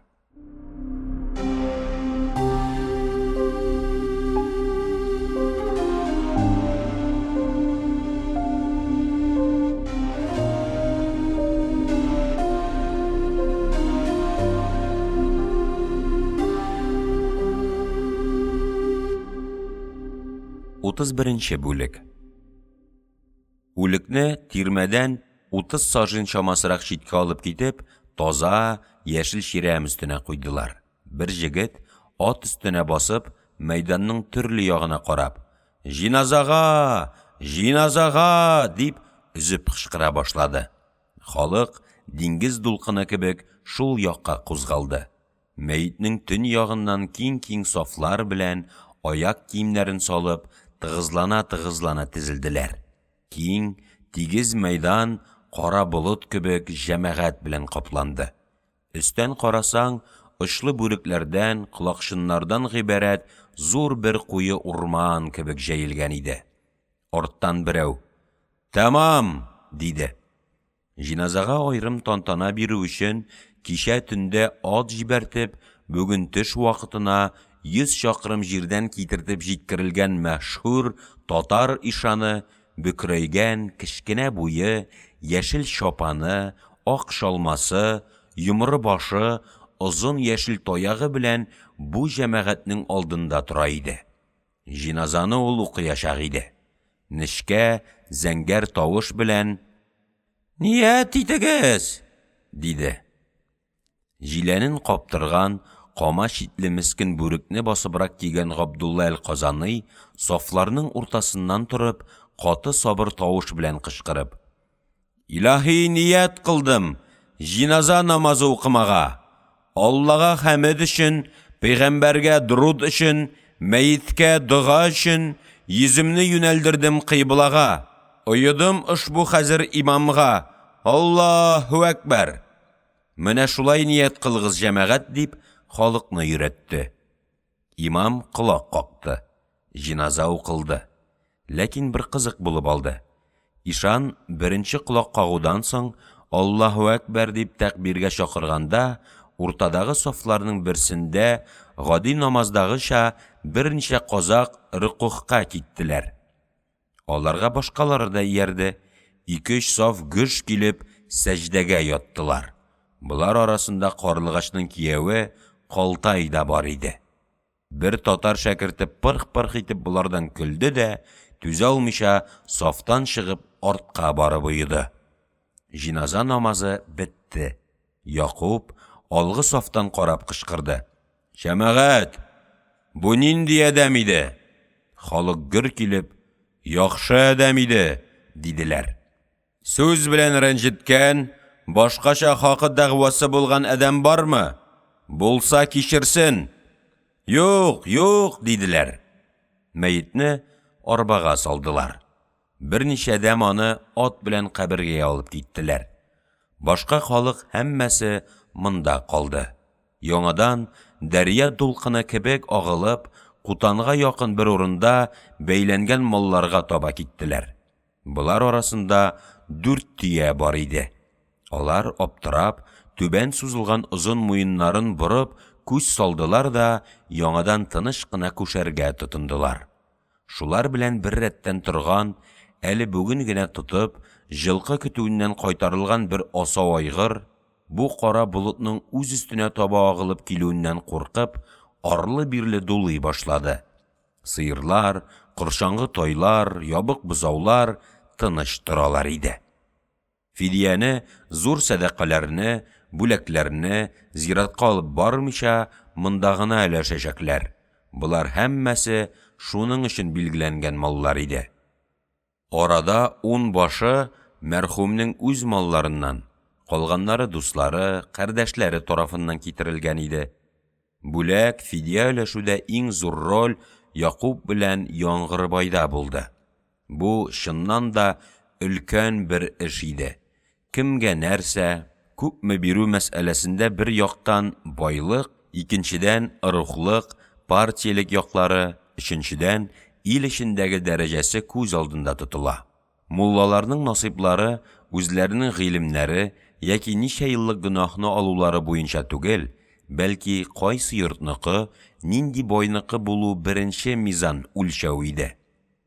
Мәрхүмнең якыннары фидиялек маллары янына килеп җитү белән, динчеләр арасында пши-пши сөйләнү китте. Кемгә нәрсә тия? Муллаларны хуҗа байларның хәленә карап, 3 группка аердылар. Беренчедә 6, шулар эченә Габдулла әл-Казаны да керде. Икенчедә 9, калганнар өченчедә. Иң элек асау айгырны шишеп алдылар. Фидиячеләрнең күзенә ут йөгерде. Бу кемгә? Бу кемгә? Ишанны чакырып, шуңа дуга кылдырдылар. Ул итәгенең сул ягын кайтарып, атның тизгененнән тотты да, арбасына илтеп бәйләү өчен ялчыга биреп җибәрде. Арада тоташ өркәчле, калын, озын бутлы бик зур тия бар иде. Моны шишеп алу тагы өметләрне кузгатты. Ләкин бу берәүгә дә насыйп түгел иде. Троицкида күп заманнар укыганнан соң Мәккә Мәдинәләрдә, Бухараларда берничә еллар йөреп кайткан бер укымышлы казак Йолдызбай хаҗи бар икән. Авыру сәбәпле үзе килә алмаган, юкса җиназаны да ул укырга тиешле иде. Бу тияне шуңа дип куйдылар. Аннан соң бер тия, 2 коршаңгы тай, 1 кылынлы бия, 1 сыер, 4 куй санап, беренче дәрәҗәдәге 6 муллага бер юлы дуга кылдырдылар. Булар үзара теләсәләр ничек бүлешәчәкләр. Фидиячеләр малларның тизгененнән, бәйләгән җирләреннән шабулары белән тотып, икенче якка куйдылар да, җиргә ярым тезләнеп дуга кылдылар. Аннан соң групплап төркемләп тә, айрым-айрым бирүдә дәвам иттеләр. Мулланы үз фамилиясе белән түгел, бәлки байның исеме белән атап чакыралар иде. Ис Әхмәт мулдасы, кил бире. Өстенә җөббә, аягына шиблет, башына каракүл бүрек кигән, 7 чәчле, шома казан шәкерте Зәки Гайфи тәкәллиф белән генә атлап барды. Ул уяла да, хурлана да иде. Һич кемгә күтәрелеп карамыйча, коршаңгы тайны тотып, җиргә тезләнеп дуга кылды да, җитәкләп, мәйданнан ук юк булды. Бүребай мулдасы, кил бире. Башына ак бүрек, өстенә саргылт җилән, аягына зур кәвеш кигән такыр башлы, сакаллы татар хәлфәсе Сәйфулла бик аз гына да шикләнмичә, мин хакымны алам дигән төсле кыюатлап, чуар үгезнең янына туктады. 20 тәңкәләр торыр бу дип эченнән уйлый-уйлый, җиргә тезләнеп дуга кылды да, якындагы арбага илтеп бәйләде. Симезлеген шамалау өчен сыртыннан, кабыргаларыннан сыйпап карады. Калган малларны шулай берәм-берәм дуга кылдырып тараттылар. Бер читтәрәк бәдәлче 2 гарәп хаҗи торалар иде. Сезгә малны сатып йөрү мәшәкать булыр, дип аларга 10 сумлык алтын бирделәр. Дин әһле белән эшне бетергәч, казакның өлкәннәренә бүләк өләшә башладылар. Арада хаклары 2дән 30 сумгача торган төрле төстә байтак шапаннар, берничә кыйммәтле палас, 4 аршыннан 5 кисәк кара постау бар иде.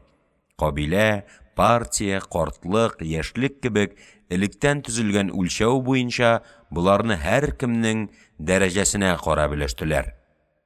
Якындагыларның һәрберсенә бер нәрсә бирделәр. Еракларның биләренә, авыл найларына, аксакалларына гына эләкте. Азымбай картка мәрхүмнең үзе кигән яхшы туны белән көпесен бирделәр.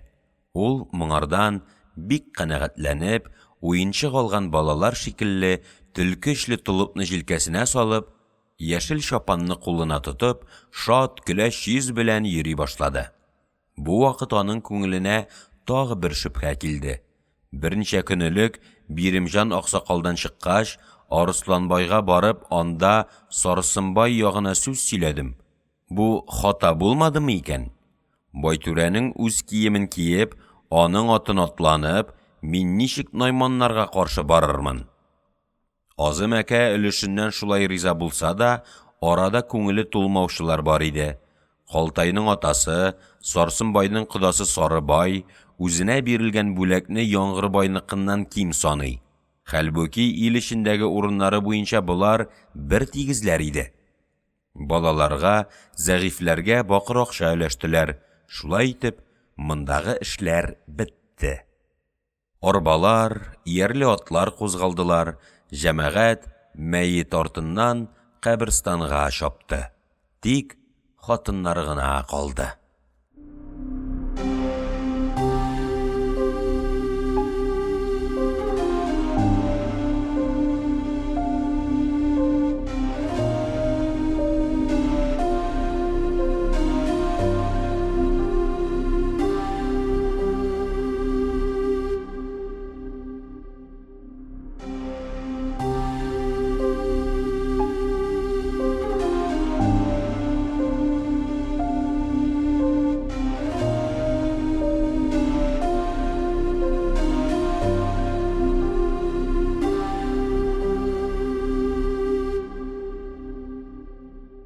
Утызынчы бүлек.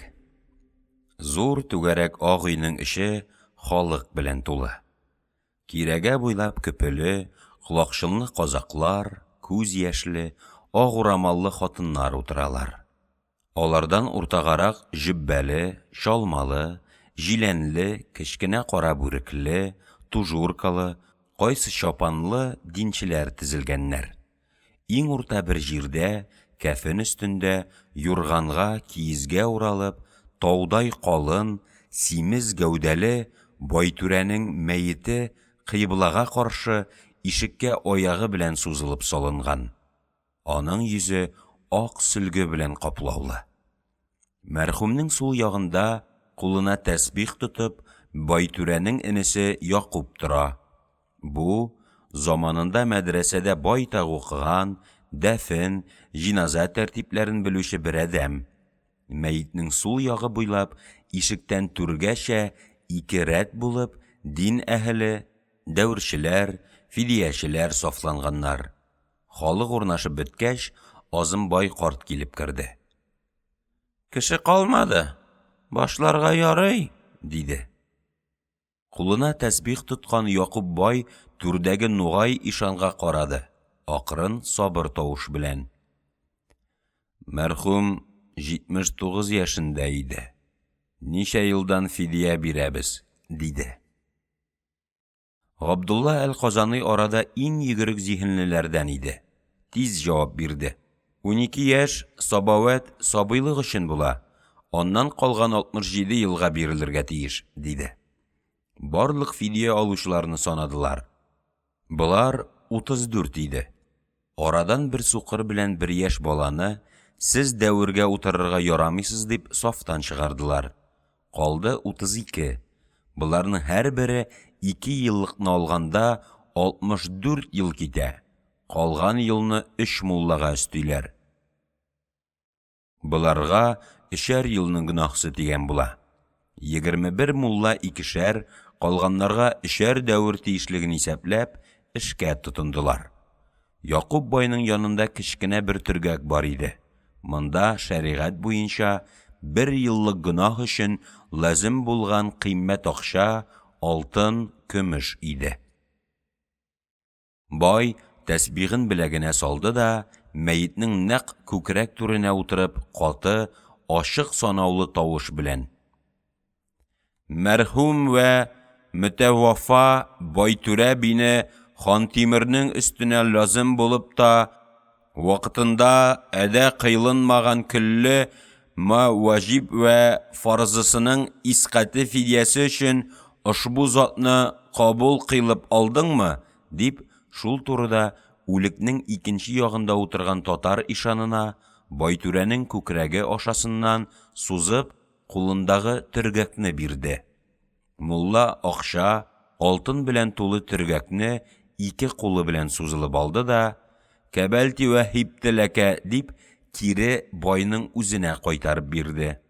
Бу муллага 3 еллык гөнаһ тиеш булганга, шул ук сүзләрен әйтешеп, кара-каршы 3 мәртәбә алыштылар. Аннан соң нәүбәт Габдулланыкы иде. Ишан читкә китте. Бусы аның урынына килеп утырды. Якуб баягыча: «Мәрхүм вә мөтәвафа Байтүрә бине Хантимернең өстенә лазым булып та, вакытында әдә кыйлынмаган көлле ваҗиб вә фарзысының искәте фидиясе өчен ошбу затны кабул кыйлып алдыңмы?» дип муллага сузды. Габдулла әл-Казаный яхшы дөрес гарәп мәхрәҗе әйтелеше белән «Кәбәлти вәһибте ләкә» дип кире кайтарды. Моңа 2 еллык кына гөнаһ бирелгән иде. Шуңа күрә бу 2 мәртәбә алып кире кайтарды. Калганнарның һәммәсе шулай дәвер ясап, мәрхүм байның 67 еллык гөнаһысын өләшеп алдылар. Дәвер шулай тәмам булгач, Якуб аяк үрә басты. «Мулдалар, сезгә моның бәрабәренә мал бирербез. Күпме бирсәк тә ризасыздыр бит», диде дә дәвирдә йөргән төргәкне кесәсенә тыга башлады. Һәммә динчеләр бер авыздан җавап бирделәр: «Ризабыз, ризабыз». Яңадан бер халык керде. Тәһли әйттеләр дә, бик күп кешеләр мәйтне шул киезләре, юрганнары белән күтәреп тышка алып чыктылар. Өйдә хатын-кыз арасында тагы елау күтәрелде. Аңарчы тирән кайгылы йөз белән сабыр гына йөргән Рөкыя байбишә: «Ой, Байтүрәм, ау, мине кемгә калдырып китәсең, ау?» дип, кызганыч әрнүле зар белән бөтен мәйданның йөрәген өзгеч рәвештә елап, гәүдәсе белән кирәгәгә бәрелеп газаплана башлады.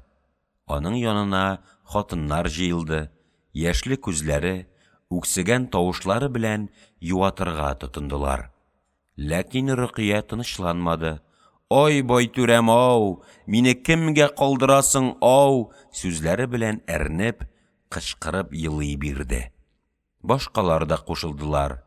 Тагы мәрхүмнең зурлыгын, яхшылыгын санап, елый-елый мактый башладылар. Хатыннар өйдә, шул ак зар эчендә елауда калды. Ирләр мәйет артыннан җиназага таба агылдылар.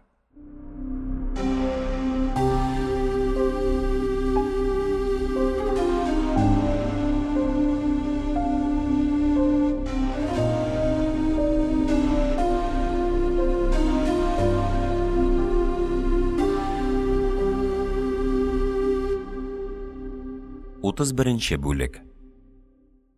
Үлекне тирмәдән 30 сажын чамасырак читкә алып китеп, таза, яшел ширәм өстенә куйдылар. Бер җегет ат өстенә басып, мәйданның төрле ягына карап: «Җиназага! Җиназага!» дип үзеп кычкыра башлады. Халык диңгез дулкыны кебек шул якка кузгалды. Мәйтнең төн ягыннан киң-киң сафлар белән аяк киемнәрен салып, тыгызлана тезелделәр. Киң, тигез мәйдан кара болыт кебек җәмәгать белән капланды. Өстән карасаң, очлы бүрекләрдән, колакчыннардан гыйбарәт зур бер куе урман кебек җәелгән иде. Арттан берәү: «Тәмам!» диде.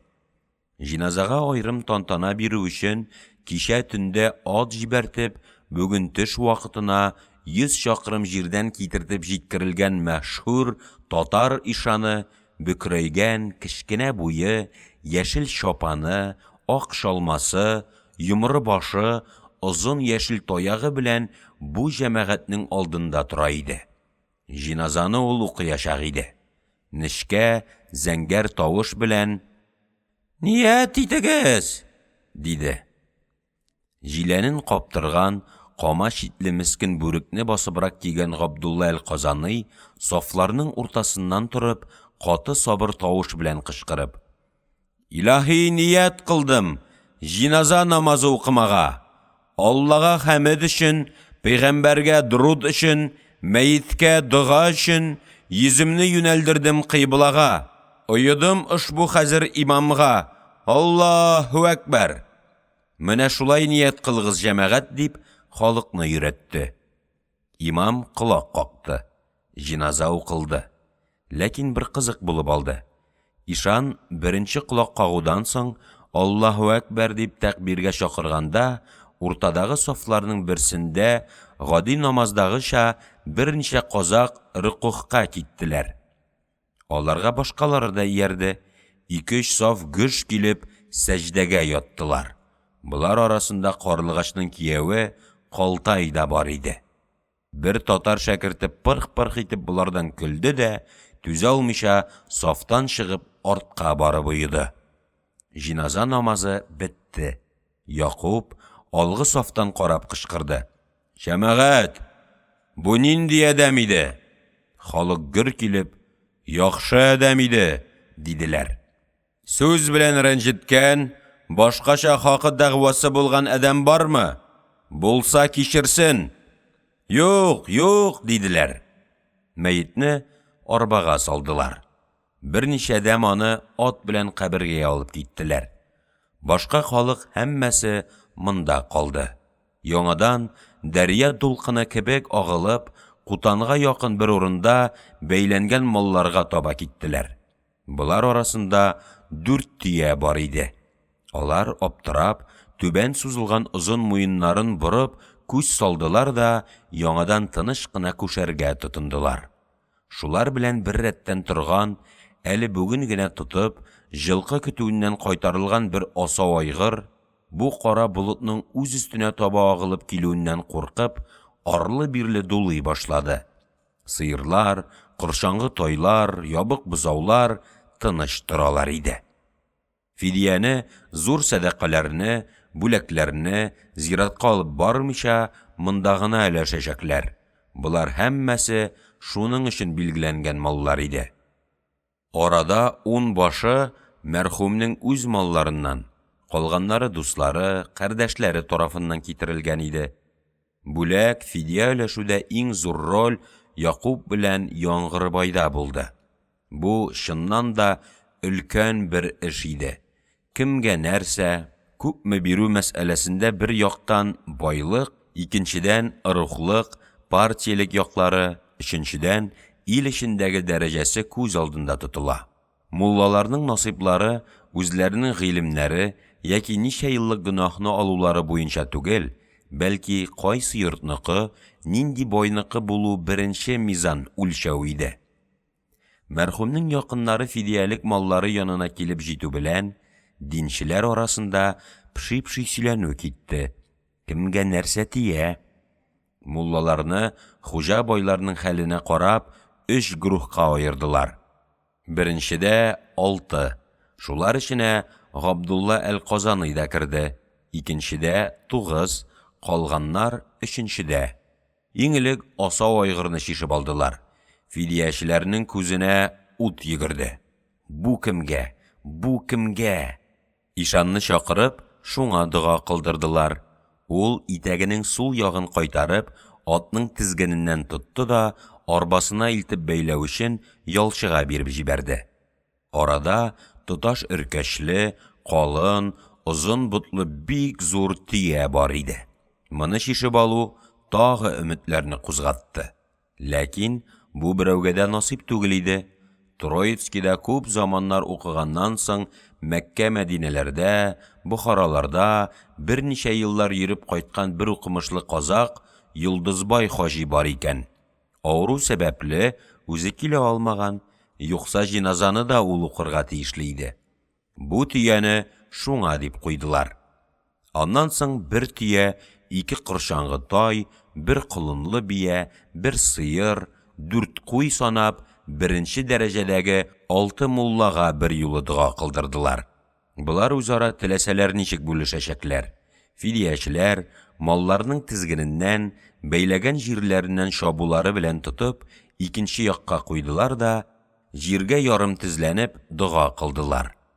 Аннан соң рухлап төркемләп тә, айрым-айрым бирүдә дәвам иттеләр. Мулланы үз фамилиясе белән түгел, бәлки байның исеме белән атап чакыралар иде. Ис Әхмәт мулдасы, кил бире. Өстенә җөббә, аягына шиблет, башына каракүл бүрек кигән, 7 чәчле, шома казан шәкерте Зәки Гайфи тәкәллиф белән генә атлап барды. Ул уяла да, хурлана да иде. Һич кемгә күтәрелеп карамыйча, кыршаңгы тайны тотып, җиргә тезләнеп дуга кылды да, җитәкләп, мәйданнан ук юк булды. Бүребай мулдасы, кил бире. Башына ак бүрек, өстенә саргылт җилән, аягына зур кәвеш кигән такыр башлы, сакаллы татар хәлфәсе Сәйфулла бик аз гына да шикләнмичә, мин хакымны алам дигән төсле кыюатлап, чуар үгезнең янына туктады. 20 тәңкәләр торыр бу дип эченнән уйлый-уйлый, җиргә тезләнеп дуга кылды да, якындагы арбага илтеп бәйләде. Симезлеген шамалау өчен сыртыннан, кабыргаларыннан сыйпап карады. Калган малларны шулай берәм-берәм дуга кылдырып тараттылар. Бер читтәрәк бәдәлче 2 гарәп хаҗи торалар иде. Сезгә малны сатып йөрү мәшәкать булыр, дип аларга 10 сумлык алтын бирделәр. Дин әһле белән эшне бетергәч, казакның өлкәннәренә бүләгеләшә башладылар. Арада хаклары 2дән 30 сумгача торган төрле төстә байтак шапаннар, берничә кыйммәтле палас, 4 аршыннан 5 кисәк кара пустау бар иде. Кабилә, партия, картлык, яшьлек кебек электән төзелгән үлчәү буенча буларны һәр кемнең дәрәҗәсенә карап белештеләр. Якындагыларның һәрберсенә бер нәрсә бирделәр. Еракларның биләренә, авыл найларына, аксакалларына гына эләкте. Азымбай картка мәрхүмнең үзе кигән яхшы туны белән көпесен бирделәр. Ул моңардан бик канәгатьләнеп, уенчык алган балалар шикелле төлкечле тулупны җилкәсенә салып, яшел шапанны кулына тотып, шат көләч йөз белән йөри башлады. Бу вакыт аның күңеленә тагы бер шөбһә килде. Берничә көн элек Биремҗан аксакалдан чыккач, Арысланбайга барып, анда Сарысынбай ягына сүз сөйләдем. Бу хата булмадымы икән? Байтүрәнең үз киемен киеп, аның атын атланып, мин ничек Найманнарга каршы барырмын? Азым әкә өлешеннән шулай риза булса да, арада күңеле тулмаушылар бар иде. Калтайның атасы, Сарсынбайның кодасы Сарыбай, үзенә бирелгән бүләкне Яңгырбайныкыннан ким саный. Хәлбуки ил эчендәге урыннары буенча булар бер тигезләр иде. Балаларга, зәгыйфләргә бакыр акча өләштеләр. Шулай итеп, мондагы эшләр бетте. Арбалар, иярле атлар кузгалдылар, җәмәгать мәйет артыннан каберстанга чапты. Тик хатыннары гына калды.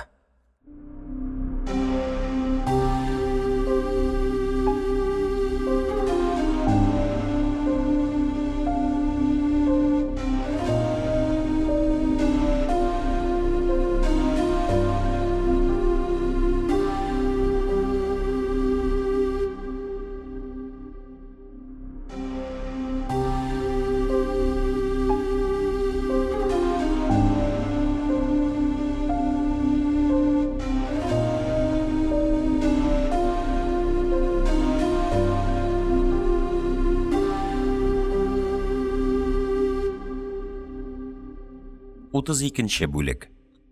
Моңарчы кабилә партия талашын онытып, бары бергә кайнашкан казаклар атка менеп далага чыгу белән яңадан һәммәсе үз хәлләренә кайттылар. Сүз берләштергән кебек, ничектер һәр рух, һәр бер грух үзләренә аерым укмаштылар. Зиярат 10 шақырымнар бар иде. Бүтін юл буе ат үстендә құрылған бик күп айрым киңәш, яшерін план мәҗлесләренә әйләнде. Сарсынбай белән Арысланбай ат менеп килгәннәр иде. Бай һәр вакыт өзелергә торган төсле күренгән кодасы Сарыбайны үзенә ияртте. Бұлар киң далада юлсыз нисез барган атлылар, арбалылар арасыннан Биримҗан аксакалны таптылар. Ул 2 айгыр җигүле тарантаста бара, янына теге акын Тылсымҗан утырган иде. Җитеп хәл сорашуга, акын шагыйрь үзенең җәберләнүен сөйләде. Өлкән атабыз Бирем әкә миңа шелтә кылды, диде. Карт аның сүзен бүлде. Мин ни сөйләгәнемне беләм. Сакалыңа шал киреп бара ятыр. Акылга утырырга вакыт. Аксөякне мактап, гидайны хурлап гомер итәсең. Сары арканың өлкән акыны Абай белән Тургайбай акыннан гыйбрәт алсаң булмасмы дип әйтәм, диде. Акын булгач, партия турында сүз аша алмадылар. Чөнки ул Найманнар көен җырлаучы адәм иде. Картны калдырып, өчәве алга шаптылар. Булардан бер якта 4-5 казак тагы шулай ат өстендә киңәш кылып, дала буйлап шабалар иде. Урталарында Якуб күренде. Яңгырбай белән Азымбай карт та шулар янында иде. Сарсынбай атын каулый биреп, шул грухка ишарә кылды. Арысланбай, күрдеңме Азым әкәңне, диде. Җегет кулын селекте. Йомшак адәм гой, тун белән шапан аның күңелен ризалаткандыр. Аңарчы тик барган Сарыбай телгә килде. Ул исәр картка мин тун белән шапан гына түгел, иярле ат белән буталы төя биргән булыр идем. Сарсынбай тирән бер мәгънә белән моңа каршы әйтте. Иярле атлар белән буталы төяләр бирә торган адәмнәребез Азымбайдан башка да күп булса кирәк, диде. Сахра тутырып кабергә чапкан җәмәгать эчендә төрле рухлар булса да, шул юлдагы сөйләшү, бергә баруда да төп 2 агым сизелә иде. Танабуга, Кызыл Корт, Кара айгырлар бергәрәк кайнаша, булар ничектер сарманнарга тартылалар иде. 4 кара, алтын рухлар симез Найманнар тирәсендәрәк чуалалар иде. Күрер күзгә беренче грухның әдәме күбрәк күренә иде.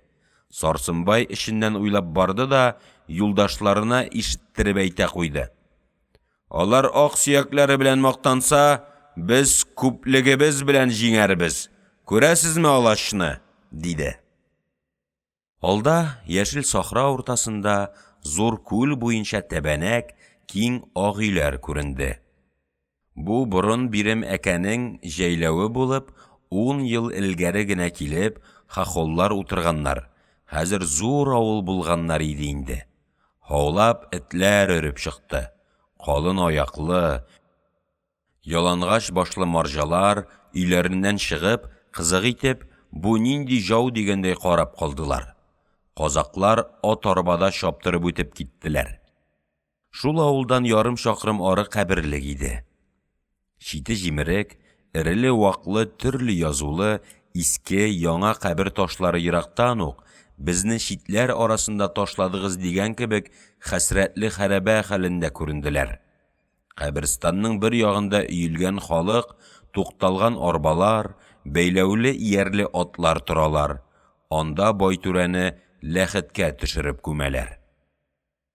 Зияратның өсте колакчыннар, бүрекләр белән шуп-шуар төстә. Һәр кем мулласын иярткән дә, үзенең якын үлекләренең каберләрендә береннән икенчесенә күчеп, Коръән укытып йөри. Кемдер? Тамам, дип кычкырды. Төрле җиргә чәчелгән җәмәгать ашыгып-ашыгып җыелдылар. Уртада Байтүрәнең әле яңа гына өелгән кечкенә тау кебек биек кабер туфрагы. Аның 4 почмагында 4 мулла, кабыргаларында баш, аяк очларында тагы икшәр-өчәр динче утыра. Халык һәммәсе җыелып бетүгә, казак бае Ис Әхмәт калын киберле тавыш белән: "Мулдакым, укы тәбәрәк", дип кычкырды. Зәки Гайфи тамак кырып, укырга авызын гына ачкан иде, Бүребай мулласы Сейфулла беренчелекне бирмәс өчен көчле, матур тавыш белән «Әгъузу биллаһи минеш-шайтанир-раҗим! Бисмиллаһир-рахманир-рахим!» дип сузып та җибәрде. Зәки Гайфине туктатырга мәҗбүр кылып, аз вакыт эчендә тәбәрәкне ярып укып та чыкты. Бу бик тиз, кызу, ләкин музыкалы яңгыратып, Шәймирза мәкаме белән укучы иде. Казаклар мактап: «Ай ярыктык мулдакәм, кандай тиз агыза гуй!» диештеләр. Дүрт почмактагы, яндагы муллаларда кыска-кыска мәкърәләр Коръәннән үзекләр укыдылар. Тагы бер мулла байының әйтүе белән Ясинны башлаган иде. Минәл мөкәррәммингә җиткәч, яңлышты да Субхана раббика раббил гиззати гамма ясифунны әйтеп тамам итте. Моның белән мулла үз бай алдында гына түгел, башкалар алдында да үзенең базарын бетерде. Нашарга мисал булып йөрергә калды. Күп вакытлар көлеп сөйләргә, телләргә керде. Динчеләргә 10 тиен садака бирделәр, дуга кылынды. Җиназа, дәфен, садака шуның белән бетте. Җәмәгать яңадан атларга менде. Тагы камчылар уйнады, тагы ыргылар, кабиләләр, партияләр грух-крух киңәшеп дала буенча киттеләр. Хахулларның балчыктан ясалган акбурлы өйләрен үтеп, тагын этләрен үрдереп, инде ит, кымыз уе белән яңадан мәрхүмнең җәйләвенә, якты күлгә шаулашып кайттылар.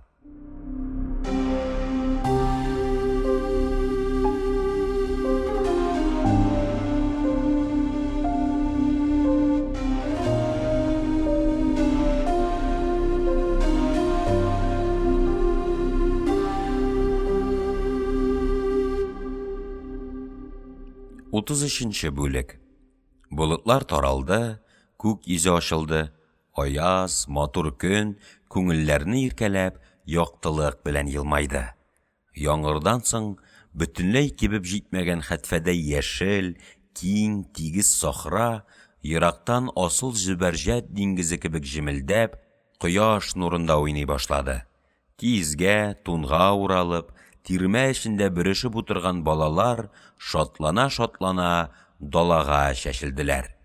Бүз җегетләр, сылу кызлар ат иярләп, юк йомышны бар итеп, җәйләүдән җәйләүгә чаптылар. Озак яңгыр, юеш салкын җил астында төсләре качкан матур колыннар ду килеп, тавыш белән кешнәшеп, уйнарга тотындылар. Якты күл әйтерсең, көмеш диңгезенә әверелде. Шулай матур, тыныч, саф нур белән ялтырап китте. Зыяраттан кайткан халыкның да күңеле бер юлы күтәрелде. Иртәнге, көндезге авыр һава, кара болыт, моңа кушылган мәйет җиназа, кабер басынкылыклары таралды. Бу җәйләүдәге 15 тирмәнең 10-сы төрле фәкыйрь казакларныкы булып, уртадагы зур, яңа ак киез өйләр Байтүрә белән Якубныкы иде. Халык һәркем үз дәрәҗәсенә карап, шул 5 тирмәгә тулдылар. Буларга сыймаганнар өчен далада җиргә киезләр, паласлар җәелде. Ашык көн, якты кояш астында 30-40 кешелек табыннар ясалды. Гадәт буенча башта Коръән укылды. Динчеләргә садака бирелде. Аннан соң инде әйтерсең, Байтүрә, җиназа, кабер бөтенләй хәтерләреннән чыкты. Мәҗлесләр, ниндидер уен-көлке җыелышлары, үткен сүзләр, тапкыр җаваплар көрәшенә әйләнде. Байның үз кымызы да хисапсыз иде. Мәрхүмнең якыннары, кардәш рухлары да һәммәсе турсыклар, сабалар белән килгәннәр иде. Эшүнең исәбе саны булмады. Кымыз күбрәк китерелгән сайын, башлар җиңеләя, күзләрдә ут уйный, телләр чәчәнләшә бара иде. Байның үзе торган өлкән өйгә илнең зурлары, кабилә башлыклары, аксакаллары, биләре, байлары утырдылар. Иң түрдә Биремҗан аксакал, Аның бер ягында Якуб, Яңгырбай, икенче ягында Сарсынбай, аның кодасы Сарыбай, аларга тоташып, Карлыгачның тамыры Арысланбай белән кияве Калтай, аннан түбәнгә таба, шулай һәркем дәрәҗәсе буенча урнашканнар иде. Азым әкә, мәрхүмнең шапанын киеп, көлкерәк кыяфәттә бу мәҗлескә хезмәт кылучы булып, бераз кызарып, уен сүз әйтеп йөрүче иде. Бирем әкә үткән заманнарның хәлләрен сөйләде, Әбелхәйр ханны каһәрләде, яман тылмачлык, илчелек кылды дип, Татар Тәфкилевне шелтәләде, ерак киная белән китереп, бу җирдә дә үзенең хәерләре, тәфкилләре булмады түгел дип, Найманнарның хан, солтан булып яшәгән, йортны ак патшага кол итүдә булышлык иткән бабаларына да күләгә ташлады. Буларга каршы баш күтәргән казак баһадирларына, ерак илдәге Көтибар исемле каһарманга озак тукталды. Аның бу сүзләре Байтүрә Якуб яклылар өчен, Агу, Сарсынбайлар өчен бер бәйрәм иде. Яңгырбай белән Арысланбай ярым көлкеле, ләкин агулы сүз белән шәншешеп талдылар. Ләкин кымыз ичеп кәеф күтәрелгәнгә, сүз булардан уен көлкегә тартылса, һәммәсе дә шат булачаклар иде. Азымбай моңа бер чара таба алудан гаҗиз иде. Мәрхүмнең каберендә озаклап утырып, елап калган акынның кайтып ишектән керүе бар кеше өчендә бер җиңеллек тудырган кебек булды. Азым әкә аны култыклап алды. Бераз кузгалыштылар, шагыйрьгә уртада урын бирелде. Түрдә кирәгәдә бер укалы бүрек белән бер яшел шапан асылып тора иде. Якуб урыныннан кузгалмыйча ук, Азым әкә, шуларны акынга кидерсәңче, агамның әйткән сүзе шулай иде, диде. Мәҗлестә бер яңалык булып алды. Азымбай карт йөгереп барды. Уйнап көлеп бүләкләрне алды да киендерде. Мәҗлестә гүя күзне уйнатырлык күренеш Азым әкә белән тылсым жан иде. Акын. Биргәнеңә шөкер, дип ярым йорты бит сыйпады. Билендәге думбрасына кул сузды. Байтүрәбез бер иде. Аны югалтудан күңелем яраланып калды. Думбрам да бүген ак таң беленеп, кайгылы кара үлем хәбәре йөрәгемне яралаганнан бирле телдән тукталды.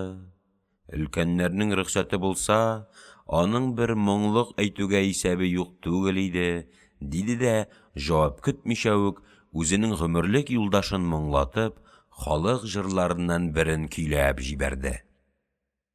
Ат жаксысын сорасаң, ир жаксысын күрерсең, тун жаксысын киерсең, Андижан менән Куканда, Кырым менән Казанда, Хива менән Бохарада.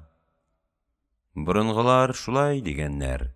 Мәгәр безнең бу заманда ирнең яхшылары сары арканың үз эчендә дә юк имәс, дип мәҗлеснең илнең зурларын берәм-берәм ярым көй, ярым кара сүз белән мактап китте.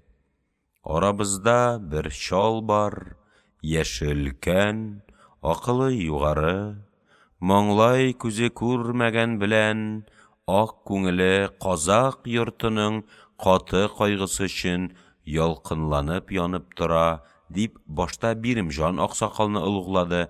Аннан соң нәселе Чингизгә җитә, каны ханнардан, солтаннардан килә, яхшы атаның бу баласы, хәзерге көн ил агасы, дип Якубка тукталды. Әйтәчәк фикерләрен, сүзләрен бераз эзләгән кебек, көйне озын-озын сузып, бераз уйланды да Арысланбайга карап: Атаңның өлкәнлеге даланы каплады, үзеңнең яшең аз булса да, моңлайыңда акыл нуры балкый, йөрәгеңдә азаматлар куәте бар, дип озак җырлады. Думбраны, җырны ишетеп, башка тирмәләрдән халык монда агылды. Сыярга һич җай юк иде. Тирмәннең киезләрен күтәрделәр. Өйнең бөтен тирә-ягы урамаллы хатыннар, колакчынлы казаклар белән капланды. Акын, гүя буларның һәммәсеннән хәбәрсез кебек, кулларын уйнатып, башын диваналарча чайкап дәвам итте. Сабырың күп, дәүләтең мул, сөягең ак булмаган белән, ил өчен гайрәтең зур. Лашыннар арасында бөркет бул, дип Сарсынбайны мактады. Дошман күрсәң, соңкардай ашкынасың. Алаш дигән тавыш булса, ук җәядәй атыласың, дип Яңгырбайга берничә сүз әйтеп, ахырдан көйен дә, тавышын да ярым көлкегә әйләндереп, Азымбайга карады. Дәүләтем юк, бәхетем ким дип зарлык кылма, кыямәтнең җмахында тәхетең бар, диде. Бу соңгысы халыкның кәефенә бигрәк шап калды. Өйдәге һәм тыштагы җәмәгать көлеп, ай ярыктык тылсымҗан, ясаган ияң шәшәнлекне кызганмаган үзеңнән, дип шаулаштылар. Азым карт бераз рәнҗегән тавыш белән: Акыным, ялкыным ау, иртә кич Тәңрегә мал да бирче, бак та бирче дип моңлык кылдым, сүземне алмады. Биргән малын кышның яман җыты белән һәлак кылды, диде. Азымбай яше зур, сакалы ак булса да, байлыгы юк. Кабилә эчендә дәрәҗәсе кечкенә. Шуңа күрә аның белән бераз җүләрләрчә шаяралар иде. Сарыбай бераз кинаяле мәгънә белән әйтә куйды. Бай үлде, сиңа тун белән шапан калды. Күңелең һаман канәгать түгелме, диде. Бу бик тупас тоелды. Яңгырбай үткен усал йөзенә тәхкир төсен чыгарып, Сарыбайның уңайсыз сүзенә: Мондый шәшәнлекне начар биядән туган кара айгырлар гына әйтә белсә кирәк, диде. Бу кара айгыр кабиләсенең түбән дәрәҗәсенә ишарә иде.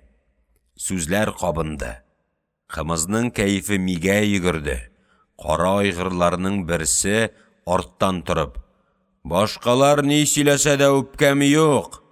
Мәгәр Яңгырбай үзенең төрекмәннән урланган 4 карасы белән мактана башласа, казак йорты көлми ничек шыдый, дип шәнеште. Бу инде бөтенләй каты әйтү иде. Чөнки хәзерге көндә Аксөяк саналган 4 кара кабиләсе хакында чыннан да шундый бер әкият бар иде. Яңгырбай өчен бу һәр вакыт жан әрнеткеч бер кара тап иде. Ул сабырын югалтты. Аягүрә басып, камчысын биленнән ала куйды. Сүз талаш кычкырыш чигеннән ашты. Башта кара айгырлар белән 4 кара кабиләләр кыздылар. Буларга сарманнар, кызыл кортлар катнашты. Азымбай кызып, каны кайнап, үзенчә зур сүз әйтергә теләде. Башка кабиләләр үзара талаш кылганда да, һәммәдән өстен булган Симез Найман рухсы барлыгын оныттыгызмы? Диде. Бу зур хата булып чыкты. Аңарчы тик утырган тона бугалар кузгалды. Чөнки Найманга мәңгелек дошманнар иде. Азым әкәнең сүзен бетермәстән берәү кычкырды. Найманнарның исеме Симез булса да, тоткын юллары тигез имәс, диде. Якуб та катнашты. Ул өлкән әдәм сыйфаты белән: Яманлык юк димәм. Мәгәр Найманның кылган яхшылыкларына кем күз йомар, диде. Бу тагы утка май салу булды. Еллар буенча кабилә рух пәрдәсе эшенә өртелеп, җир су өчен, җәйләү өчен, ил өстендә баш булу өчен дәвам итеп тә, җиназа сәбәбеннән тышкы ягы капланган дошманлыклар һәммәсе бәреп өскә чыкты. Каннар кызды, күзләрдә ут уйный башлады, камчылар кулга килде. Берәүнең Найманнар турында «Илгә яхшылыктан башка эшләре булмады» дигәненә каршы аңарчы сабыр торган Арысланбай да чыдамады, камышысын кизәнә биреп: "Атаңа нәләт булгыры! Казакны җәйләвеннән куган, безне җир аударган кем иде? Сез найманнар түгелме?" дип кычкырды. Моңа каршы күзен кан басып Яңгырбай килде. Алаш кычкырып, сугыш китүе бик якын иде. Мәгәр Сукыр аксакал Биремҗан тыеп калды. Ул урыныннан кузгалды. Кәвешен киде дә аягүрә басты. "Талаш өчен башка урын табарбыз, балалар", дип тирмәдән далага чыкты. Моны һәммәсе аксакал кайтырга, таралырга куша дип төшенделәр. Җәйләү шау килде, арбалар кузгалды, атларның иярләре тартылды, казаклар: "Атаңа нәләт! Җиде бабаңның каберен фәлән кылыйм!" дип сүгенеп, кычкырышып, атларын менделәр дә, Найман белән 4 карадан башкалары һәммәсе зур сугышка ташланган кебек, якты күл җәйләвеннән киң даланың төрле ягына чәчелделәр. Якуб хәлне аңлады. Бу илдә өстенлекнең кемнәр кулында булуы өчен ачык сугышның башлануы иде. Ул агасы Байтүрәнең җиназасын башка төрле файдаланмакчы иде, ләкин киресе килеп чыкты. Якты күл җәйләвеннән таралып, сахра тутырып, ярле ат өстендә төрле якка чыккан казаклар аңа теге 4 кабиләнең: "Инде моннан соң сезнең рухны эш башыннан куабыз, булыслыкны, билекне сездән алабыз. Найманның елгасы кипте, тавы җимерелде, хәзер яңа җәйләү эзлибез" дигән кинаяле сүзе булып тоелды. Һәм ул яңлышмады. Төзәтү килештерү өмете беткән, инде мал түгеп, ат арытып, көн-төн көрәшүдән башка чара калмады. Якты күлдән каһәрләп, сүгенеп, шаулашып, ат өстендә таралучылар да моны шулай аңладылар. Шул ачу белән тешләрен кысып, камчыларын селтәп чаптылар. Моңарчы аста, каядыр яшеренебрәк янган көрәш уты өскә бәреп чыкты. Һәр ике як, бил баглап, кан кыздырып, шуңа ташландылар.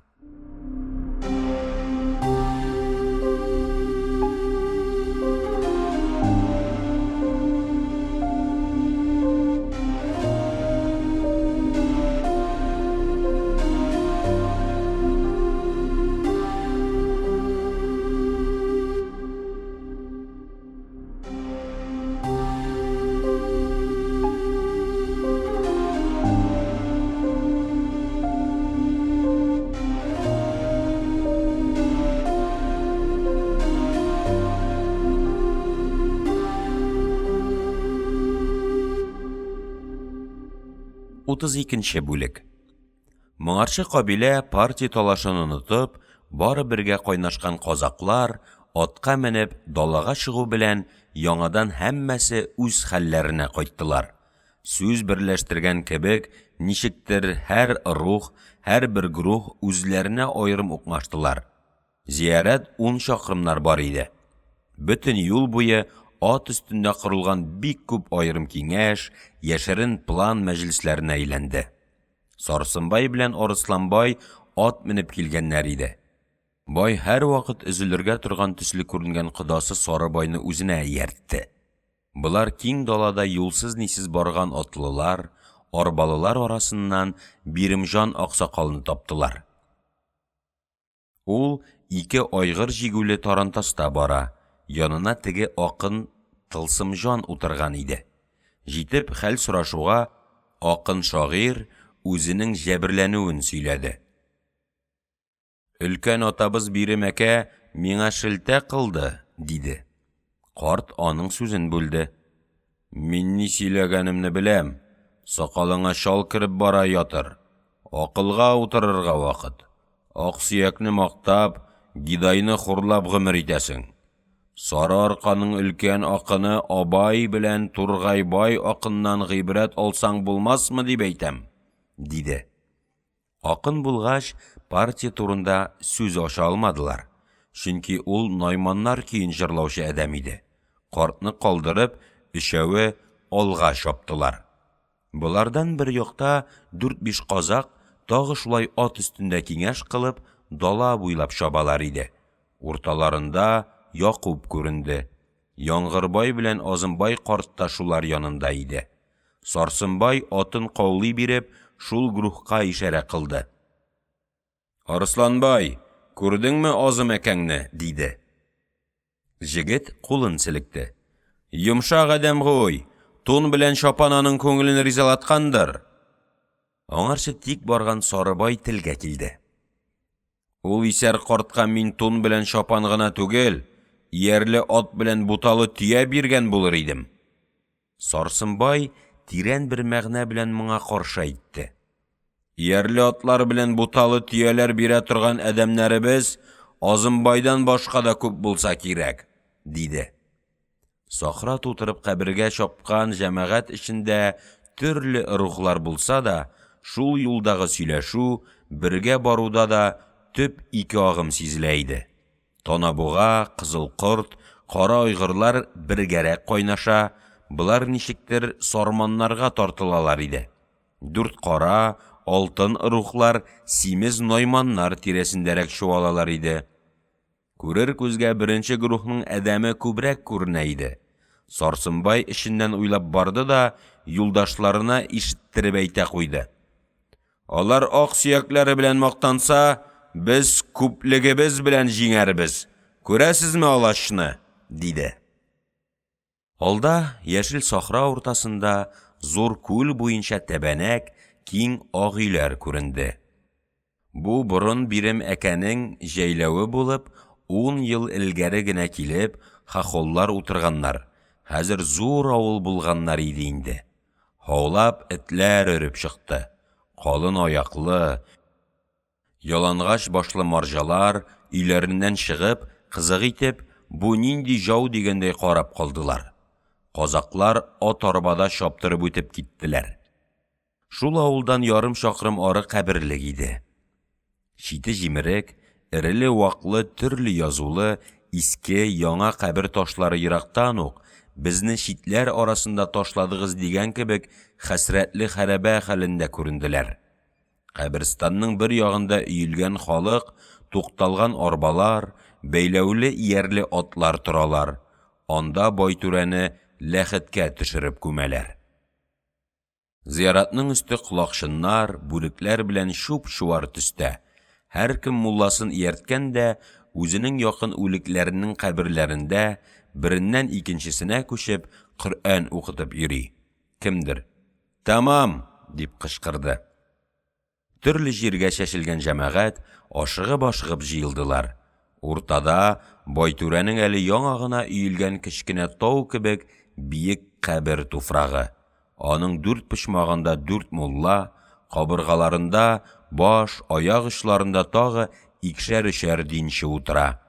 Халык һәммәсе җыелып бетүгә, казак бае Ис Әхмәт калын киберле тавыш белән: "Мулдакым, укы тәбәрәк", дип кычкырды. Зәки Гайфи тамак кырып, укырга авызын гына ачкан иде, Бүребай мулласы Сейфулла беренчелекне бирмәс өчен көчле, матур тавыш белән: "Әгъүзу биллаһи минеш-шайтанир-раҗим. Бисмиллаһир-рахманир-рахим", дип сузып та җибәрде. Зәки Гайфине туктатырга мәҗбүр кыйлып, аз вакыт эчендә тәбәрәкне ярып, укып та чыкты. Бу бик тиз, кызу, ләкин музыкалы яңгыратып, Шәймирза мәкаме белән укучы иде. Казаклар мактап: "Ай ярыктык мулдакәм, кандай тиз агыза гуй", диештеләр. 4 почмактагы, яндагы муллаларда кыска-кыска мәкърәләр Коръәннән үзекләр укыдылар. Тагы бер мулла байының әйтүе белән Ясинны башлаган иде. Минәл мөкәррәм мингә җиткәч, яңлышты да Субхана раббика раббил гиззати гамма ясифунны әйтеп тамам итте. Моның белән мулла үз бай алдында гына түгел, башкалар алдында да үзенең базарын бетерде. Нашарга мисал булып йөрергә калды. күп вакытлар көлеп сөйләргә, телләргә керде. Динчеләргә 10 тиен садака бирделәр, дуга кылынды. Җиназа, дәфен, садака шуның белән бетте. Җәмәгать яңадан атларга менде. Тагы камчылар уйнады, тагы ырухлар, кабиләләр, партияләр грух-крух киңәшеп, дала буенча киттеләр. Хахулларның балчыктан ясалган акбурлы өйләрен үтеп, тагын этләрен өрдереп, инде ит, кымыз уе белән яңадан мәрхүмнең җәйләвенә, якты күлгә шаулашып кайттылар.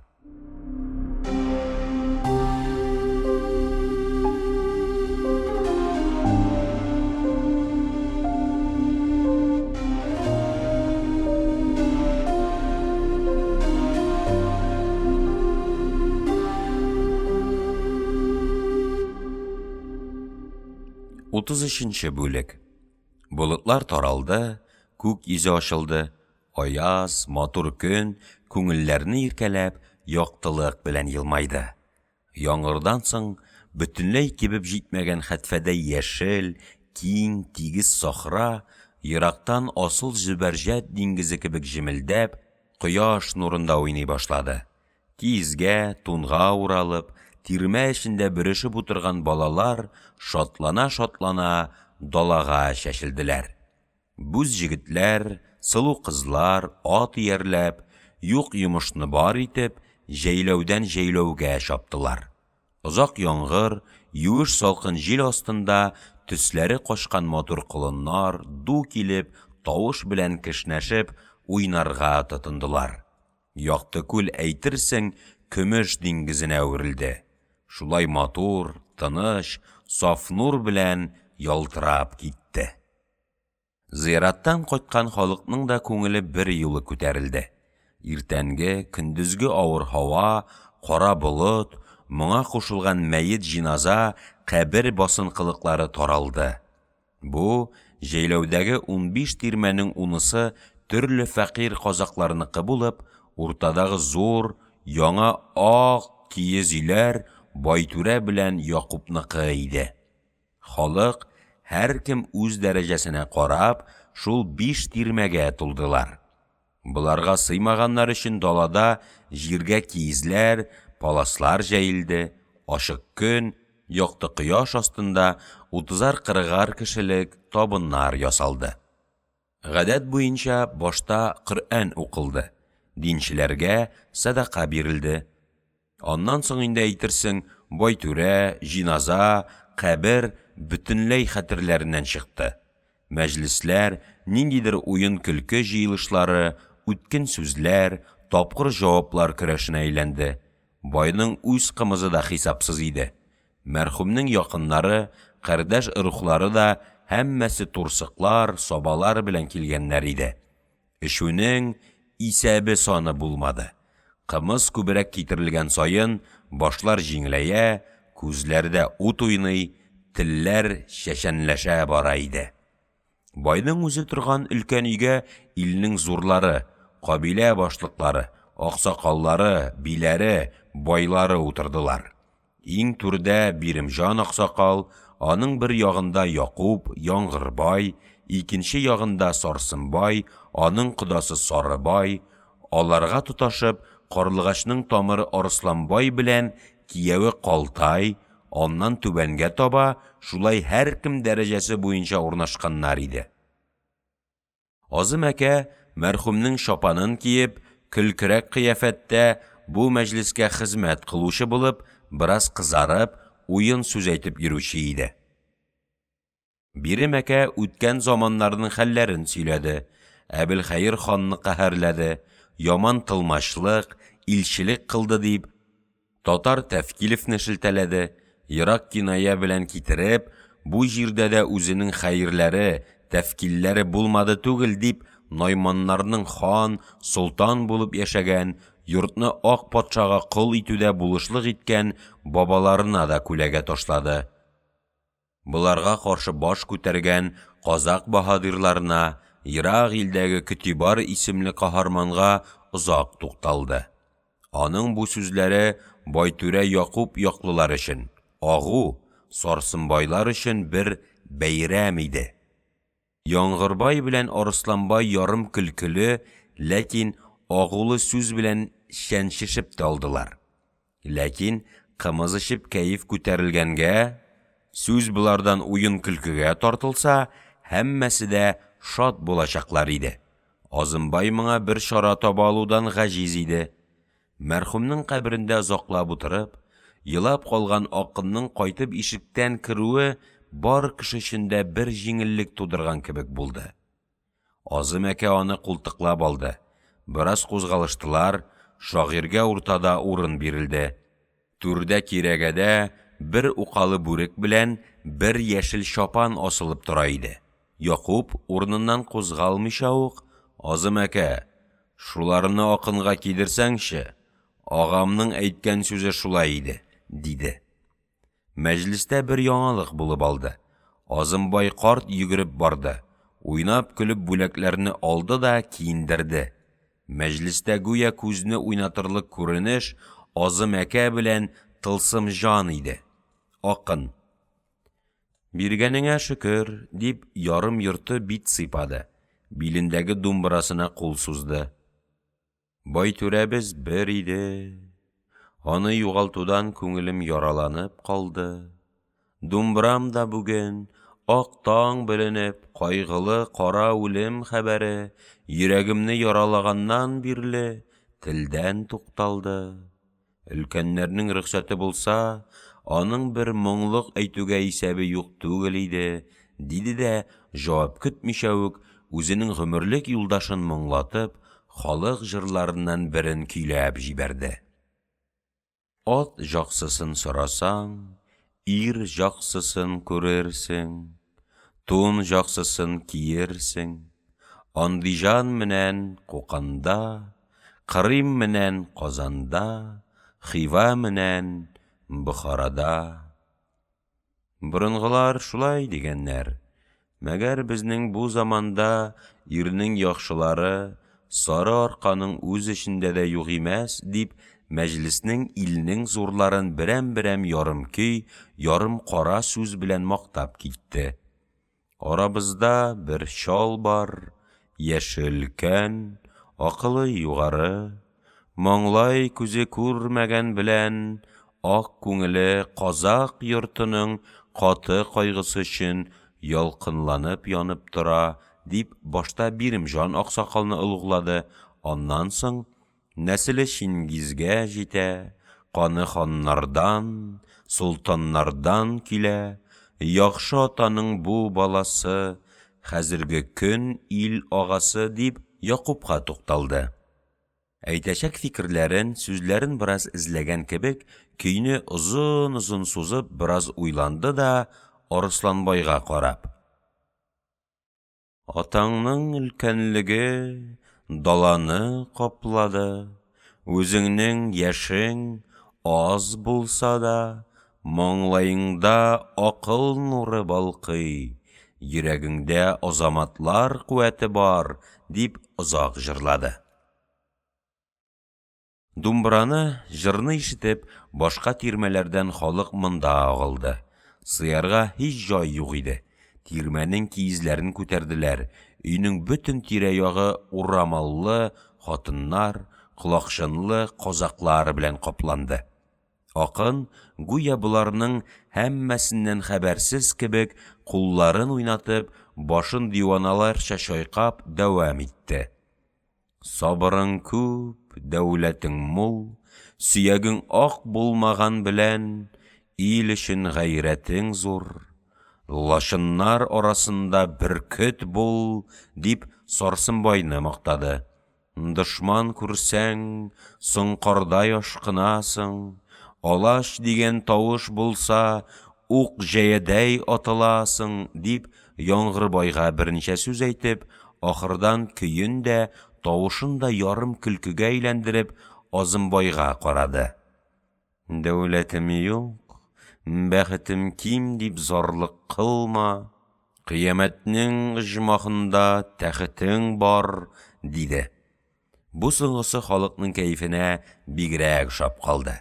Өйдәге һәм тыштагы җәмәгать көлеп, Ой ярықтық тылсымжан, ясаған ең шешенлікні қызғанмаған өзіңнен, дип шаулаштылар. Азым қарт біраз рәнжіген тавыш белән: Ақыным, ялқыным ау, иртә кич Тәңрегә мал да бирші, бақ та бирші дип моңлык қылдым. Сөзімні алмады. Берген малын қышның яман жыты белән һәлак қылды, диде. Азымбай яші зур, сақалы ак булса да, байлыгы юк. Кабилә эчендә дәрәҗәсе кечкенә. Шуңа күрә аның белән бераз жүләрләрчә шаяралар иде. Сарыбай бераз кинаялы мәгънә белән әйтә куйды: Бай үлде, сиңа тун белән шапан калды. Күңелең һаман канәгать түгелме? Диде. Бу бик тупас тоелды. Яңгырбай үткен усал йөзенә тәхкир төсен чыгарып, Сарыбайның уңайсыз сүзенә: Мондый шәшәнлекне нашар биядән туган кара айгырлар гына әйтә белсә кирәк, диде. Бу кара айгыр кабиләсенең түбән дәрәҗәсенә ишарә иде. Сүзләр кабынды. Кымызның кәефе мигә йөгерде. Кара айгырларның берсе арттан торып: Башкалар ни сөйләсә дә үпкәм юк. Мәгәр Яңгырбай үзенең төрекмәннән урланган 4 карасы белән мактана башласа, Казак йорты көлми ничек шыдый, дип шәнеште. Бу инде бөтенләй каты әйтү иде. Чөнки хәзерге көндә Аксөяк саналган 4 кара кабиләсе хакында чыннан да шундый бер әкият бар иде. Яңгырбай өчен бу һәр вакыт жан әрнеткеч бер кара тап иде. Ул сабырын югалтты. Аягүрә басып, камчысын биленнән ала куйды. Сүз талаш кычкырыш чигеннән ашты. Башта кара айгырлар белән 4 кара кабиләләр кыздылар. Буларга сорманнар, кызыл кортлар катнашты. Азымбай кызып, каны кайнап, үзенчә зур сүз әйтергә теләде. Башка кабиләләр үзара талаш кылганда да, һәммәдән үстен булган симез Найман рухсы барлыгын оныттыгызмы? Диде. Бу зур хата булып чыкты. Аңарчы тик утырган тона бугалар кузгалды. Чөнки Найманга мәңгелек дошманнар иде. Азым әкәнең сүзен бетермәстән берәү кычкырды: Найманнарның исеме симез булса да, тоткын юллары тигез имәс, диде. Якуб та катнашты. Ул өлкән әдәм сыйфаты белән: Яманлык юк димәм. Мәгәр Найманның кылган яхшылыкларына кем күз йомар, диде. Бу тагы утка май салу булды. Еллар буенча кабилә рух пәрдәсе эченә өртелеп, җир су өчен, җәйләү өчен, ил өстендә баш булу өчен дәвам итеп тә, җиназа сәбәбеннән тышкы ягы капланган дошманлыклар һәммәсе бәреп өскә чыкты. Каннар кызды, күзләрдә ут уйный башлады, камчылар кулга килде. Берәүнең Найманнар турында «Илгә яхшылыктан башка эшләре булмады» дигәненә каршы аңарчы сабыр торган Арыслан бай да чыдамады, камчысын кизәнә биреп: Атаңа нәләт булгыры! Казакны җәйләүеннән куган, безне җир аударган кем иде? Сез Найманнар түгелме? Дип кычкырды. Моңа каршы күзен кан басып Яңгырбай килде. Алаш кычкырып, сугыш китүе бик якын иде. Мәгәр сукыр аксакал Биремҗан тыеп калды. Ул урыныннан кузгалды. Кәвешен киде дә аягүрә басты. Талаш өчен башка урын табарбыз, балалар, дип тирмәдән далага чыкты. Моны һәммәсе аксакал кайтырга, таралырга куша дип төшенделәр. Җәйләү шау килде, арбалар кузгалды, атларның иярләре тартылды, казаклар: Атаңа нәләт! Җиде бабаңның каберен фәлән кылыйм!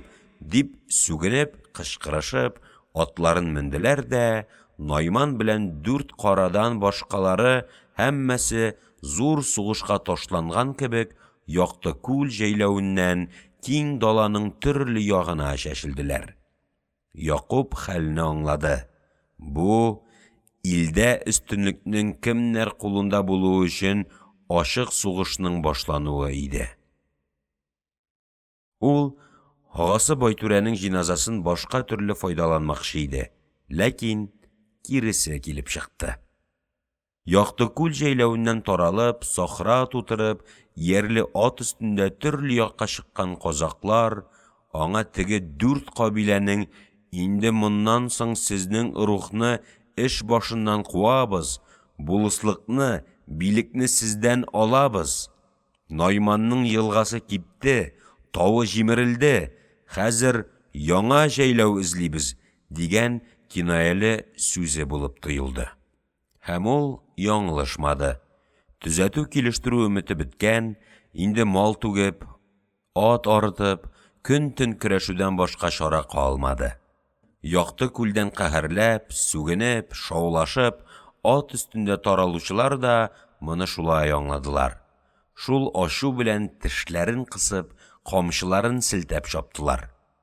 Моңарчы аста, каядыр яшеренебрәк янган көрәш уты өскә бәреп чыкты. Һәр ике як, бил баглап, кан кыздырып, шуңа ташландылар.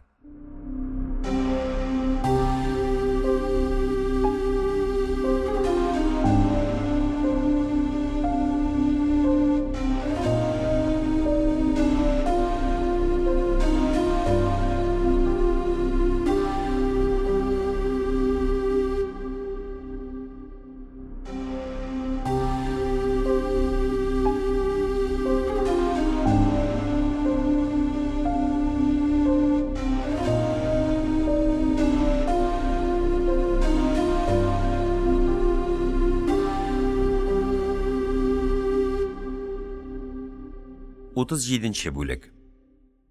Булар исәнләшеп, дәүләтегез мул булсынны әйтеп атка менгәндә, төш ауган, көннең кызулыгы басыла башлаган иде инде. Күч яңа җәйләүгә тукталганчы барып җитик дип, атларны камчылап, киң далада уйнашып, каты җилдерделәр. Ләкин һаман да өлгерә алмадылар. Алдан киткән алайгырның тояклары кызыл ком җәйләүенә баскан вакытта, күч карван аз сулы, кечкенә, ләкин матур кызыл комлы күлнең кыйбла ягына барып тукталган иде инде. Карлыгач моны күрүгә алгарак ятып аякларын кыймылдатты, тизгенне тартты, камчыны кузгата бирде дә, карванны әйләнеп, әле яңа төядән төшкән анасы янына килде, атыннан сикерә биреп. Шишәм, без Дирвисал җәйләвендә ит җидек, кымыз эчтек. Мин иркә кыз Шулпанны күрдем, дип шатланып, гаҗәпсенеп сөйләп алды. Ул арада тегеләр дә килеп җиттеләр. Яңа җәйләү хәерле булсынны әйтеп, эшкә тотындылар. Өйләрне кыруда баш роль байның яшь хатынында, Тукалда иде. Башка хатыннар дивана карчык, ялчы каләмпер, айбала аңа булышлык кылалар. Карлыгач сылу ярым шаярып, ярым эшләшеп, шулар тирәсендә кайнаша иде. Калын беләкле, таза ялчы Җылкынбай буларга ирләр кеше кирәк булачак урыннарда авыррак нәрсәләрне күтәрү кебек эшләрдә ярдәмче иде. Тукал гадәт буенча үзенең ырымнарын кылды да Җылкынбайга карап: "Шаңгыракны менә шул җиргә китереп куй", диде. Җегет карамадан ясалып, әйләнә тирәсенә үтә тишекләр тишелгән, кыршау рәвешендә түгәрәк бер нәрсәне хатын күрсәткән урынга китереп салды. Бу өйнең уртасы булачак җир иде.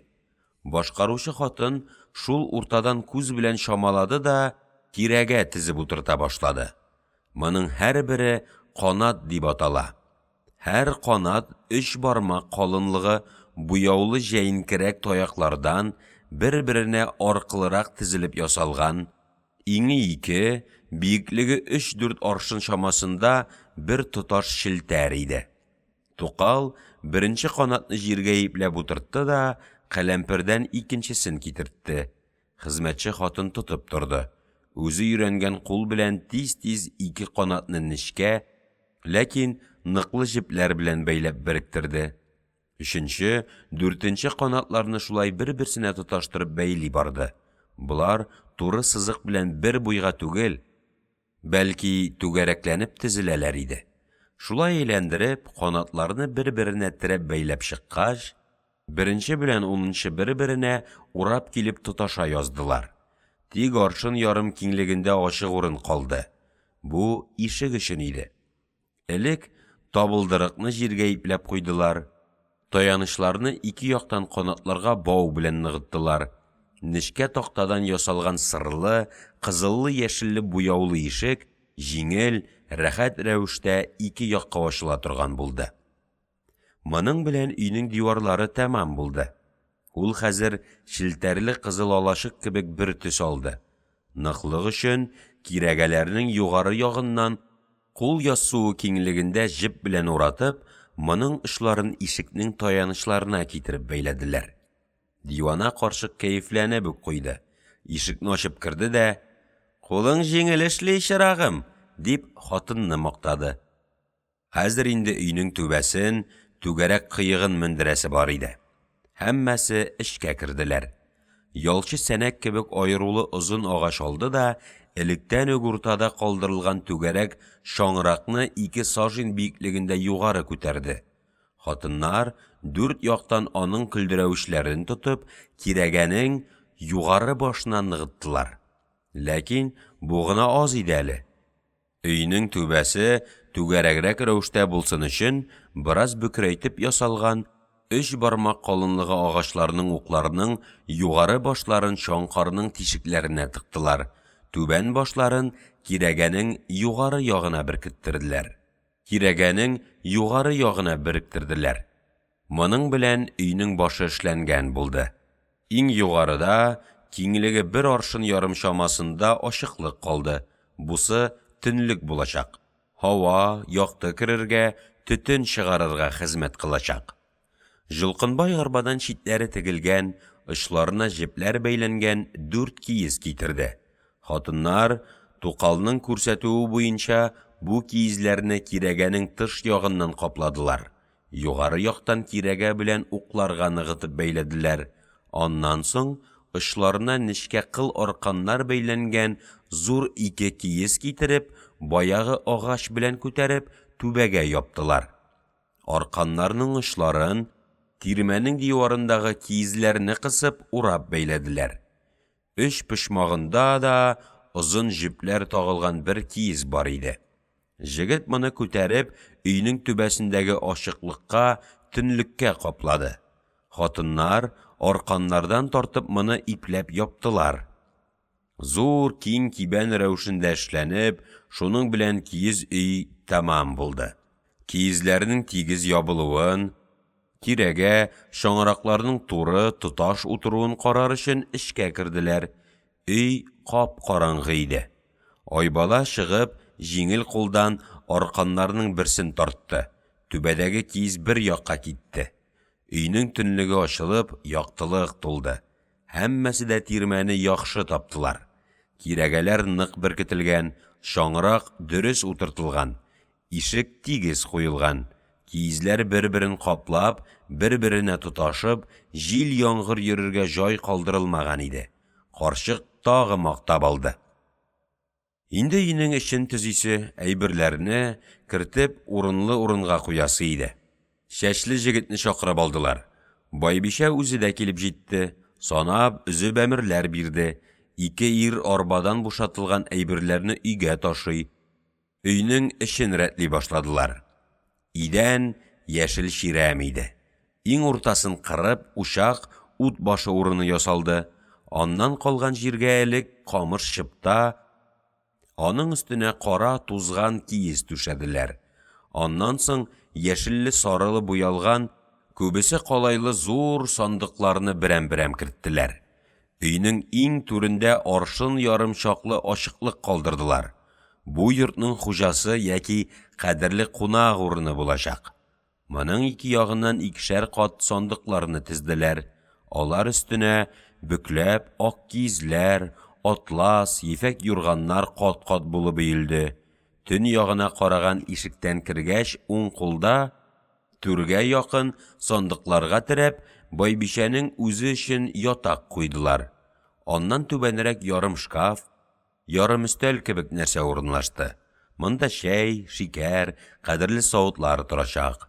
Ишекнең сул ягында түргә якын сандыкларга бәреп, икенче ятакны җирләштерделәр. Идәнгә тагы бер кат ак киез, аның өстенә палас җәелде, түрдәге кадерле урынга озын, кызгылт җонлы куй тиресе түшәлде. Бу тирмә йортның агые санала. Байбишәнең даими торуы шунда була иде. Хатыннар моның эшен бетергәч, икенче тирмәне корырга киттеләр.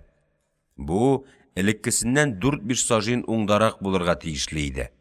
Аның һәммә нәрсәсе агыйнеке кебек, тик үзе зуррак, киезе искерә төшкән иде. Бу өйнең эчендәге әйберләр дә тегендәгегә караганда сада иде.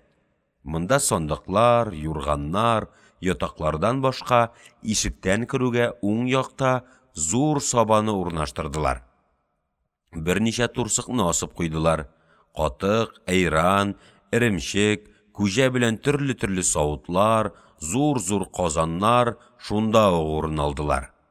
Казылыклар да шуңа урынлашты. Өлкән өй дип аталган бу тирмәдә Тукал даими йоклый. Аш-су, кымыз мәҗлесләре дә шунда була. Бай үзе төннәрен нәүбәтләп, берсен Байбишә янында агыйда, берсен менә шул өлкән өйдә Тукал янында үткәрергә тиешле иде. Буларны тәмамлагач, инде азаккы тирмә, кечкенә кара өй бар иде. Моның эше җиңел булды. Әйбере дә аз, күбрәге камыт, ияр, өем киезләр белән, төядән, куйдан кыркылган җоннар, атлардан алынган тиен кыллар иде. Бусы ялчылар өчен иде. Байның аяллары белән бергә фәкыйрь гаиләләр дә үзләренең карасу иске киез өйләрен торгызып өлгерделәр. Шул бер тирмәгә берничә сандык, юрган, казан, камыт, ияр кебек әйберләрен кертеп бетерделәр. Килеп тукталганнан 2 сәгатькә якын вакыт үтмәде, быел мал адәм аягы басмаган яшел ширемдә авыл үзенең өйләрен тәмам корып, урынлашып бетте. Тирмәләр араларында 4-5 сажин җир калдырып, тезелеп утырдылар. Бер буйга, туры озын сызык буенча түгел, бәлки дуга яки яңа туган ай рәвешендә түгәрәкнең яртысы рәвешендә булып тезелделәр. Бу ярым түгәрәкнең уртасы кутан дип атала. Бу инде һәммәгә уртак йорт эше, уртак мәйдан хезмәтен үтәячәк. Монда кылыннар бәйләнәчәк, кич куйлар куначак. Арбалар исә һәр өйнең артында торалар. Килгән кунакның кутанга ат, арба белән керүе гаеп санала. Ул өйләрнең арт ягына тукталырга тиеш. Байның 2 төрәнле тимер сабаннары, уру, шабу машиналары да шунда торачак.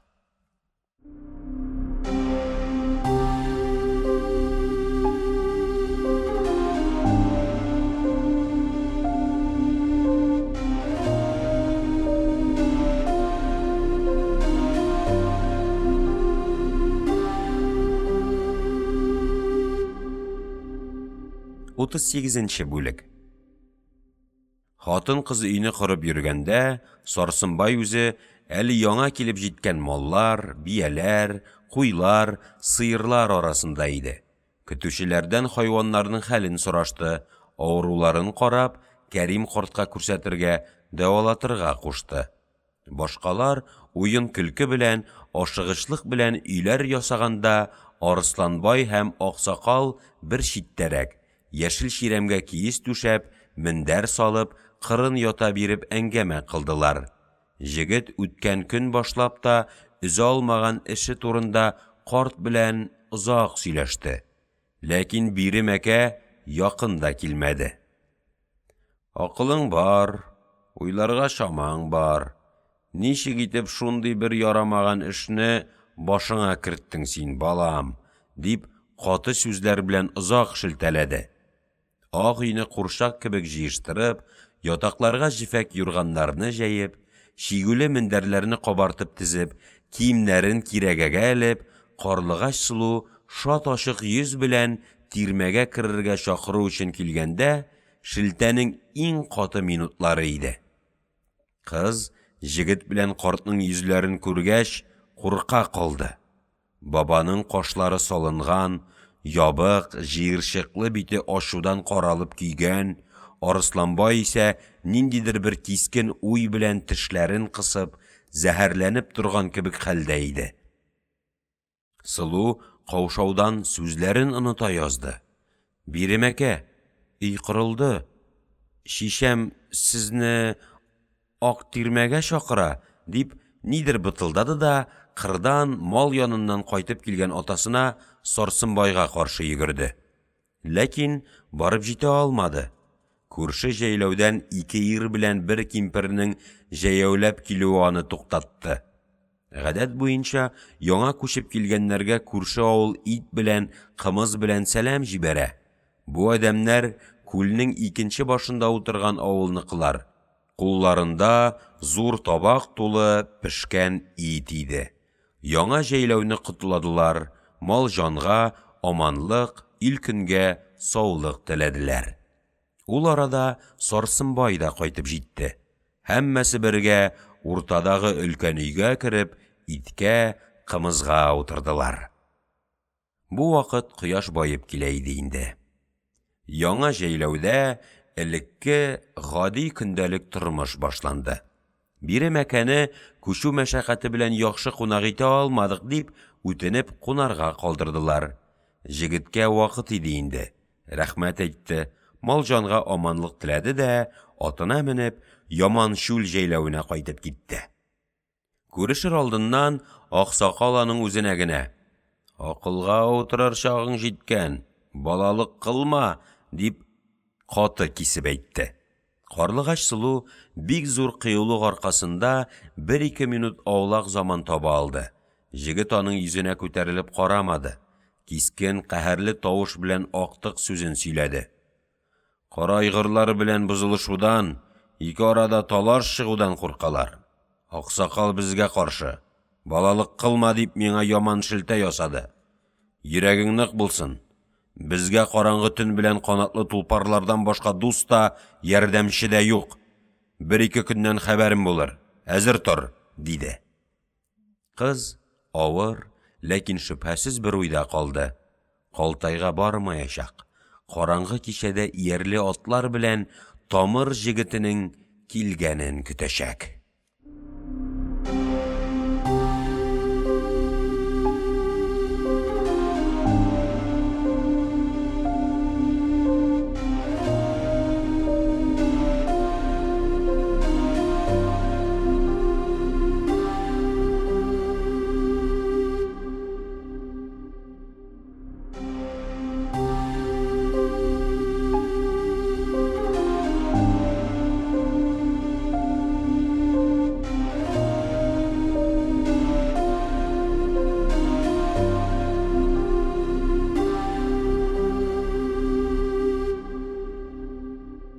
39-нчы бүлек.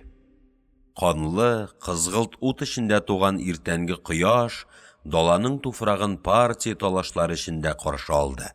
Якуб белән Яңгырбай җиназага җыелган җәмәгатьнең юк өчен сүз чыгарып, кычкырышып таралуларын яхшы аңладылар. Үзләре белән барачак ыргының, партияның юлбашчыларын шул көндә үк җыйдылар. Киңәш кылып, эшкә тотындылар. Кемгә мал бирергә, билек, авыл найлык вәгъдә кылырга, дошман арасына ничек коткы салырга, һәммәсен уйлаштылар. Азымбай карт теге вакыттагы гөнаһлы уеннан кайтты. Аттан төшмичә, кирәк адәмнәрне күреп, көн-төн чапты. Бер тәүлек эчендә 100 чакрымны урап кайтып, асыл аргамакларны яндырган вакытлары да булды. Сайлау көнендә артык шар алу өчен түгеләчәк алтынның, өләшенәчәк аяклы малның, биреләчәк шапанның, тунның хисабына чик куелмады. Берничә 100 кара, 20-30 мең алтын чыга икән, моның алдында әлбәттә тукталмаячаклар. Рөкыя байбичә бу талашның үзәгендә иде. Ул кайчандыр Сарсынбай бикәсе алтын чәчкә әйткән сүзен яңадан хәтерләде. Кирәксә мал бирәбез, кирәксә кыз бирәбез, кирәксә җир аударабыз, мәгәр үз дигәнебезне кылабыз. Арада бик куркыныч бер хәл бар иде. Яңгыр байның кызы Гөлфаныс 7 яшендә чагында ук әйттерелгән әдәмен яратмыйча башка берәү белән тамырлык кылып йөри иде.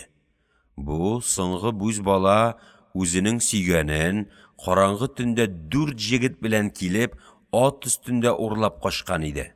Бу сәбәптән Яңгырбай ырыксы белән кияү йорты арасында зур талаш чыгарга тора. Әгәр бу вакыйга була калса, Найманнар белән Кара айгырлар партиясеннән җәберләнгән кодалар ырыксы булардан китеп барып Сарсынбайга кушылачак. Я үзләре бер партия булачак, яисә читтә катнашмый калачак. Һәр тәкъдирдә зур зыян киләчәк иде. Бу кодалык Рөкыяның үз диме, үз осталыгы белән ясалганга, ул ант итеп көрәшкә катнашты.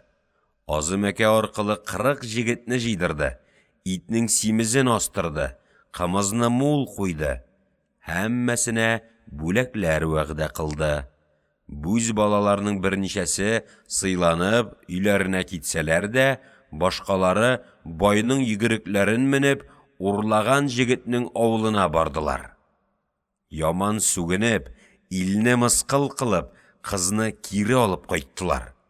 Гөлфанысны урлаган ил байлыкта урта булганга, Рөкыяның артында урыс түрә торганын яхшы белгәнгә, яңадан сугыш башларга батырлык кылмадылар. Бу вакыйга тирә-якка зур хайранлык бирде.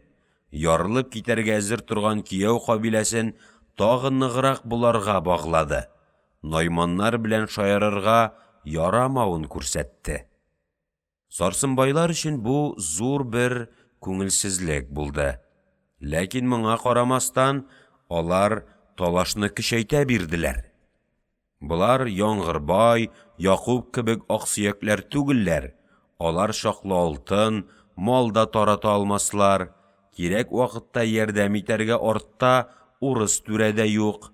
Шулай булса да, Биримҗан аксакал җиңүгә нык ышана иде. Найманнарны халык ак патшаның йомышын үтәүче дип карый.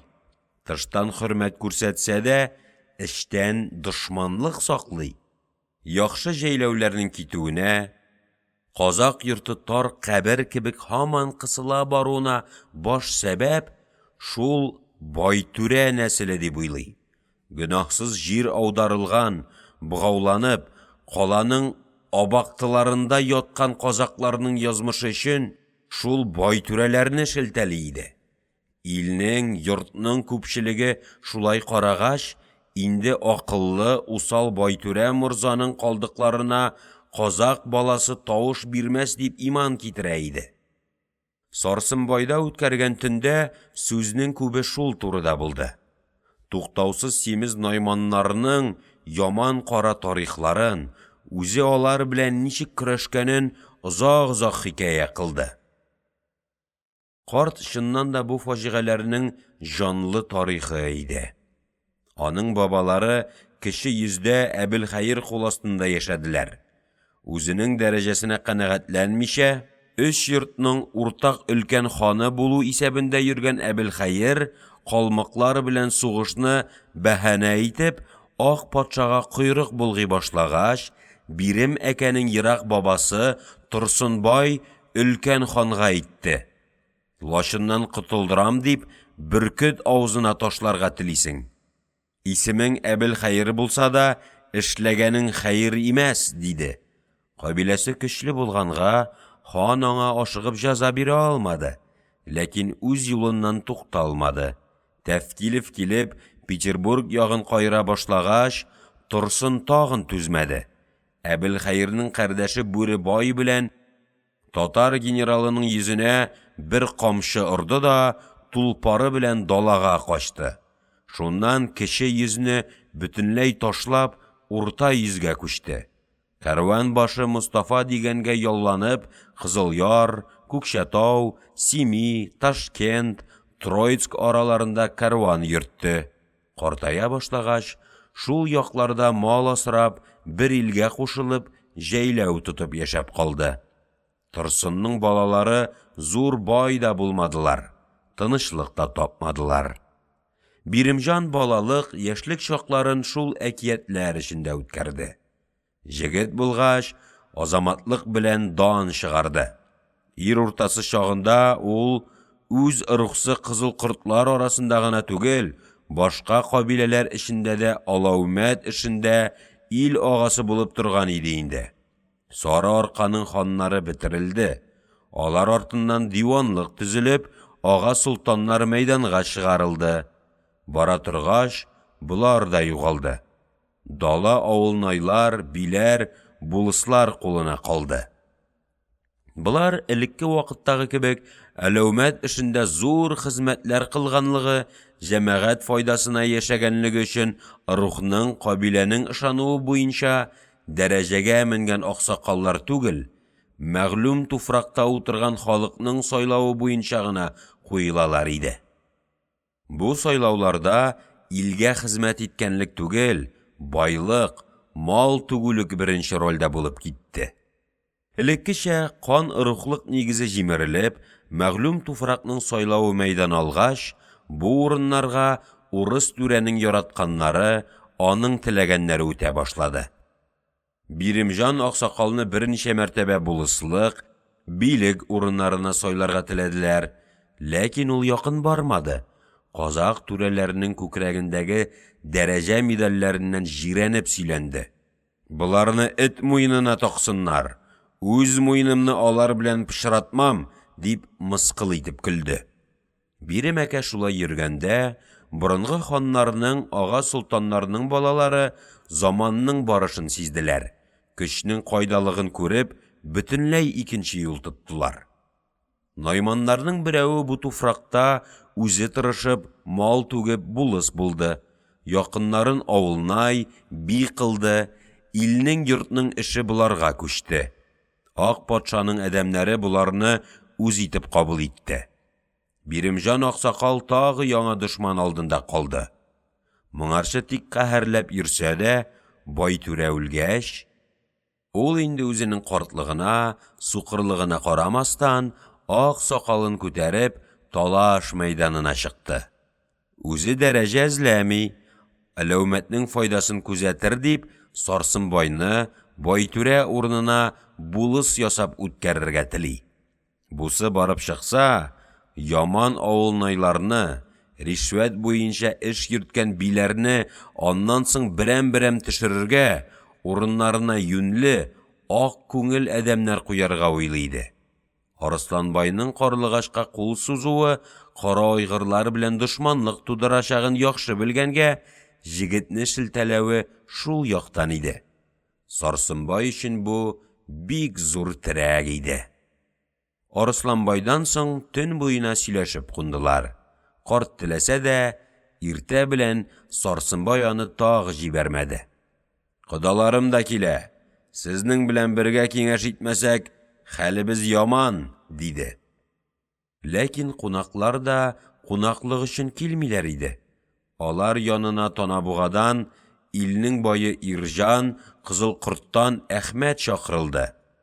Булар Найманнан җәберләнгән, яхшы җәйләүләре алынган, юк бар сәбәп белән зарар күргән, моның өстенә кодалык, һич булмаса бил кодалык кебек җепләр белән сарманнарга багланган кабиләләрнең башлыклары, байлары иде.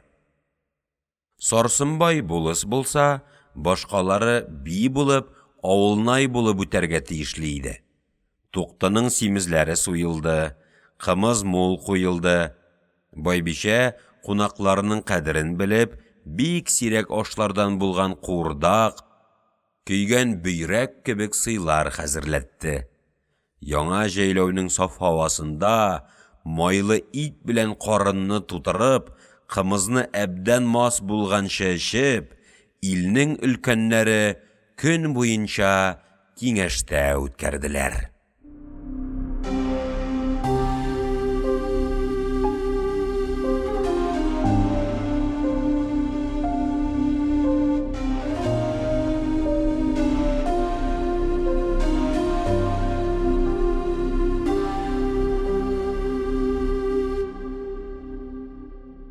40-нчы бүлек. Ашык аңлашылган хәл шулай булды. Сарман, Танабуга, Кызыл корт, Кара айгырлар, әлбәттә, бу якта булачаклар. Найман, Дүрт кара, каршы якның башында торалар. Яңгыр байның кызын кире кайтарткач, кодалары Кыпчаклар да аларны яклаячак. Бу туфракта тагы төрле кабиләләрнең кисәкләре, айрым кечкенә авыллары бар. Сайлауда һәммә халык түгел, бәлки авылнайлар, биләр, аксакаллар, байлар гына катнашачак булса да, бу төрле ырыкларның кисәкләре, фәкыйрлекләренә карамастан, 30-га якын тавыш белән барачаклар. Эшнең төбе 4 кабиләнең арасындагы берлекне саклауда һәм менә шул ике уртадагыларны үз ягына аударуда иде. Ни белән аударачаклар? Аксакал тагын үзенекен әйтте. Найман балалары ил каршында кара йөз булып танылганнар, диде. Ләкин дөньяның күп хәлләрен кичергән Сарсынбай үз партиясенең җиңү өчен бу гына җитмәвен сизә иде. Ул да Рөкыя бикәнең мәгълүм сүзен хәтерләде. Кирәксә, мал бирәбез, кирәксә, кыз бирәбез, кирәксә, җир аударабыз. Мәгәр үз дигәнебезне кылабыз. Биремҗан әкәгә бу рәвешле ачык әйтеп булмый иде. Ул картның сүзенә икеле җавап кайтарды. Күңелебез пак, ниятебез ак, ясаган иям безгә ярдәм кылса кирәк. Мәгәр бәндәнең үз тырышлыгы да кирәк имәсме? Карт төштән соң кайтып китте. Тагын ит пеште, кымыз ичелде. Озак әңгәмә китте. Хуҗаның кодасы бер шама белән сайлауда үз ягына аударыр өчен кемгә нәрсә бирергә тиешле булачагын исәпләп карады. Үзләреннән кем күпме мал түге алуын сөйләде. Иң киме 100 кара, 10,000 сумнар акча кирәк булыр. Моның яртысын Сарсынбай үз кесәсеннән чыгарса, калганын башкалар күтәрер. Хуҗаның моңа артык исе китмәде. Сайлау вакытында түгелгән малның түрә булып алгач яңадан кесәгә кайтачагын ул бай түрәләрнең һәм башкаларның тәҗрибәсе буенча яхшы белә иде. Шул планнарга тукталып, кунаклар атларын атландылар да, юк бар бәһанәләр табып, төрлесе төрле җәйләүгә, теге уртадагы кабилә кисәкләренә таралдылар. Сарсынбай аларны заткач, ак өйгә Байбичә янына киңәшкә керде. Калада малның хакы күтәрелгән диләр. Карлыгачның туе җитеп килә, аңа чыгым булыр. Илнең өлкәннәре булыслык кылып үткәрәбез диләр. Аның өчен бераз мәшәкать булмый калмас. Жылкыдан, үгездән 1.20 караны сатсак дип уйлап торам. Алтынчәч бу эшләрне иреннән дә нечкәрәк аңлый иде. Ике сүз әйттермәде. Берсе көнгә каланың базар көне гуй. Барачак булсаң, жылкын байны җибәреп, жылкычы атаны чакыртыйк, диде. Сарсынбай утырган җиреннән кычкырып, ялчыны чакырды да көтүгә барырга кушты.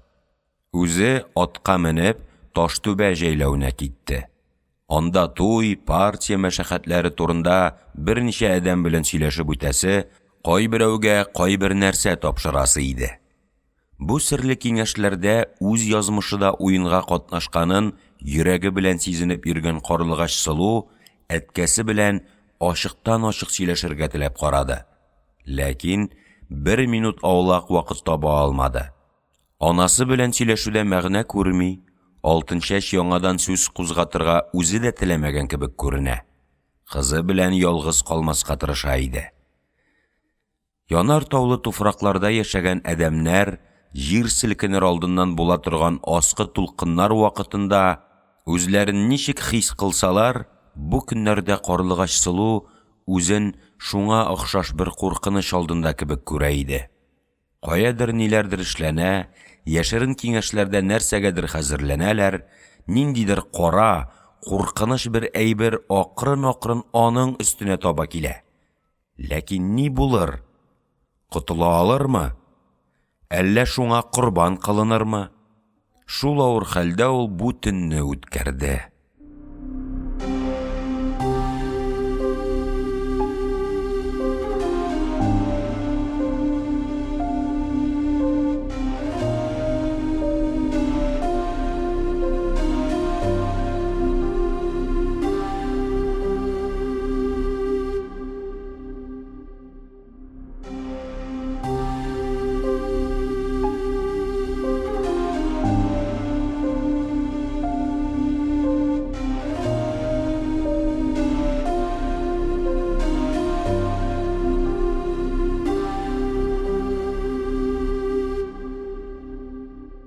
Кырык беренче бүлек.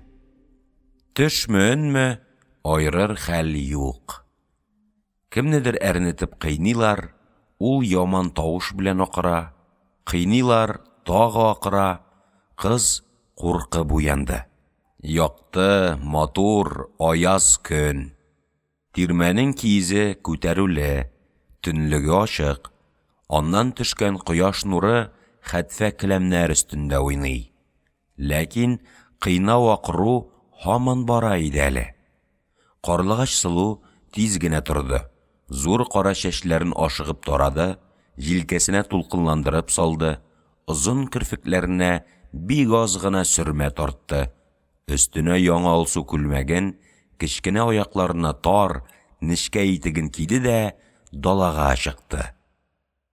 Өлкән тирмәнең артында тимер сабаннар, урак чалгы машиналары янында әллә ничаклы балалар, урамал сарган хатыннар, колакчынлы казаклар өелеп торалар. Уртада атасы Сарсынбай, аның янында Кәрим карт, Жылкышы ата, Байбишә, тагы кемнәрдер күренәләр. Айбаланың ире, теге чәчле җегет кемнедер: "Ни сөйләдең? Ат яндырып, ник Яңгырбайга бардың? Әйт, атаңа нәләт булгыры!" дип сүгенеп, камчы белән яра. Кыз аптырап шунда ташланды. Анда менә нинди күренешкә очрады. Кулларын артка кайрып бәйләгәннәр, нечкә иске бишмәте телгәләнгән, якалары суелып төшкән, кан катыш балчыкка пычранган котышкыч йөзе һәм зур гәүдәсе белән Жылкынбай ята. Чәчле җегет һаман кыйный, ялчы кулын шишәргә, газаплы тәнен яшерергә маташа. Ләкин булдыра алмый, һаман акыра. Карлыгач барып җитүгә, атасының кулына тотынды. "Әкәм, ни булган?" диде. Ялчы кызга карады, сүз әйтмәде, ләкин аның куркыныч канлы күзләре мәрхәмәт сорап ялваралар. Гүя хаксыз газаплыйлар мине, коткар диләр иде. Ахыры түзә алмагандыр. Яман бер селкенеп, чәчле җегетне аркасы белән этәрде. Куллары багланган хәлдә сикереп торды. "Әдәм үтерергә җыелдыгызмы сез?" дип кашарга азапланды. Ләкин өлгермәде. Сарсынбай яман ашу белән күтәреп йыкты да: "Атаңа нәләт? Минем нанымны ашыйсың, кымызымны эчәсең дә, ул әдәмнәргә барып, бездәге сүзне ташыйсыңмы? Атаңа нәләт!" дип, аягы белән таптап, камчы белән битен, башын ярырга тотынды. Сарсынбай асылда сабыр әдәм иде, ләкин бер кызса, ул үзен үзе югалта иде. Яман кыйнап, хәлсезләндереп ташлады. Ләкин кыйналучы һаман әйтмәде, тик акыра бирде. Җәйләүнең күл ягында бер әдәм күренде. Ялчы үзен коткарачак җанны тапкан кебек кычкырып җибәрде. "Әнә шул кымалакчыны китерегез, мине ул күрде, ышанмасагыз аңардан сөйләтегез", диде. Карлыгач йөгертеп кымалакчыны китерде. Бу күрәзәлек кылып йөрүче бер дивана иде. Өс башы йыртык, аягы ялангач, бер кулында думбыра, берсендә яулык белән төрелгән такта һәм вак рәмел ташлары, кымалаклар иде. Бай диванага әйләнде. Каты тавыш белән: "Син кайдан киләсең?" диде. "Якты күл җәйләвеннән." "Менә бу әдәмне ул җәйләүдә ни вакытта күрдең?" Дивана кызганычлы күз белән Жылкынбайга карады. Байның сәдәкасын алып, кимперләргә комалак ашып, Якуб мырза иленнән сезгә таба килим дип чыккан идем. Ялчыгыз миңа очрады. Кая барасың, дидем. Байтүрә җәйләвенә бармак идем. Күңелем куркып калды. Юлым акмы, карамы, белмимен. Син миңа бер комалак аш, диде. Җыелган җәмәгатьнең йөзенә серле аптырау чыкты. Бай кулыннан камчысын ташлады, Җылкынбай торып утырды. Дивана сүзендә дәвам итте. Бер әдәм сорап килсә, сүзен алмый кайтарырга амалым бармы? Тактамны җәйдем, әүлиягә күңелемне куйдым да комалак ачтым. Мәгәр Ходаем каһәрләде. Комалагым һич бер сүз ачык әйтмәде. Җегетем ашуланып, якты күлгә таба чапты. Мин сезгә киттем. Аз вакыт барган идем, артымнан дөп-дөп ат килә. Карасам, Җылкынбай. Байтүрә җәйләвенә бармыйча кире борылган. Аргамагын куып килә ятыр. Башка сүз әйтмәде. Бабаңның йөрәген фәлән кылыйм дип, минем аркама яман бер камчы сызды да, шаптырып китә бирде. Ышанмасагыз, аркамны карагыз. Бүз балалар өчен бусы бер кызык булды. Алар күлмәген күтәреп, көлешә-көлешә дивананың аркасын ачтылар. Анда чыннан да ике буй булып, камчы эзе каралып ята иде. Моңарчы сабыр торган җылкышы ата сүзгә килде. Дивана, әйтсәңче, сине үтеп киткәч, Җылкынбай якты күлгә барып борылдымы, юкса анда җитмәстән кире кайттымы? Комалакчы уйлап тормый җавап бирде. Ни бытылдаганың синең? Ул җәйләүгә җитәргә ерак иде. Бармастан кире борылды. Моны анык беләм. Җылкышы ата Сарсынбай янына килде. Миндә хаталык булган. Җибәрергә кирәк, диде дә ялчының кулларын чишә башлады. Ой, карагым, Җылкынбай, Сары Арканың киң сахрасында үзенә урын тапмый йөргән бәхетсез ятакчыларның хәерчеләренең берсе икәнсең. Мәгәр өметеңне өзмә. Бу хаталык өчен бай сине кызганды. Алам дип йөргән тол хатыныңа хәбәр ит. Сораганы 4 кара икән, Сарсым әкә үзенең вәгъдәсе буенча аларны сиңа бирә, диде. Байбишә белән карашып алдылар. Зирәк хатын Җылкышы атаның мондый нечкә осталыгына хәйран калды. Рәхмәт дип елмайды. Ялчы кулларын чишеп аяк үрә басты.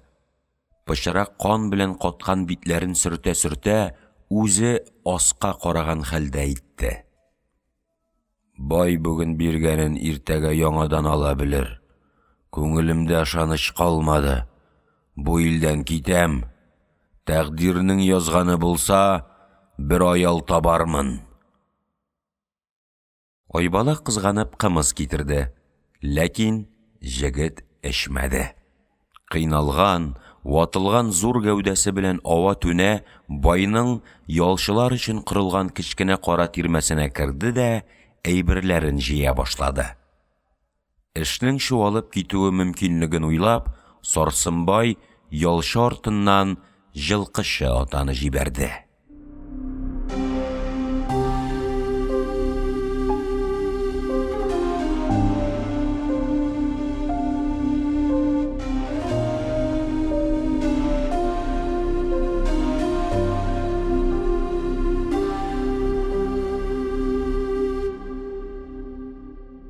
Кырык икенче бүлек.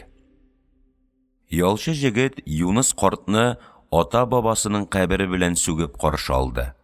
Баягы газапларга сәбәп булганлыгы өчен кыйнап ташларга уйласа да, хәле юкка күрә тукталды. Җылкышының йөзендә, сүзендә үзен гаепле сизү күренә иде.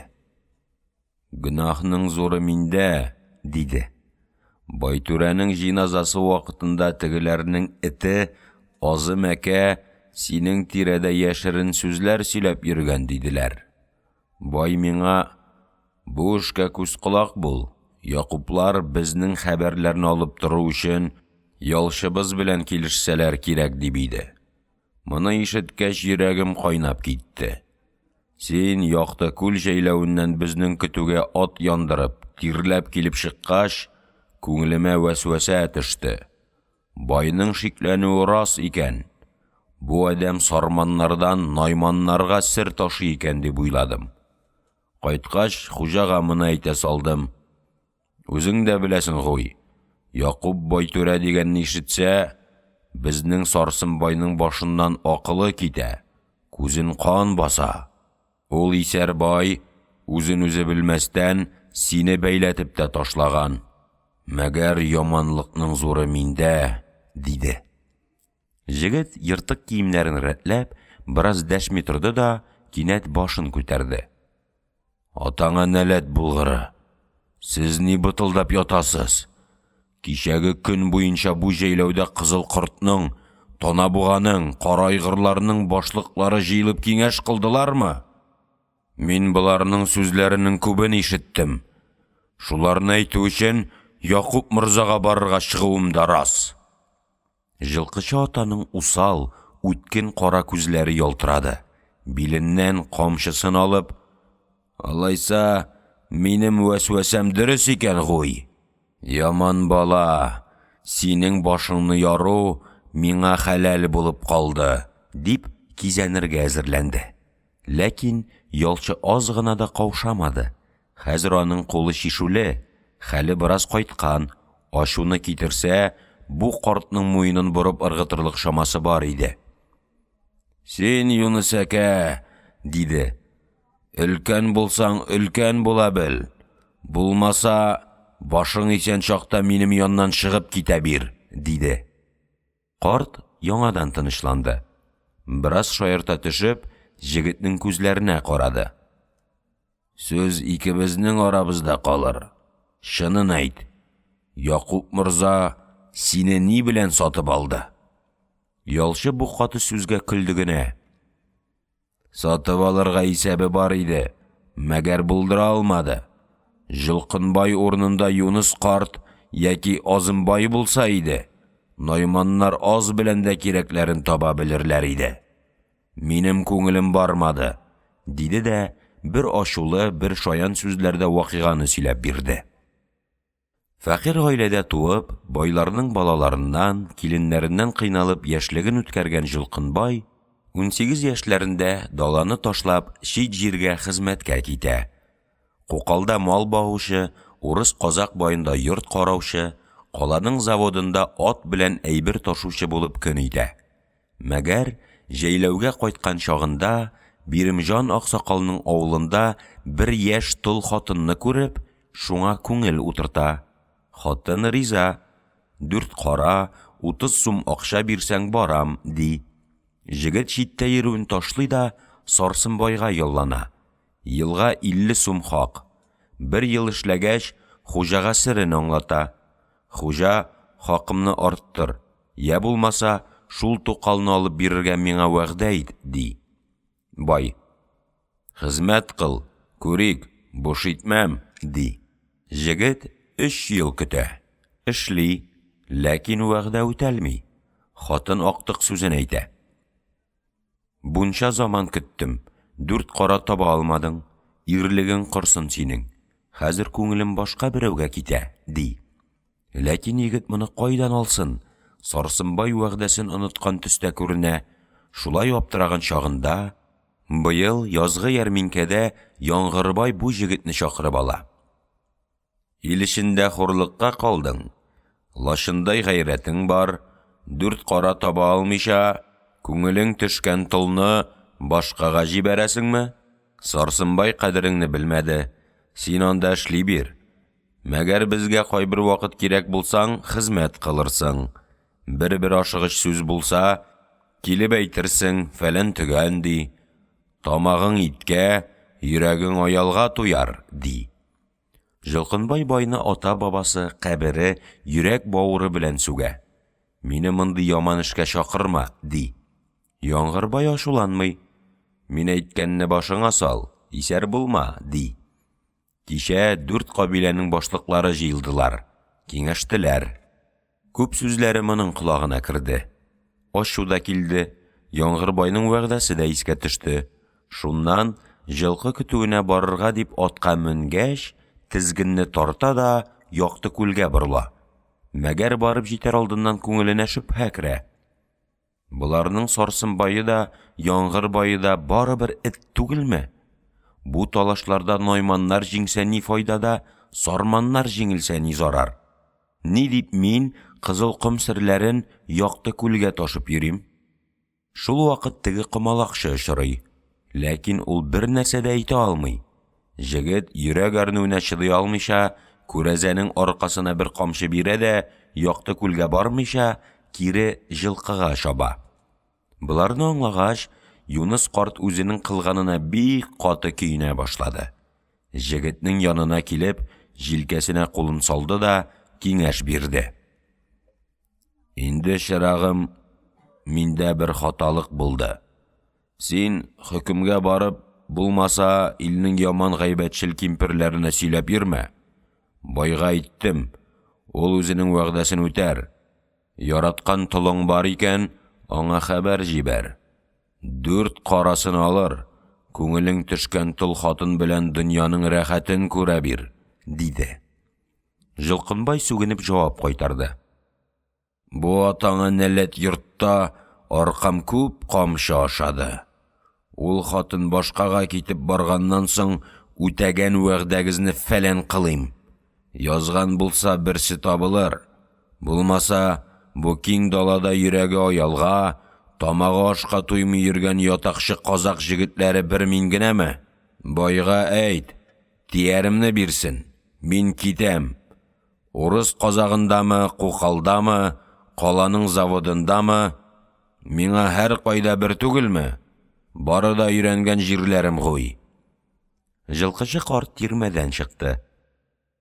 Карлыгач, ялчыга кечкенә турсык белән кымыз, бераз ит, бавырсак китерде. Җегет рәхәтләнеп туйганчы бер ашады эчте дә, янындагы киезгә ауды. Артык ватылган иде. Шул ятудан тәүлеккә якын йоклады.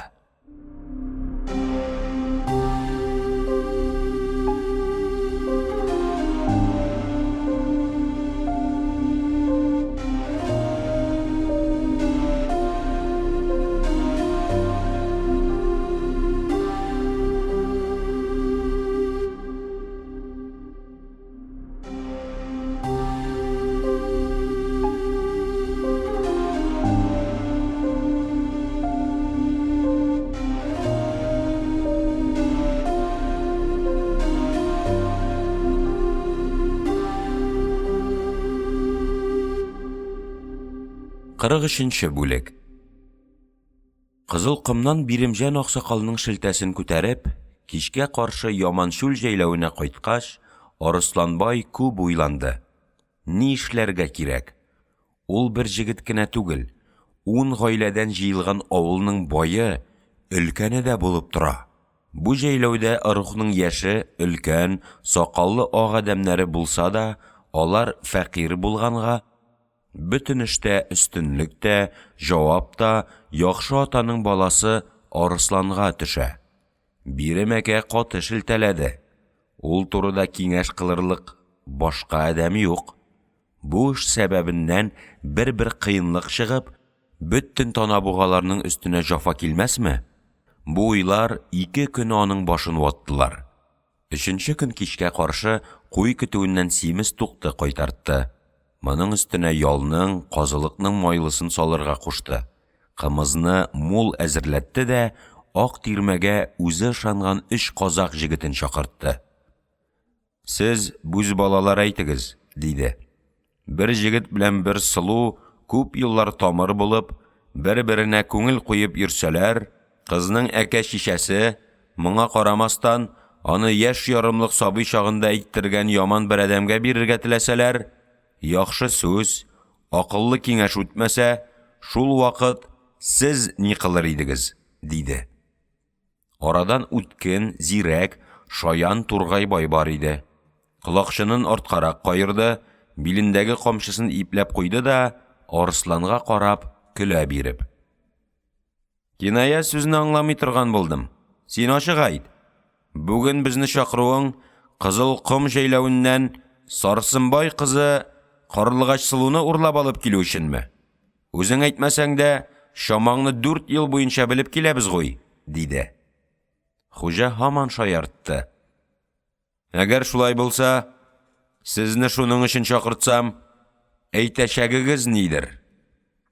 Кунакларның яшәрәге шат, уен тавышы белән җавап кайтарды. Әйтәчәгебез ни булсын? Ат уйнатып, Кызыл Комга барып кайтудан курка торган җегетләр дип беләсеңме безне? Кунак җегетләр бик аз гына да каршы әйтмәстән, һәммәсе риза булдылар. Караңгы төшүгә Арысланбайның иң яхшы атларыннан 5 айгыр иярләнеп куелган иде инде. Итне ашап, кымызны эчеп, папиросны тартып, бераз әңгәмә кылдылар да, Сарсынбай җәйләвенә карап 4 җегет ат әйдәп, бер буш аргамакны ияртеп, яктай астында киң дала буенча киттеләр.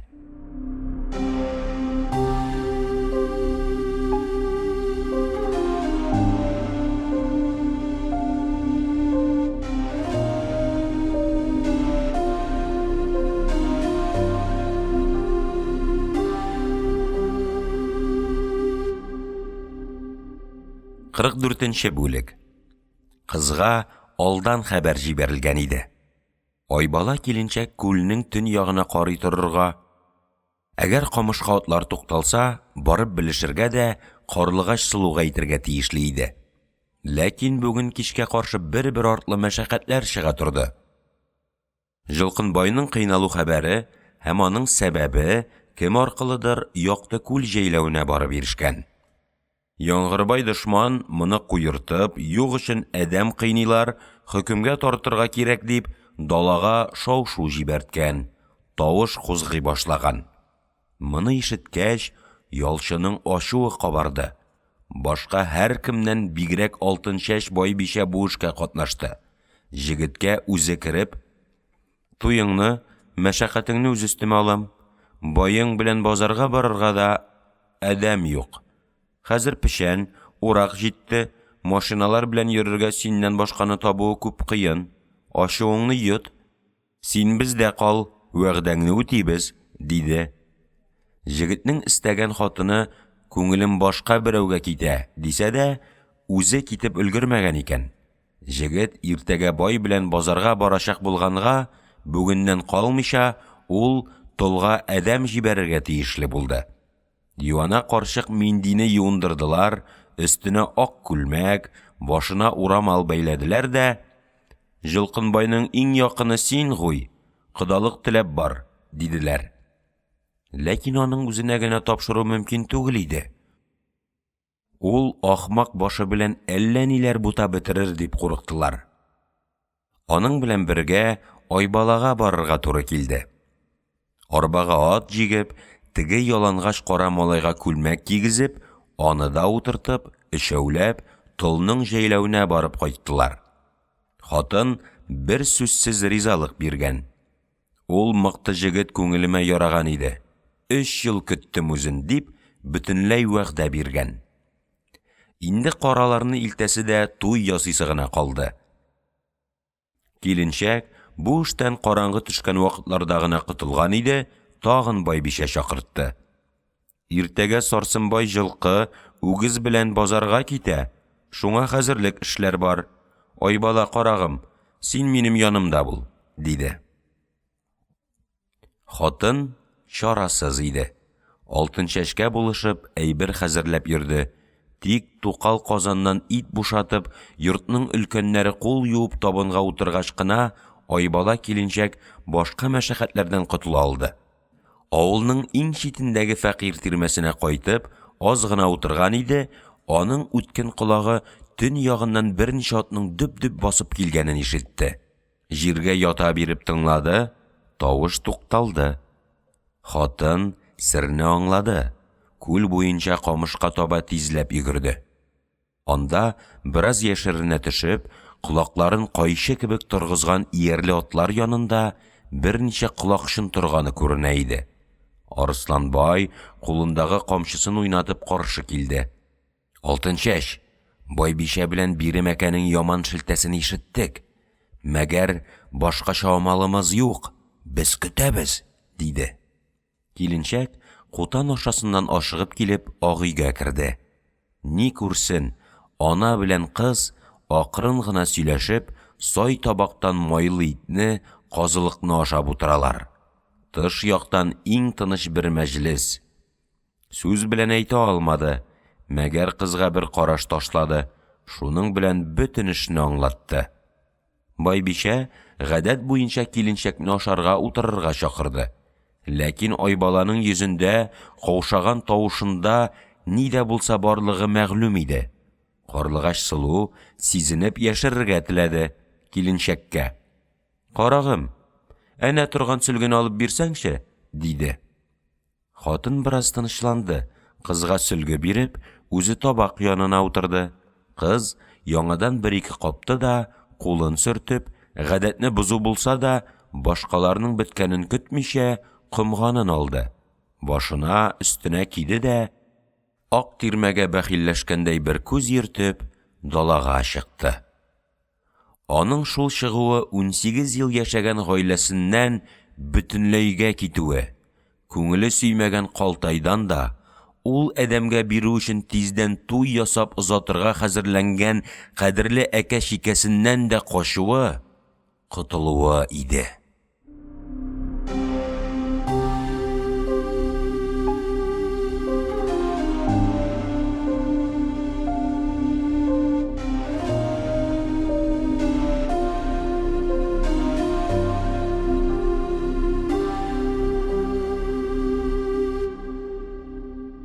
45-нче бүлек. Өлкәней белән ак тирмәдә ит ашап калдылар. Карлыгач Сылу кутанга комганын куйды да, кечкенә күл буендагы камышларга таба сак, ләкин бераз каушаулы басып китә бирде. Болыт чыккан, ай капланган иде. Аның бөтен тәне бер минут эчендә ут кебек яна башлады. Минә кан йөгерде, йөрәге кайнады. Ләкин уйларга, каушарга вакыт юк иде. Бу кечкенә күл ялтырап каршы алды. Алда камышлык күренде. Алар әллә нинди сирәк, эре агачлар кебек торалар иде. Шулар арасында ат пышкырганы ишетелде. Нәрсәдәндер куркып, үрдәкләр пырпырышып киттеләр. Бер әдәмнең акрын сүзе колагына чалынды. Алда берничә караш кыл шәүләләнде. Кыз һаман барды. Шәүләләрнең бере кузгалды. Кузгалды да, бер секундта Карлыгач Сылу шул шәүләнең кочагында булды. Ялкынлы иреннәр йөзеннән, күзеннән үпте. Ниндидер яшерен, ашыгыч каушаулы тавыш. «Сәүләмҗан, тиз!» диде. Көчле куллар биленнән алып, кыз өчен китерелгән иярле атның аркасына утыртты. Сүз әйтеп авыз йомганчы, җегетләр һәммәсе атландылар. 5 айгыр, артыннан куа чыгуны сизенгән кебек, киң дала буйлап, Яманчүл җәйләве ягына таба ак юл булсын дип тасыр-тысыр чаптылар. Тик бераз җир киткәч кенә Арысланбай атын сабырлатып кызга сүзен әйтте. «Карагым, без инде котылдык. Кызылкым җәйләвендә танабугаларның йөгерекләрен куып җитәрлек атлар табылмас», диде. Ләкин кашучыда, кашыручыда гына түгел, юртакларда да шундый бер дәрт, бер ашкыну бар иде ки, аларны тартып тыю кыен иде. Болытлар таралды, якты ай, ерак һавадан даланы көмеш нуры белән сәламләп, күңелләргә серле бер тынычлык бирә иде. Йомран оясына басты булса кирәк.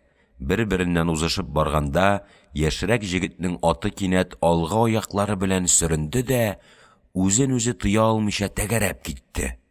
Бүз бала аның өстеннән алга очып, җиргә төште. Ләкин башкалар атларын борып, ни булды дияргә өлгерә алмадылар, ат аякка басты. Җегет сикереп менде дә, тагы чапты. Бу бер кызык кына булып калды. Аңарчы сөйләшмичә генә ат куалаган җегетләр белән бергә Карлыгач Сылу да кинәт көлеп җибәрде. Дала буенча җилдереп барган хәлдә үзара уен көлке сүзләр әйтешү китте. Булар Яманчүл җәйләвенә килеп, өлкән ак өйнең артына атларын туктатканда, ерактан ак таң беленеп килә иде инде. Йөгерекләрне иярле көенчә бәйләп куйдылар. Юлдаш җегетләр: «Башкалар уянганчы, без дә шунда булабыз. Карлыгач Сылу, аягың җиңел булсын», дип, өйләр тирәсендә тышта калдылар. Җегет белән кыз хәзер инде ир белән хатын култыклашып Арысланбайның ак тирмәсенә керделәр. Яманчүл җәйләве бүген яңа хәбәр белән уянды. Арысланбай җегет Сарсынбайның кызы Карлыгач Сылуны бу төндә урлап алып кайткан. Моны башта ялчы хатын белде. Ул куркып, хәйран калып куйшыга сөйләде. Аңардан көтүчегә, ялчыга, аннан берничә минут эчендә бөтен авылга таралды. Карлыгач Сылу иң гади киленнәр кебек башына урамал бәйләп, кулына чиләк тотып, Арысланбайның апасы белән кутанга бия саварга чыккач, бу инде бөтенләй бер бәйрәм төсен алды. Кимперләр, өлкән хатыннар килеп аркасыннан сөйделәр. «Яхшы аягың, ак бәхетең белән кил», дип сәламләделәр. Җегетләр, читләр күз салдылар. «Арысланбай кызның асылын таба белгән», дип мактадылар. Куйлар, сыерлар куылып, колыннар бәйләнгәч, җәйләүнең төрле ягыннан картлар килделәр. Буларның телендә сәлам, котлау булса да, йөзләрендә, күзләрендә курку күренә иде. Кыз урлауны күп күргән, күп ишеткән бу өлкән адәмнәр шулай ук моның ахырын да беләләр иде. Яңгырбай кызын урлаучы җегетнең рухсына, йортына килгән кебек хәлләр буларны бераз хафалый иде. Ләкин күп белдермәделәр. Киленне яраттылар. Инде ни күрсәк тә, Сарсынбай ни чаклы әдәм җибәрсә дә, каршы торып якларга тиешлеген эшләреннән беркетеп таралдылар. Бүген бия суелды, кымыз күп эчелде. Карлыгач Сылуның килен булып төшүен уен көлке белән, ат чаптыру белән, шау-шу кылып үткәрделәр. Ләкин чын туй алда иде әле. Яңа кушылган 2 яшь алдагы куркыныч катнаш бәхетле минутлар эчендә сорманнар белән кара айгырлардан нинди хәбәр килүен көтеп яши башладылар. Карлыгач үзен бугаудан котылган әдәм кебек сизенде. Нинди генә талашлар, сугышлар, рәнҗешләр булса да, яңадан калтайга бармаска ант итә, бу яңа җәйләүдә яшь киленчәк булып калды.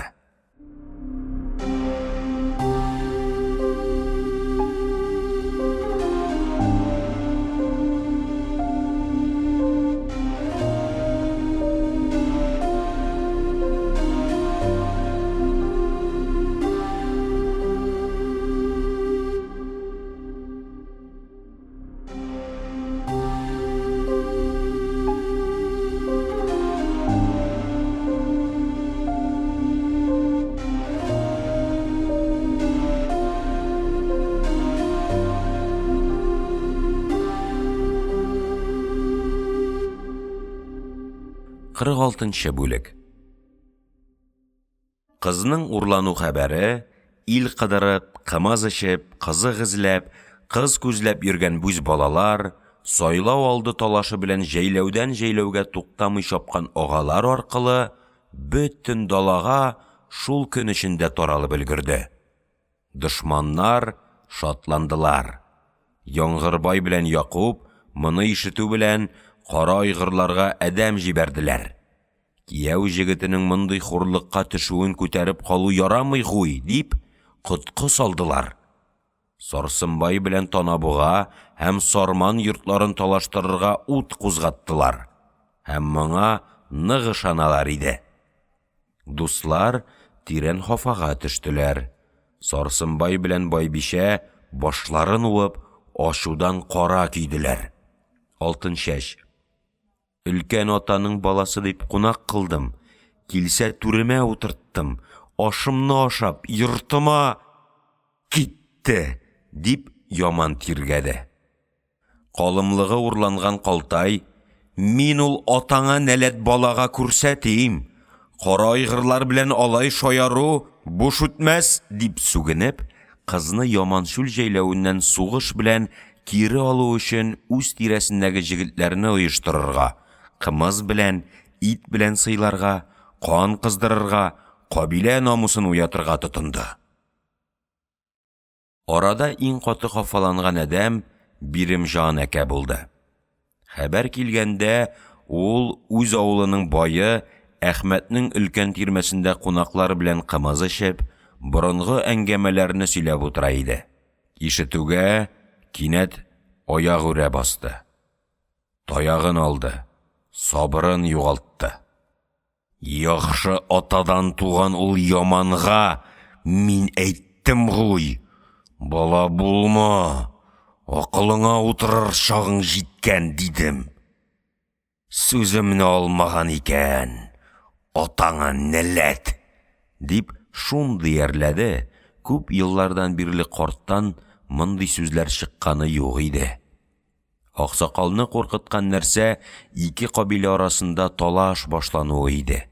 Чөнки моңардан дошманнар файдаланачак, симез найманнар тагы җиңәчәк иде. Әхмәткә әйтте: атларыңны җиктер. Мин хәзер кара айгырларга китәм, диде. Яше 80-гә җитеп, күзе сукрайган карттан мондый кискенлекне күреп, һәм гаҗәпсенделәр, һәм сокландылар.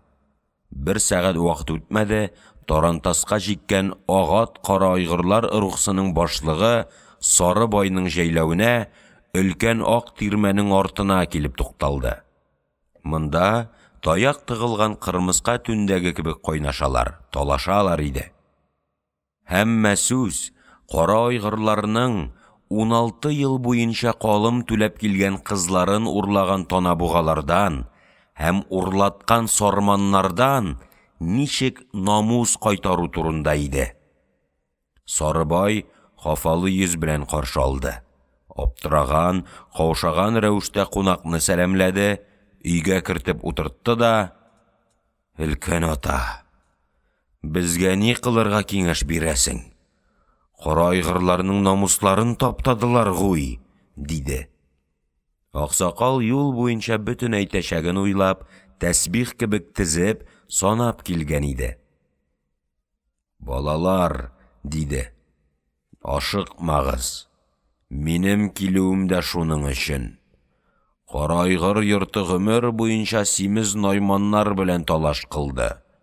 Дошманнарыгыз күп. Инде тагы яңа бер дошман арттыруда сак булыгыз", диде.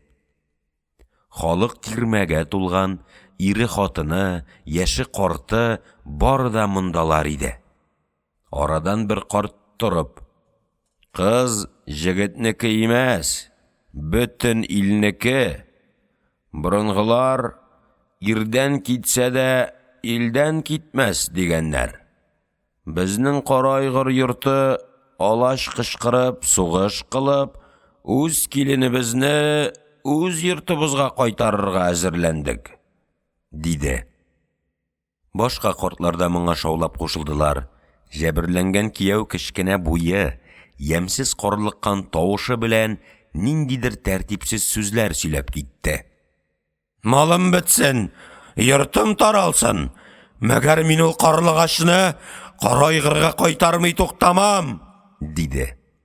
Ләкин бу сүзләр тиешле нәтиҗәне бирмәделәр. Калтайны начар менәзе өчен дә, казак йортында булмый торган ят бузыклыклары өчен дә үз иле яратмый иде.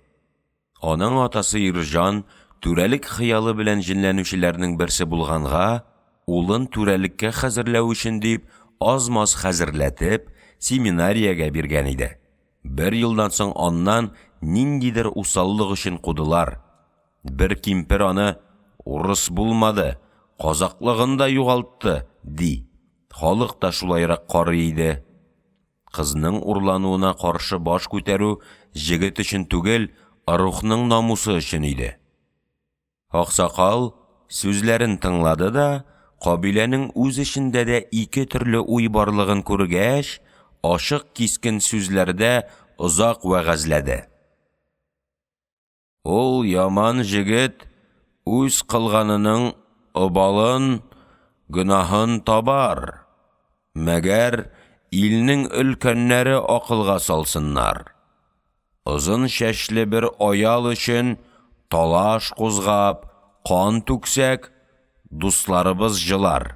Мәңгелек дошманнарыбыз ак, симез найманнар бәйрәм итәрләр. Безгә рәхмәт әйтерләр. Ашыкмагыз, уйлап эшләгез, диде.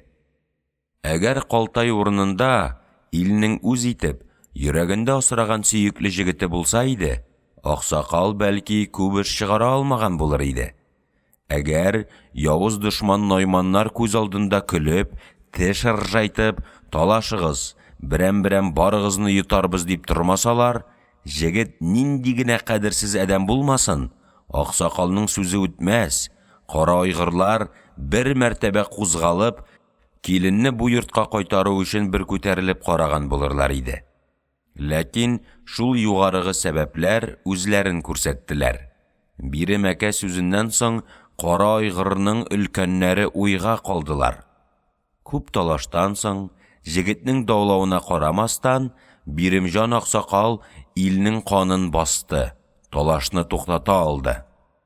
Сарман белән Тана бугаларның өлкәннәре килеп, кара айгырга арыз күрсәтәләр. Бирелгән калымны барлык туган балалары белән кире кайтаралар.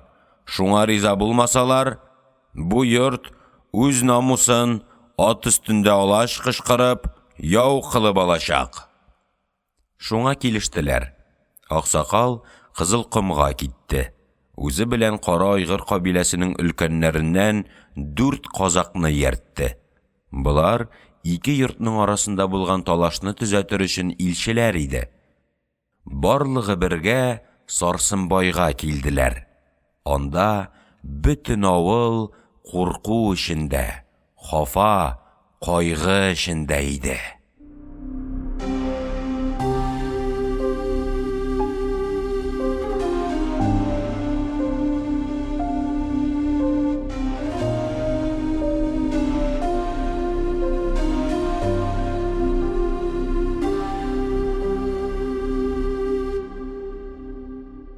Кырык җиденче бүлек.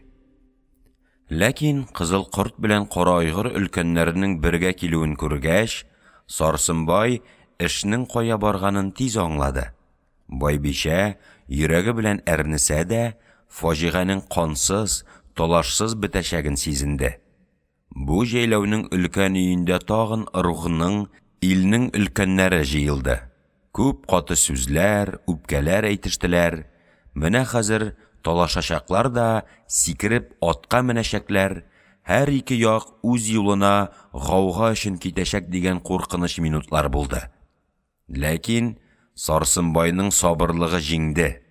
Күп талашлардан соң кара айгырлар җәйләвендә Сарыбайның өлкән өендә булган килешүне монда да кабул кылдылар.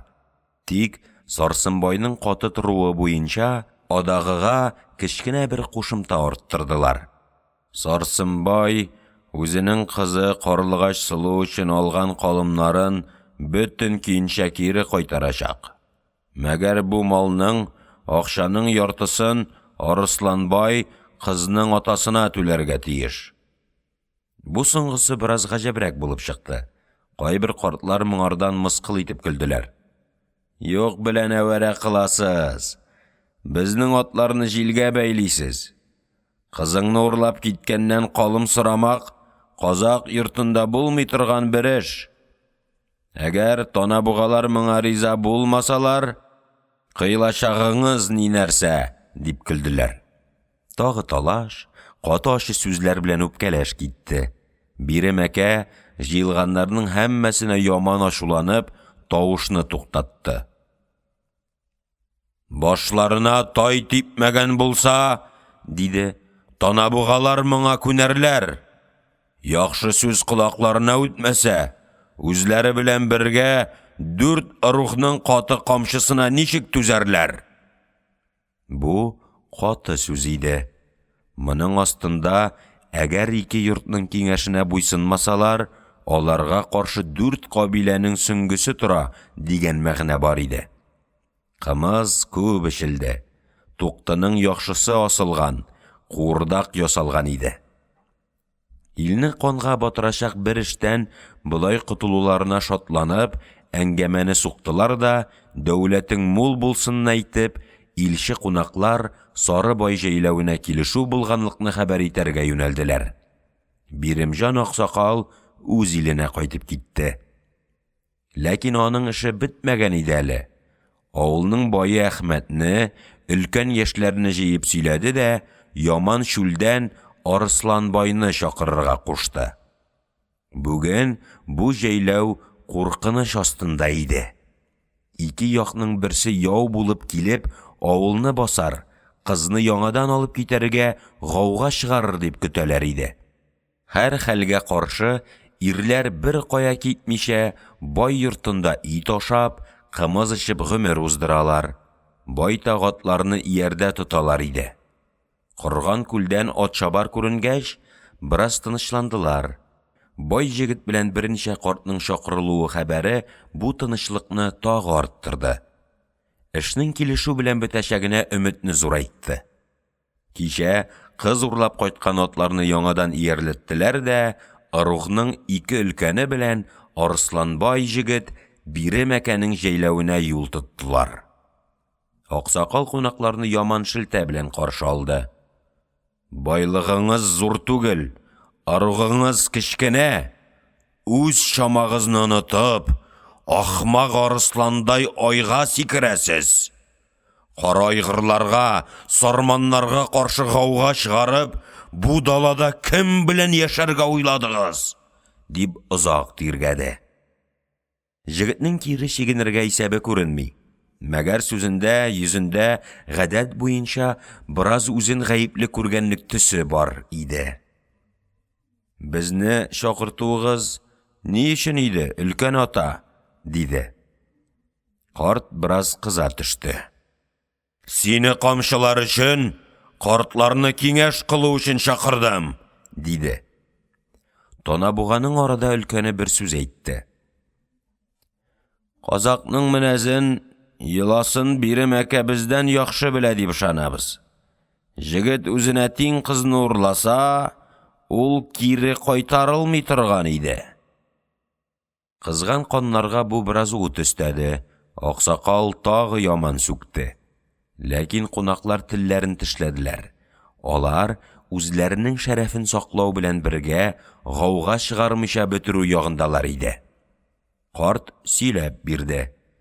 Килешүнең юлларын аңлатты. Урланган кызга калым сорауны казак йортында беренче ишетәбез дип, булар да бераз гаҗәпләнделәр. Биремҗан шал тагы баягы сүзен әйтте. Калым түләмәсәгез, кара айгыр белән сарманның камчысын ашарсыз. Тагын бераз кызыш талаш китүе мөмкин иде. Арысланбай эшне җиңел өзде. Безгә карындаш булган ике рухның өлкәннәре биргән киңәшне бозарга амалыбыз юк.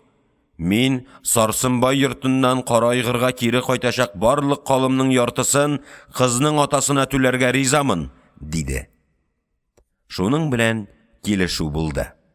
Танабуганың өлкәннәре, безне зур талаштан коткардыгыз, дип аксакалга рәхмәт әйттеләр. Китәр алдыннан җегет бире мәкә рухсының һәммәсен үз җәйләвенә кунакка, туйга чакырды. Бу өлкән шатлыкны бәйрәм кылып, туй ясап үткәрергә телибез. Берсе көнгә безгә рәхим итәсезләр, диде. Шул ук көндә танабугаларның өлкәннәреннән ике адәм яхшы атларны иярләп, яңа көпеләр, яңа колакчыннар киеп, бай белән бай бишәгә, тукалга, илнең өлкәннәренә асыл бүләкләр, алтын акчалар алып, кызыл ком җәйләвенә кодалык белән киттеләр. Шуның белән карлыгач сылу өчен күтәрелгән гауга бер дәрәҗәдә басылырга исәпләде. Тик кияү җегет Калтай гына моңа буйсынмады. Агасы Сарыбайга каты бәйләнде. Кызны сугышып, яңадан үз йортыма китерәм. Булмаса, үз намусын үзе саклый белмәгән бу илне ташлап китәм. Дип, тавыш кузгатудан, нәрсәгәдер әзерләнүдән тукталмады. Моның белән ул үз рухсы каршында кадерен тагын бетерде. Аксакалларның, өлкәннәрнең киңәшен тотмаганга, аны үз әдәмнәре дә шелтәли башладылар. Моңа каршы ул симез найманнар белән 4 каралар арасында үзен яклаучылар тапты. Яңгырбай астан ут йөртте. 16 еллык калымлыгын тартып алганда да үз баласын яклый белмәгән рухның намусы кайда икән, дип коткыны туктатмады. Азымбай карт бу эш өчен җәйләүдән җәйләүгә шабып күп ат тирләтте. Мәгәр йөри торгач, ул үзе дә кара айгырларның осталыгы аркасында Сарсынбай партиясенең тозагына килеп эләкте.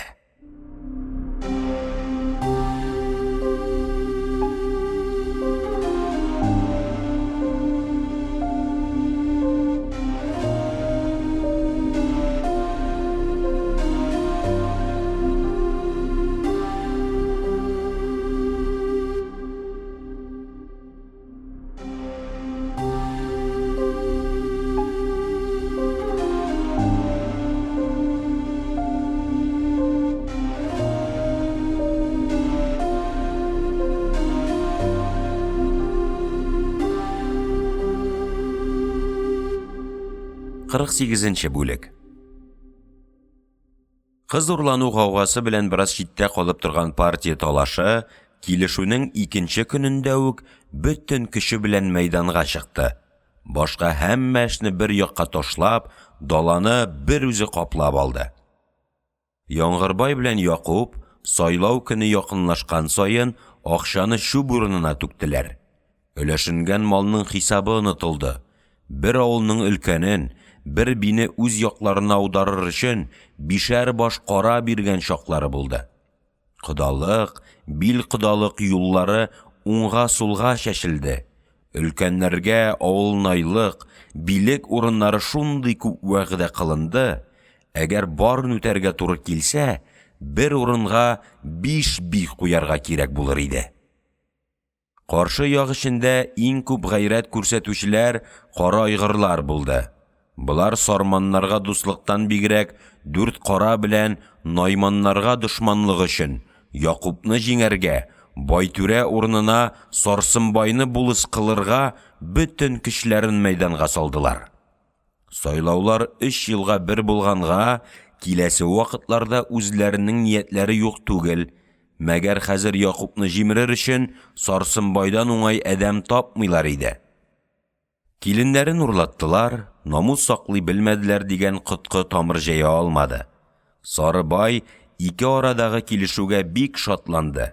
Кире кайткан калымлыкны шул сайлау эшендә түгеп бетерергә чамалады. Ләкин ул гына җитмәде. Башта 10 мең уйлаган булсалар, бу 30дан артты. Аның белән туктамадылар. Сарсынбай бик зур сунарчы иде. Башка нәрсә белән аударырга чара күрмәгәч, илнең өлкән әдәме Дирвисалга үзенең кадерле бөркете белән 2 лашынын бирде. 2 уртадагы авылларның кайбер башлыкларына кыйммәтле мылтыклар бүләк итте. Берсенә кышлауга кайткач бирергә дип, үзе яратып менгән аргамакларның берәвен вәгъдә кылды. Бу бүләк ришвәтләрнең иң күп түгелгәне һәм иң уңайлы рәвеше Арысланбай белән Карлыгачның туенда яман шул җәйләвендә булды. Туйны зур кылдылар. Тирә-якның бөтен казагын китерергә тырыштылар. Суйылган малның, эчелгән кымызның исәбе саны булмады. Ат шаптырып, әдәм көрәштереп, әллә ничаклы бүләкләр өләштеләр. Бу юл белән бирергә җай табылмаганнар да, җегет белән кызның сәламе дип, кодалык бүләге дип, аттан, яхшы айгырдан, шапаннан күп нәрсә тараттылар.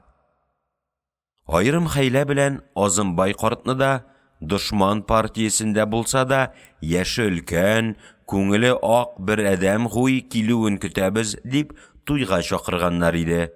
Ул сизенде, ләкин килде.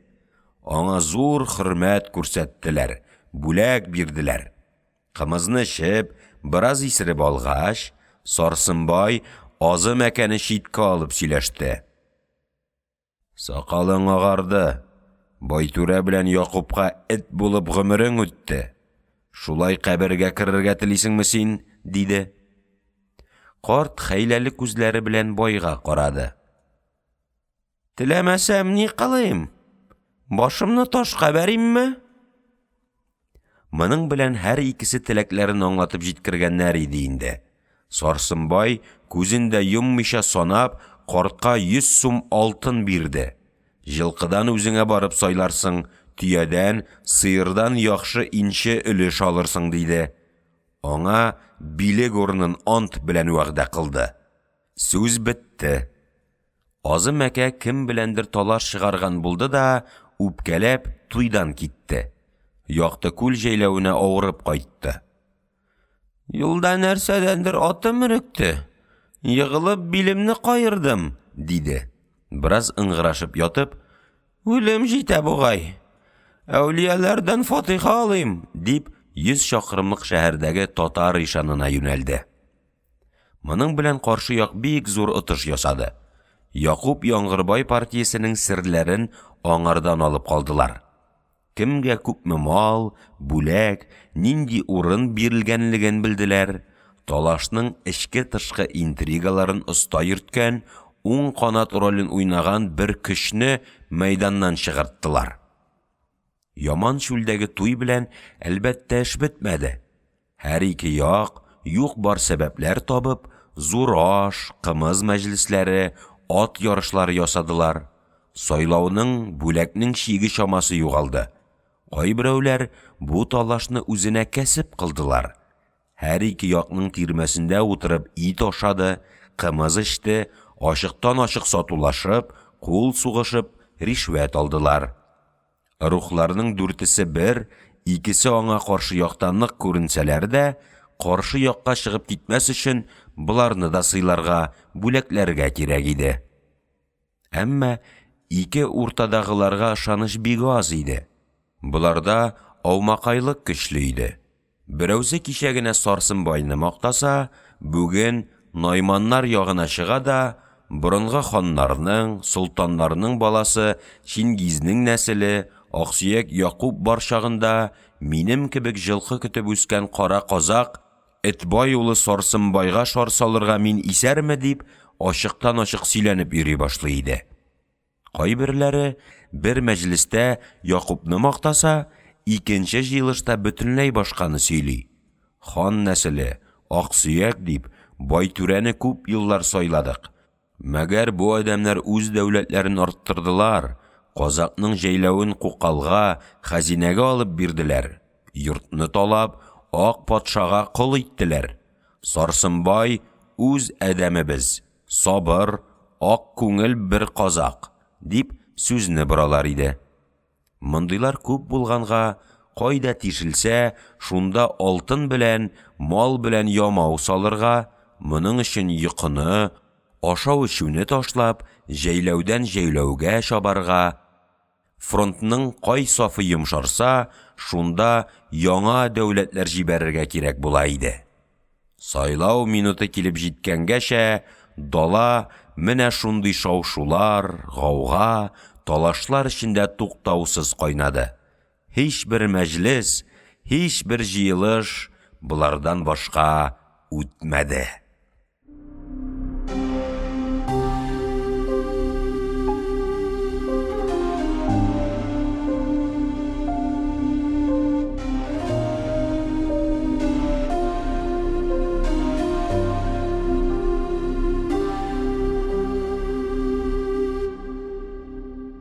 Кырык 9-нчы бүлек. Кояш күренмәде. Иртәдән үк авыр, карасу болытлар даланың өстен каплап алдылар. Җил кузгалды, Өзек-өзек каты яңгыр явып үтте. Дөнья ямьсез, һава юеш, салкын, сахра күңелсез иде. Бүген сайлау була. Һаваның начарлыгына карамастан, елгасыз, күлсез тигез яланның уртасында утырган ак кирпеч өйнең бөтен тирә-ягы мәхшәр кебек халык белән тулган иде. Илнең өлкәннәре, авыл найлары, байлары, биләр, аксакаллары әнә шул тәбәнәк, киң, ак бурлы, 3 кенә тәрәзәле өйнең эченә тыгызланып кереп утырганнар. Тышта һәр ике якның әдәмнәре шул чаклы кан кайнаткан бу талашның ахырын күрергә җыелганнар. Иярле атларның исәбе юк. 2 ат җигүле тарантаслар, дугасыз дышлалар, 2 тәгәрмәчле арбалар, бәйләүле төяләр, булар тирәсендә шаулап йөргән көпеле, колакчылны казаклар, яшьләр, картлар, урамаллы хатыннар нидер көтеп, сабырсызлык белән шаулашалар иде. Бер читтә, үзенең ак дөлбәр төясенә менгән хәлдә, Сарсынбайның бишәсе алтын чәч күренә. Икенче якта, кыйммәтле экипажга кырын ята төшеп утырган Данабикә, Рөкыя кем беләндер сөйләшеп тора. Яшел тасмалы, сары төймәле кара шинелен киеп, яшел читле фуражкасын бер якка салып, кылычтан, револьвердан, зур мыеклы, кырган сакаллы стражник Хохол Крапченко бик зур вәкәр белән тәртип саклап йөри. Җәмәгатьнең шау-шуы арасында кем җиңәр, кайсы як күп алыр дигән сүз еш ишетелә. Ара-тирә талашып та алалар. Ләкин эшнең шамасы якты күл җәйләү файдасына бармаса кирәк. Найманнар белән 4 караларның йөзләрендә, сүзләрендә ниндидер бер шөбһә сизелгән кебек. Әмма кызыл корт, кара айгыр, сарман, танабугалар исә күкрәкләрен киереп, тавышны күтәреп сөйлиләр. Арада җылкычы ата Юныс карт та күренә. Ул туктаусыз сөйли. Өйем-өйем торган җәмәгатьнең әле берсенә, әле икенчесенә бара. Бер җирдә Сарсынбайны мактап, Якубны чәнчә, дошманнарны уен сүз белән шаярта. Күрмәгәнегезне күрерсез, симез найманнар, ди. Ханнар, агай, солтаннар баласының яхшы нәсел тулпарын, Казакның җай юртагы Байшыбар бүген узып киләчәк, ди. Аның бу сүзе тиз тарала. Кара болыттай капланып, тулкын кебек шаулап торган киң мәйданда авыздан авызга йөри башлый. Каршы як тавышлана, каннар кыза. Шул вакыт кирпеч өйнең ишеге ачыла. Аннан өстенә көпе кигән, башы ялангач, җитү чәчле казак җигете йөгереп чыга да, шунда торган атка сикереп менеп, ияргә аяк үрә баса. Кулын авызына куеп, бөтен мәйданга каты, ашык санаулы тавыш белән кычкырып җибәрә. Казак йорты өчен зур сөенеч булды. Илнең теләгәне табылды. Сарсынбай 14 шар артык алды. Якуб җиңелде. Мәйдан гөш килә. Кытышкыч шау-шу күтәрелә. Җәяүлеләр, атлылар бер-берен таптап, управлениенең тәрәзәсенә, ишегенә тыгызланып капланалар. Стражник Крапченко: "Бунт чыгарасыз, безобразие!" дип халыкны куарга, тәртип урнаштырырга азаплана. Арттан килгән тулкын белән аны йыгып, аяк астына изеп үтәләр. Арбалар, төяләр, тарантаслар урыннарыннан кузгалалар, эләгешәләр, кучерлар үзара кычкырышып, камчылашып алалар. Берничә минут үтә, эчтән шал сакаллы, ялтыр погонлы, кылычлы, рәсми киемдә начальник килеп чыга. Аның йөзендә ашу төсе бар, иреннәре дерелдиләр. Яңгырбай белән Якуб аңа нидер әйтәләр. Булар да кара көйгәннәр. Ул арада калын, симез гәүдәле, тоташ муенлы, тар якле, киң маңгайлы, шат, көләч йөзе белән Сарсынбай ишектә күренә. Жылкышы ата белән шәчле җегет шауларга тотыналар. Җәмәгатьтән күбе моңа кушыла. Кычкырып, көлеп, тавышланып, аның тирәсенә җыелалар. Бөтен мәйдан кузгала. Тулкыннар бер-берен аударалар. Шул шау-шу эчендә иярле атлар, тарантаслар, төяләр, далага чәчеләләр, җәйләүләргә таралалар.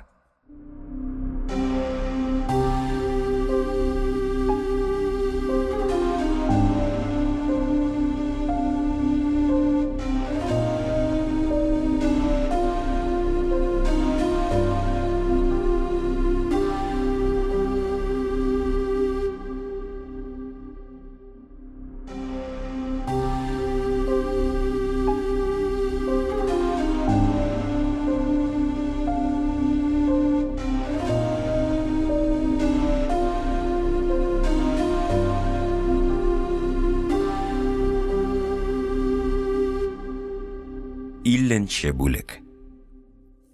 Кыш уртасы җитте. Киң дала тирән кар астында калды. Симез җылкылар уйнаклап йөргән җәйләүләрдә хәзер инде күз ачкысыз ачы буран белән яман җил ажгыра.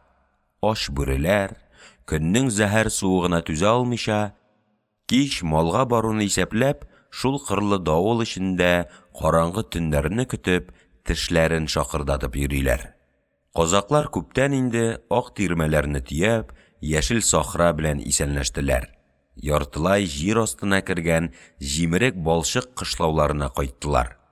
Хәзер алар тар, пычрак, юеш кабер зинданнардан якты дөньяга чыгуны хыял кылып яткан адәм кебек, яңадан яз килеп күл буйлары яшәрүен, тагы бия бәйләп, ат уйнатып, киң далада киез өйләр коруны өмет итеп, тыгыз җир өйләрдә көн кичерәләр. Җитәрлек ризык булмаганга, малның күп гомере яланда, кар астыннан үлән тибеп үтә.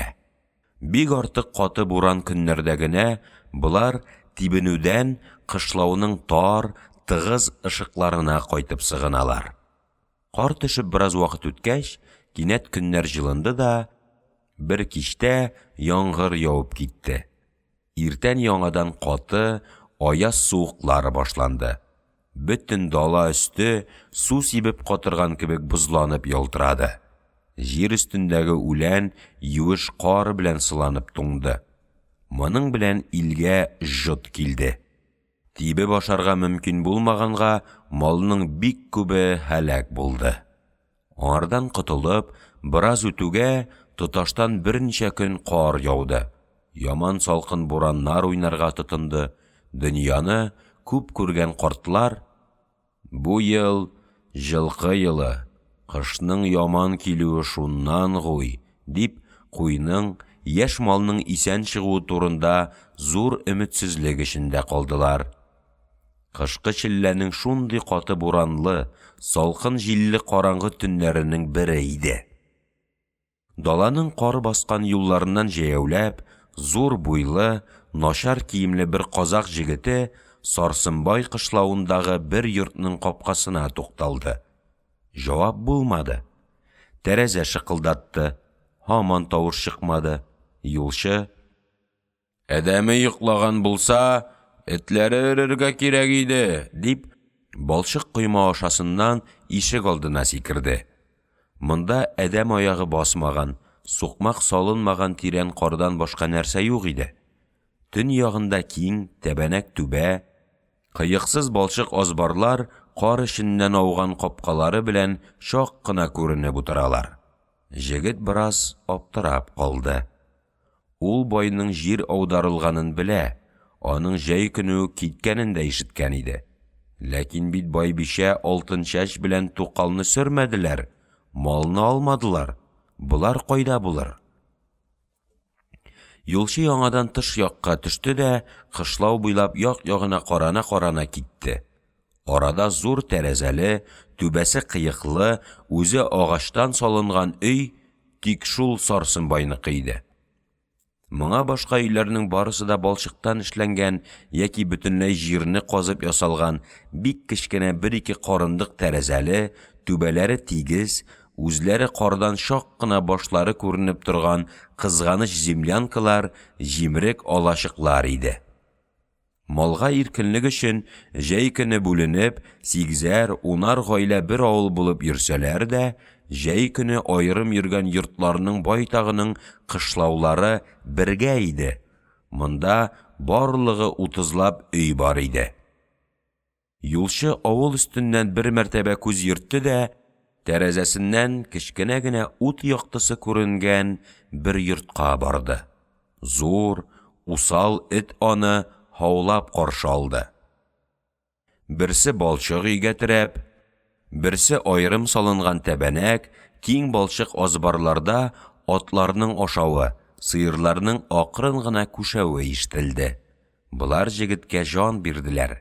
Малның биразы йортта асралганын күрсәттеләр. Аңа һәр нәрсәдән бигрәк атларның өйдәлеге кирәк иде. Тыштан кар баса башлаган кечкенә ишекне шакылдатты. Эштән тавыш килде. Керергә куштылармы юкмы, аермады. Сүз тыңламас кире ишекне мәшәкать белән ачты да, караңгы чоланнан абына сөртенә бөгелә сыгыла өйгә керде. Анда ярым караңгы, тик ушакта пыскып яткан тизәк кенә бераз яктырта иде. Өй икегә бүленгән. Ишектән аяк атлауга беренче бүлмәгә керәсең. Аның җир идәнендә ашалган пычрак салам, тапталган пешән түшәүле. Булар өстендә яңа туган берничә бозау, унлап бәрән ята. Булар авыр, төше ис таратканнар.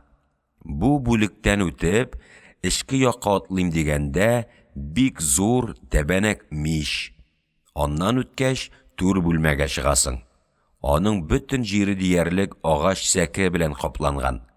Сәкенең өстенә киез җәелгән, стена буена сандыклар, юрганнар, мендәрләр тезелгән. Өйнең стеналары кара кызгылт балчык белән сыланса да, ахрысы күптәнге эштер. Инде буй-буй булып ярылганнар. Стенаның сул ягына берничә агач кадалган. Буларда камытлар, йөгәннәр, иярләр элүле тора. Җегет тышкы ишекне ачып, алдагы бүлмәгә керү белән сәлам бирде. Түрдә, сәке өстендә, инде ятарга әзерләнгән, сирәк сакаллы, чуар көпеле, аягында читекле, өлкән карт утыра иде. Сәламын алды, кунакка шат булганлык тавышы белән, «Юл булсын, балам, түрдән уз», диде. Мусафир барып күреште, ни кылып йөргәнен әйтте. Мич янында салкын өйне йокы алдыннан азрак җылытыйм дип, ягып, өреп азапланган киленчәк бар иде. Җегет аңа, «Аманмысыз?» диде. Килен башын күтәрмәде. Акрын тавыш белән җавап кайтарды. «Шөкер». Бу йорт аксакалныкы. Түрдә утырган карт Биремҗан әкә иде. Җегет 5 айдан бирле кашып йөреп, менә китәргә ат сорау өчен килгән иде. Ләкин моны әлбәттә керә-керүгә үгәйтә салырга теләмәде. Каты суыкта туңып килгән мусафирны шул көенчә йоклатырга мөмкинме? Вакыт соң булса да, килен кыюдан су китереп, самавыр куйды. Шүрлектән каймак, бавырсак алды, чынаяклар чыгарды. Тышта ахрысы җил-буран көчәядер. Бер генә катлы тәрәзәдән, морҗадан аның адаштырган җен баласы кебек елап-елап җылдавы өйгә дә ишетелә иде. Шуңа колак салып, чәйне акрынлап эчеп, кунак белән хуҗа озын-озак әңгәмәгә киттеләр. Җегетнең беренче сүзе Сарсынбай турында иде. Карт тирән бер сулады. Партия талашы дигән ул пычракка аягымны гомеремдә бер баскан идем. Җиңеп тә чыккан идем. Мәгәр ахыры яман булып калды, диде. 5 ай буенча адәмнән, полициядән яшеренеп, дөньяның хәлен белми йөргән мусафир җегеткә вакыйгаларны бер-бер санап бирде. Җегет булардан шаша калды. Хәлләр чыннан да көтелмәгән шәрәк иде. Кара айгырлар, Сарман, Танабуга, кызыл кортлар берләшеп сайлауда дошманны җиңделәр. Мәгәр моның белән эш бетмәгән иде. Булыслык бие булып сайланган Сарсынбайны урыс түрә начальникның билгеләве кирәк иде. Ак патшага каршы әдәмнәр белән күп катнашы бар. Шундый сүзләр ишетелә дип, монда тоткарлык чыкты. Ул арада Карлыгач Сылуның элекке кияве Калтай үзенең иле белән, агасы белән зур талаш куптарды. Ахырдан үз баласының намусын яклый белмәгән кара айгыр йортында мин гомер итә алмыйм дип, малны хөкем белән бүлдереп, үз башына аерылды да авылны ташлады. Яңгырбай моңа килеп катнашты. Җегеткә үз нәселеннән бер кыз тапты. Туй ясап, кара айгырлар кадерен белмәгән асыл җегетләр 4 карада хөрмәт табалар дип, дөнья шаулатып, Калтайны үз авылына алды. Менә шул җегет Сарсынбай белән Арысланбай өстенә зур фитнә кузгатты. Яңгырбай аркылы яхшы бер адвокатны табып, кәгазь бирдерде. Башлыча гаеп шул иде. Сарсынбай бездә кода заманында зур мәҗлестә әйтте: «Мин булыслык бие булыр өчен, түрә булыр өчен кызыкканым юк. Мәгәр ак патша казак даласын талый, җәйләүне кукалга бирә, безне кипкән комга куып, аш үтермәк була. Мин менә шуңа каршы тормак өчен сайланам» диде. Дип әләк сөйләде. Түрәгә шымчылык кылды. Моңа без Сарсынбайның ул сүзен ишеттек дип 40 казак ант итте.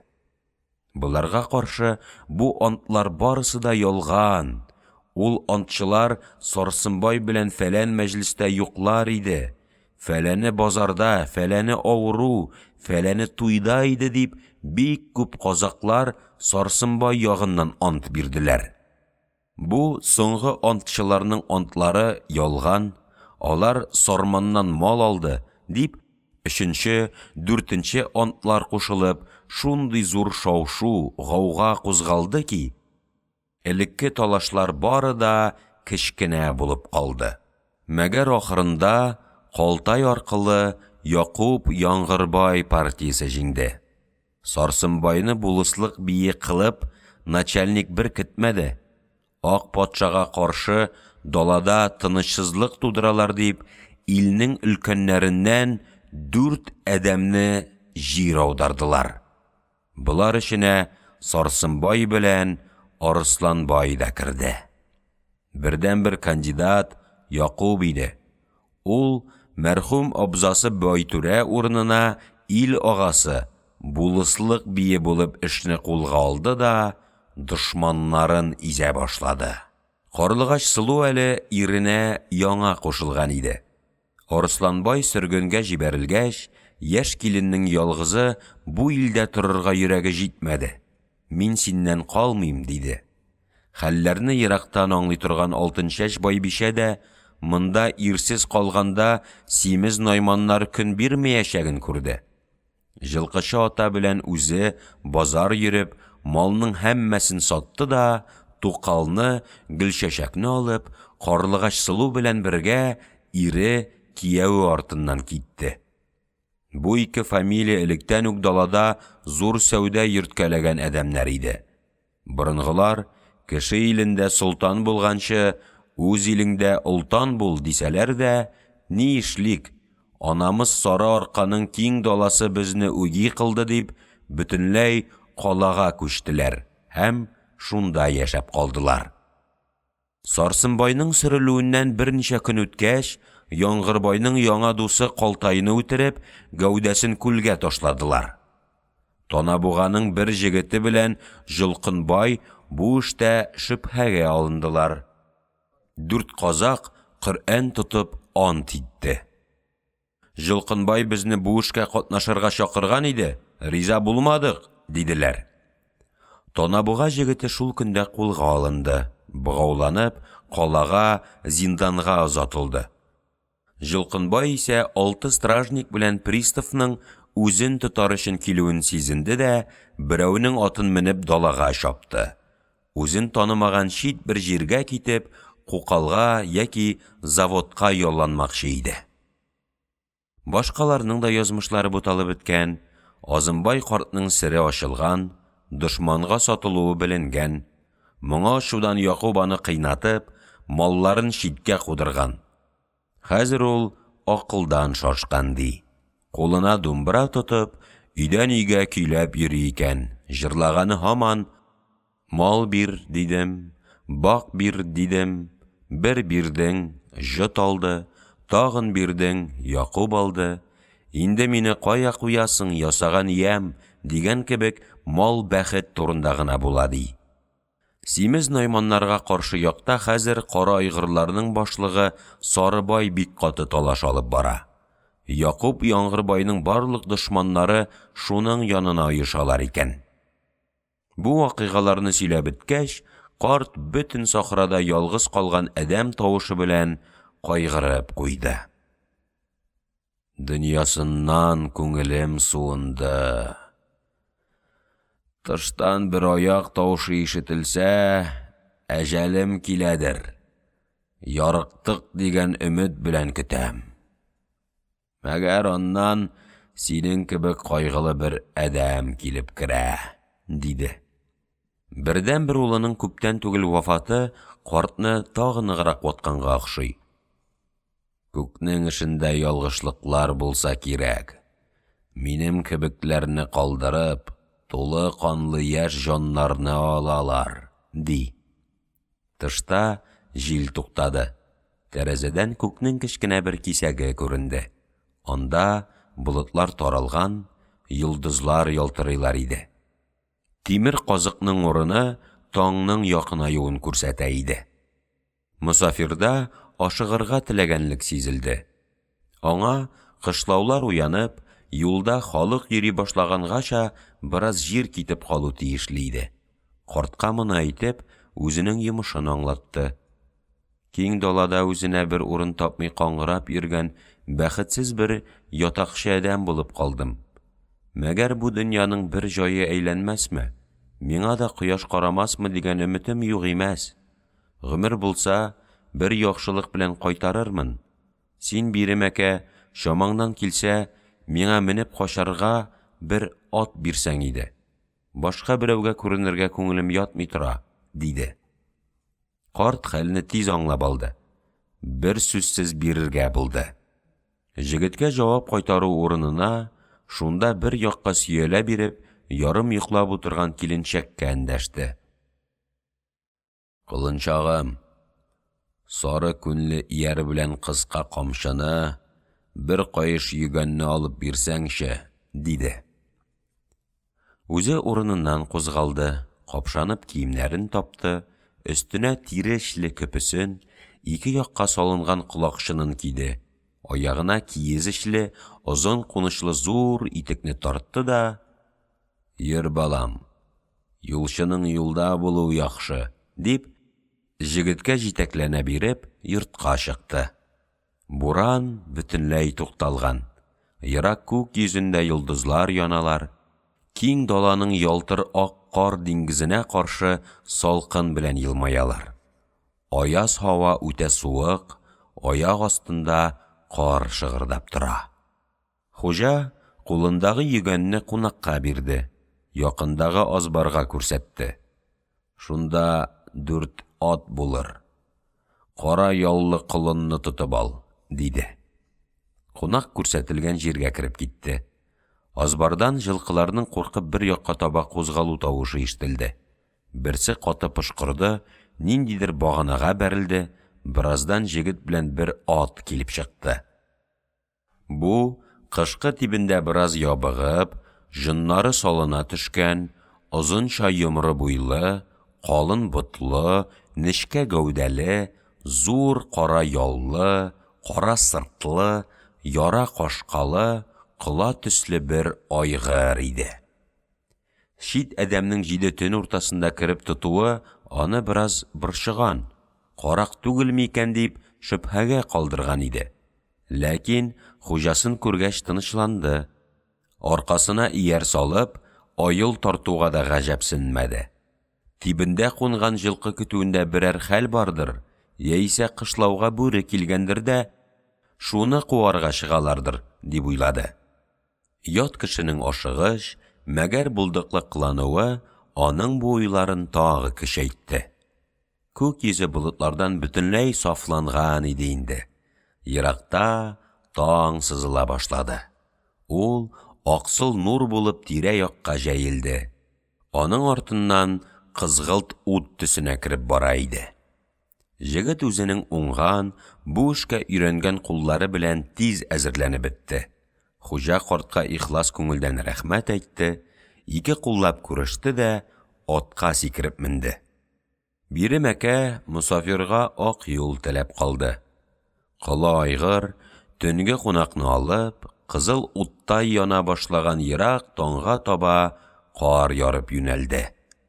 Бу юлчы җегет Сарманнарның ил агасы Сарсынбайда ялчы булып торган Жылкынбай иде.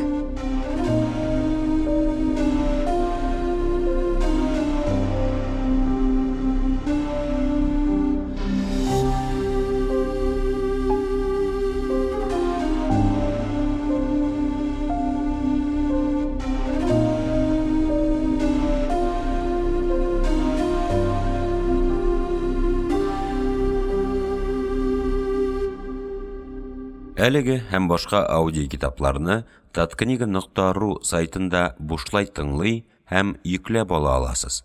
Аудио китапларны коммерция максатларында куллану тыела. Татарстан китап нәшрияты 2010